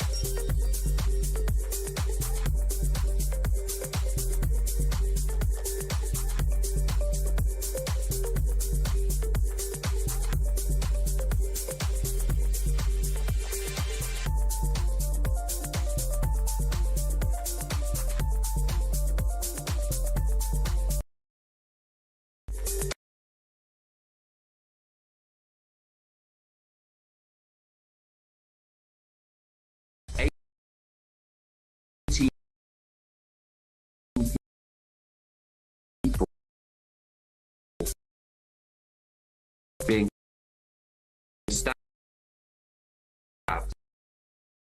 is it's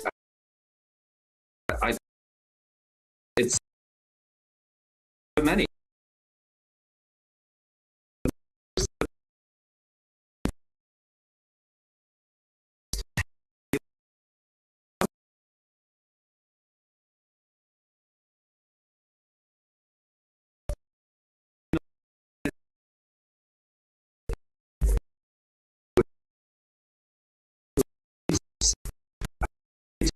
In a mental distress.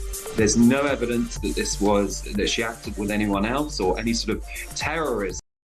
Across the UK, on DAB+, on your smart speaker, on your smart TV, and on your side.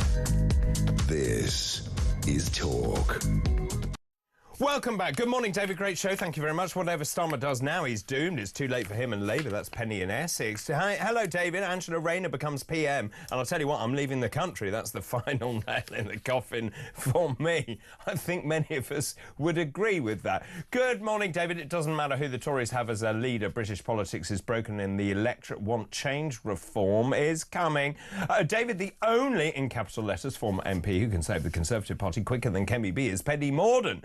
Until PM for PM has a seat again, Conservatives must unite behind Kemi. That's Sarah near Plymouth. Good morning. Good morning, David. This is Lisa. I love Trump's ambushes. He is putting the world's wrongs right. Good morning, David. This is Dean in Dagenham. This Johnson nonsense is more proof that Tories like Labour Lib Dems have no idea how the nation feels whatsoever. Keep all those messages coming in. I'm asking, is Boris Johnson the saviour of the Tory party? Yes, you heard that right. They're thinking of bringing Boris back to replace Kemi Baden on 0344 499 1000. But now it's time for Whippers Roundup. Rupert's Royal Roundup. Good morning, Rupert. Good morning, David. Are you on a race course? No. No, I'm back home. Last week it was the wonderful Campo de Villa in Madrid. Today it's the Cotswolds. Oh, how you roll. I mean, honestly, I want your life. Well, yes. Well, I'm not sure I want... Anyway, I like Boris Johnson. He perhaps can give parenting advice because he's got so many children to run. No, I mean, anyway, there we go. So, I mean, don't you think you should get a hobby? Well, clearly know what his hobby is. Well, we do, yes. But, you know, was there nothing good on television? I mean... well, I don't know. Anyway, we better move on. Oh, yeah, well, I suppose. Now, I'm thrilled, as you are, I'm sure, that Netflix has renewed Harry and Meghan's deal. Well, supposedly, but it's maybe just a Meghan deal. Oh, a Meghan deal. Well, that makes it much better not. Well, by all accounts, the third series of As Ever, With Love Meghan, is being commissioned. Ted Sanderos, the big cheese at Netflix, says that Meghan's a bit of a rock star. And he wants to continue his financial arrangement with her. But I think Harry, though, is he's being sidelined out of it, because if he's not going to do a royal documentary, presumably like the first one, then it may not. There's no traction, and certainly his polo documentary was the dampest of damp squibs in terms of its reception. So he seems to be persona non grata in the eyes of Ted Sanderos, but Meghan, on the other hand, he believes she's got the Midas touch. Well, I don't know what he's been watching, but that first series of As Ever was mind-numbingly dull. So, isn't this where she just, like, took stuff out of a tin and shoved it in, put sprinkles on it? And... Well, it's the flour sprinkles. Oh, flour sprinkles, yeah. Yeah, which he basically took packets of crisps and put them into plastic bags, or pretzels, and one or two other leading culinary ideas that will impart an improved lifestyle upon all of us. But there's a new series coming out in the autumn, and by all accounts, the new deal, but maybe on a very different term. Instead of up front, it probably be by series. So, but the fact is, Ted Sanderos, I think, lives near them in their part of California, so they're friends. So, and he's obviously got faith in Meghan. Well, a lot talking about Meghan has this effect on me. You always do that.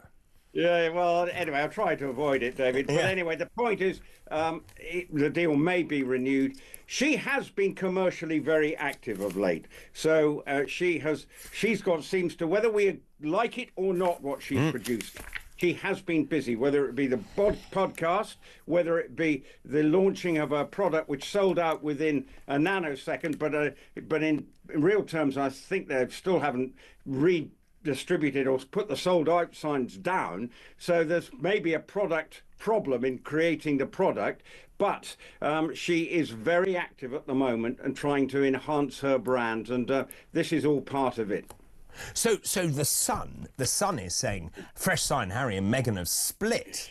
Now, they then say professionally, but that's not the point. I'm going to misread that. But are there going to be problems here with Harry and Meghan's egos, do you think? Well, the problem is Harry at the moment appears rudderless. What is he going to do? Yeah. There is talk of him launching a new business venture and has got things in the offing. Of course, he's involved with Invictus Games.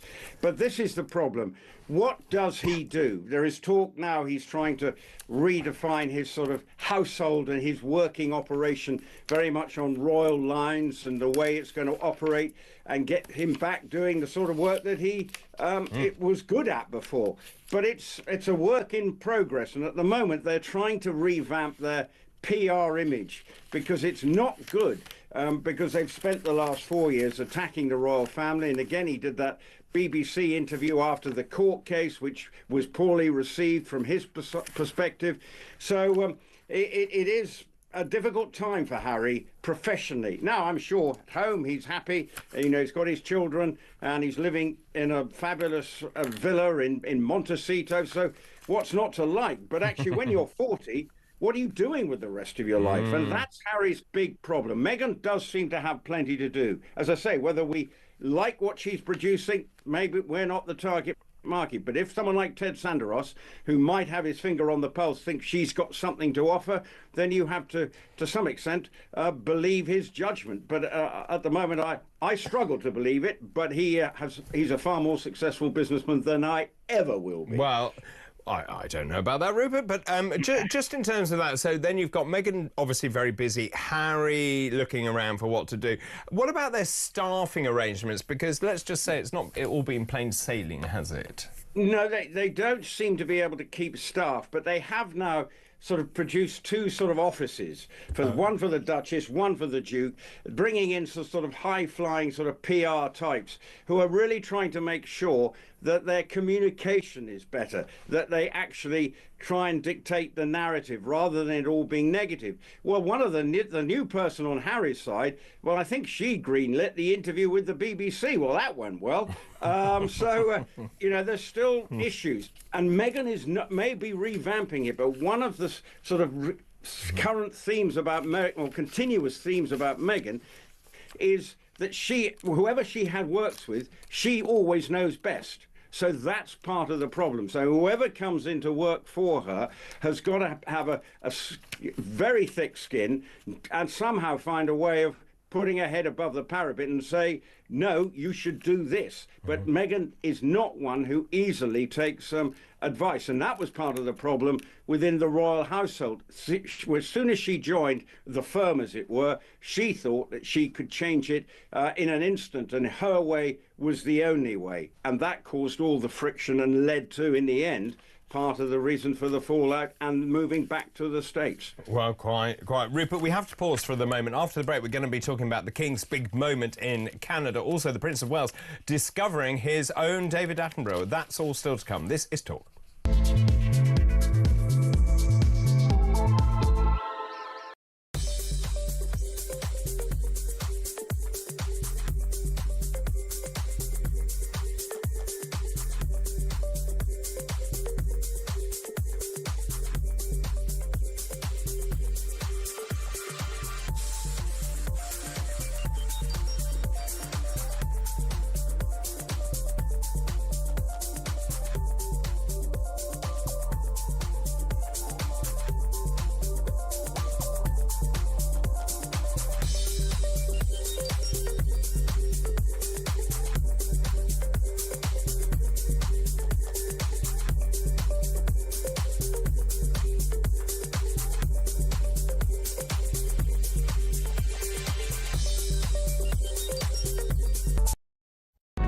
Across the UK, on DAB+, on your smart speaker, on your smart TV, and on your side. This is Talk. Welcome back. I'm in discussion with Rupert Bell, Talk's royal commentator. We are now going to talk about the King. Thankfully, we've moved on from Harry and Meghan. So, King's big moment in Canada, Rupert. Yeah, Tuesday he'll be addressing the Parliament, something his mother did. And we touched on it last week, but this is, I think, a hugely significant moment for the King in a way that he's now going to be able to address the Canadian Parliament. They've obviously had an election. There were two visits planned, I think one last year, but then that was cancelled because of his cancer treatment. Then there was going to be another one, but that was cancelled because the election took place. But now it has, and they've rescheduled the diary so that he could definitely appear. And this is a very interesting moment. How does he navigate the sort of political problems that Canada and the United States have, and with also trying to represent Britain's interests, who are trying to keep Trump sweet, and then also actually with the King's position as the head of the Canadian state. So it's a very interesting moment. And how will it play out? Now, this, as we said, will be a moment that every word will be analysed, and what nuances, and I'm sure the Trump's team will be analysing it and know whether they've got a problem with the King, who's trying to, because the Trumps always said he loves the royal family and the King. It's a really difficult tightrope, but I'm sure the King will try and make sure that he navigates it, but also, and I think Canadians want to hear, that he values what Canada brings to the party as the head of state and should be representing Canadian issues. But how strong he can word those views is obviously something that will be exercising the script writers and himself. I'm sure he'll be thinking, what do I need to say, and trying to take as much advice but to give it that soft touch that ensures that everyone comes away believing what they want to believe. So how does a script like this get written? I assume it's written by the Canadians originally. That then is looked at by the King's officials, and it goes back and forth in kind of ping pong, and then the King has the final say on it. Is that how it works? Well, he will try and, maybe rephrase things to make it sound like he can actually read it, because you know what, some of these political the opening of parliaments, it's just political guff, and you think, who the heck wrote that? It's just sort of fluffy sort of wishful thinking. But this is actually an important one, so I'm sure the scripts are bouncing around all sorts, whether it be the Foreign Office, whether it be the British government, Canadian government, just to make sure that all sides are covered with as soft as touch as possible. So there will be lots of people. Ultimately, though, it will be the King who will have the final say-so, taking lots of advice. But he does know he's not supposed to have any political influence, as it were, but he's there to represent the Canadian government because he is their head of state. And I assume that, I mean, this is a big moment for the King, isn't it? Yeah, and it's a flying visit too. Are you dying again? No, not. Okay. The interesting thing is only there for 48 hours. Yes. And he will be doing other things. So actually think, for a 76-year-old man, it's a big moment. It really is a big moment. Rupert, I'll let you catch your breath. Yeah. I really don't want you to die on air. Now, so that's the King's big moment in Canada. Let's move on and talk about the Prince of Wales discovering his one David Attenborough. What am I talking about? Well, he's produced a series of short natural history videos, 10 minutes long, really trying to sort of highlight the issues with the planet. He is an environmentalist. His father was too. He's obviously, his father, since he's become king, has taken a much more back step, but used to be very vociferous about environmental issues, and from all his life. The Prince of Wales is doing something similar, and he wants to sort of, I don't say pick up the David Attenborough mantle, but it's part of his passion. You've seen it with Earthshot and various things. So it's very much sort of business as usual as far as the Princess of Wales. I think the first of these videos came out last week, so it will be interesting to see how it's received. But you can see the way the Prince of Wales is working. He's got his homelessness project here, which we haven't heard too much about recently, but it's something that he's deeply committed to and trying to have an impact. My goodness me, that's a challenge and a half. Plus, he's also got the Earthshot Prize, and he wants to see initiatives that actually make a difference. It's not just a question of turning up, glad-handing, and then moving on. What he wants is sort of less is more philosophy from the Prince of Wales, work on serious projects that he's passionate about, and make sure that I can use my time sort of wisely and actually see some benefit from me being involved in it. That's his approach to his time as the Prince of Wales. And just very quickly, is there any sense that William and Harry talk to each other again? There's no sense at all. No. No. At the moment, again, it would have not made any better by that last BBC interview that he did.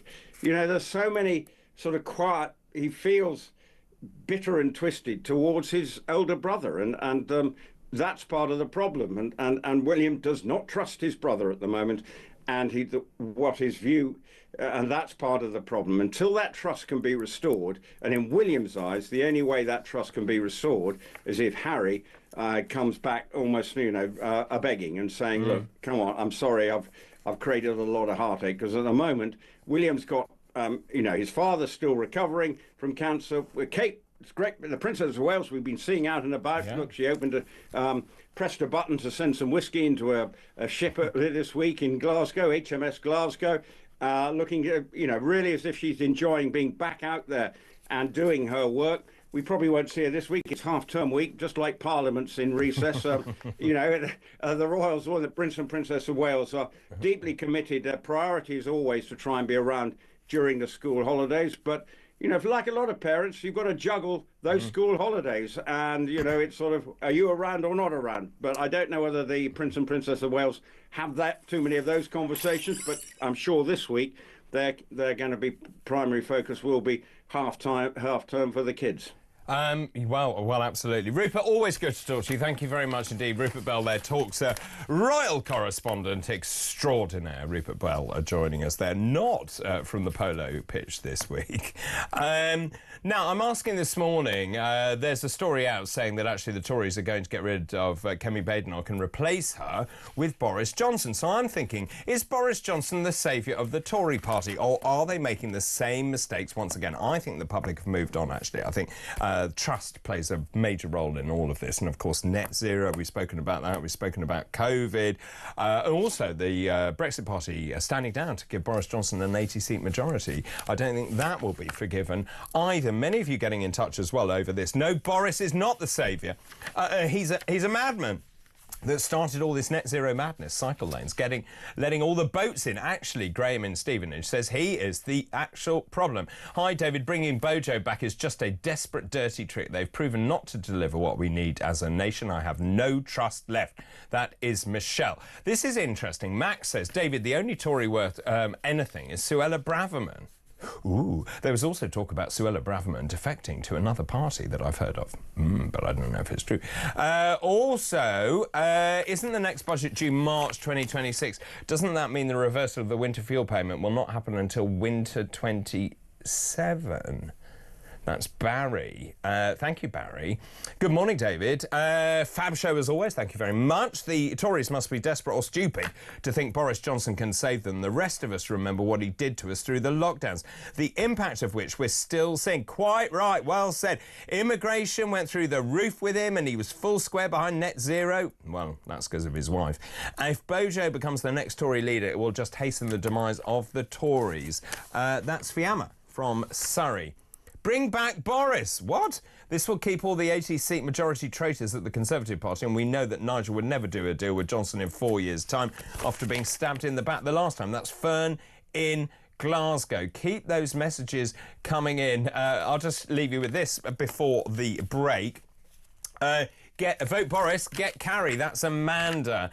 Also, I just have to remind you, it's a massive day in the football world today as the Premier League draws to a close. We talked about that yesterday, actually, with Tom Clayton. Across the TalkSport network, here also on Talk, we're bringing you live commentary of 7 matches to cap off a thrilling campaign. There will also be reporters in all the stadiums across the land to keep you right up to date. Here on Talk, we actually will be switching over to TalkSport's excellent coverage from 1 o'clock. That's after Peter Cardwell's show. And from 4 o'clock, you can hear Fulham's visit of Champions League chasing Manchester City. That's all still to come. But after the break, I'm going to take some of your calls, your thoughts and your messages. This is Weekend Breakfast. This is Talk.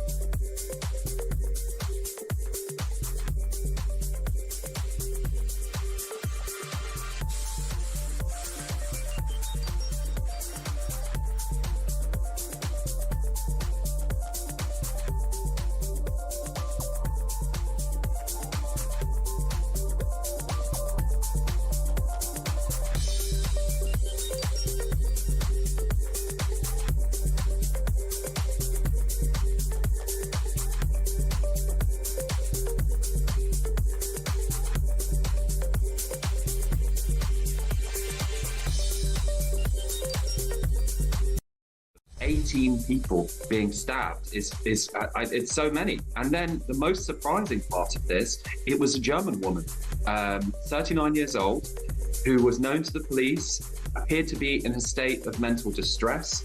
There's no evidence that she acted with anyone else or any sort of terrorism aspect. And actually, if you go back a few months, there was a really nasty fatal stabbing in Aschaffenburg where a little girl was killed.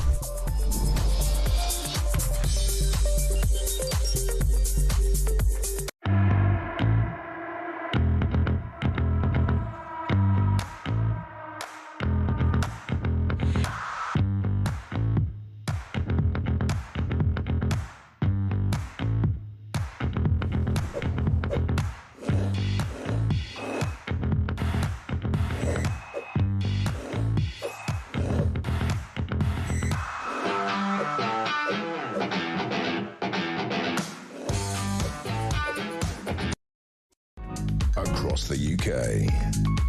On DAB+, on your smart speaker, on your smart TV, and on your side. This is Talk. This is Talk 9:52, final part of Weekend Breakfast after nearly 4 hours. Let's take lots of voice notes. So many of you getting in touch, so thank you so much for that. First up is Judy. Good morning. Good morning, Dr. David. It's Judy from Altos, West Yorkshire.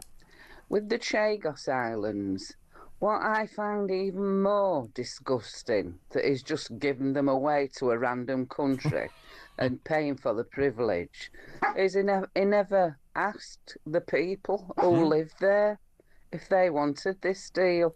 It's quite like him invading another country and giving it away and something like that.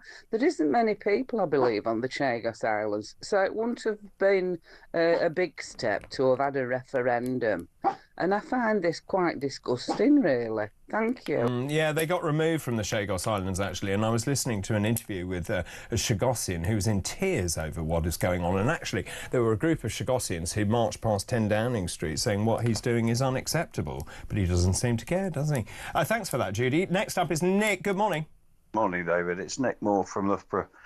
It's quite simple to work out what Starmer's doing. He knows, as you correctly say, he's toast. And in 4 years' time, he's going to be booted out rather unceremoniously and rightly in the opinions of the majority of people in this country currently.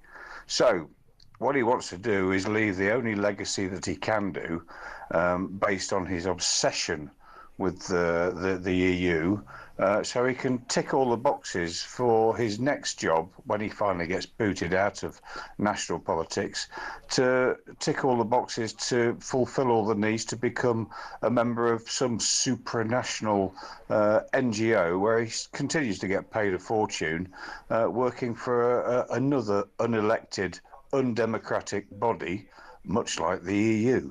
So, anyway, that's my take on it, David. Have a good day. I think you're absolutely right, actually, Nick. Thank you for that. Unelected, supranational body is absolutely right. Nailed it with that.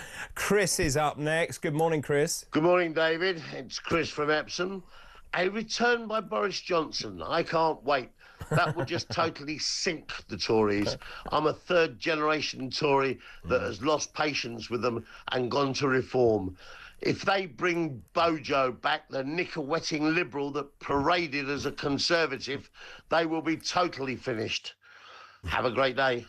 I agree, Chris. Thank you for that. Ian, you're up next. Good morning. Hi, David. Great show as usual. It's Ian from East Grinstead. I can't believe that the Tories are fourth. Who would vote for Ed Davey ahead of Kenny Badenoch? I mean, I don't particularly think she's doing a good job.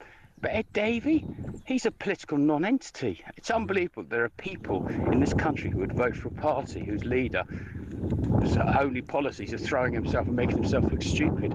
What an indictment of the British public. I agree. I mean, he's good at a publicity stunt, though, isn't he? I mean, that's the only thing he is actually very good at. Thanks for that, Ian. John, you have left a voice note as well. Good morning. Hi, David. Great show again. John from Bradford here. If he wants to go for a second referendum on EU, I think we should let him do it. Because I think he'd be surprised just how much bad feeling there is in this country towards Europe. But he won't understand that because he doesn't understand anything that he ever does anyway. He ain't got a clue what he's doing. So yeah, and it would directly be a vote against Labour. If we did have a referendum, it would be a lot better. It'd be 2/3 the other way.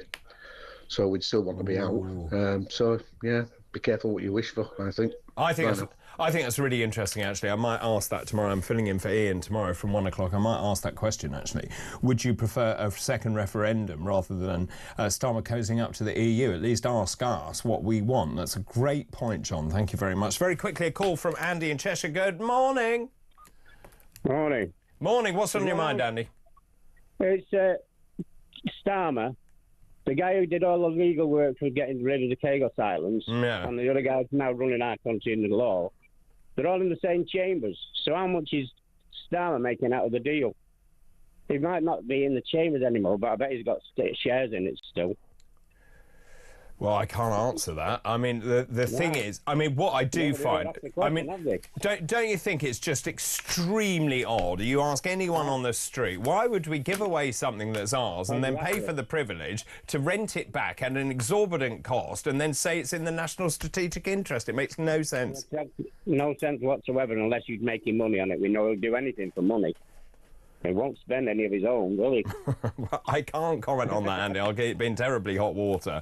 But, Andy, thank you very much for your call this morning. Thank you to all of you for calling in and messaging in. It's been a really busy show. Peter Caldwell, resplendent in pink. Good Hello morning. there, how are you? Yeah, good, thanks. Busy morning? Oh, yes, it's a hugely busy morning. Kemi Badenoch has said she wants the two-child benefit cap to stay. She said that on Sky News. We'll be reacting to that. Right, that's interesting. Yeah, Farage has said he Clear wants it blue to go... water. Well, indeed. He wants turquoise water. He wants it to go... Farage says he wants it to go completely, and he wants to bring back winter fuel allowances... For everyone. Completely, for everyone. Yeah. The government says it will probably bring back winter fuel allowances, but not really for everybody, and some people might be taxed on it. It's a really interesting discussion. And according to The Observer, the government also wants to abolish the two-child benefit cap. Yeah, that's right, that's right. So Starmer and Farage agree. Kemi Badenoch doesn't agree on the two-child benefit cap. Yeah, anyway, wow. really interesting one. Also, it costs 3.5 billion. So, do we have enough money to do it, even if we want? We've got money when we want it, haven't we? Also, white men under scrutiny. There's a huge survey of 800 white men saying that they feel that they can't say anything anymore. That they're discriminated against in the workplace. Things have moved.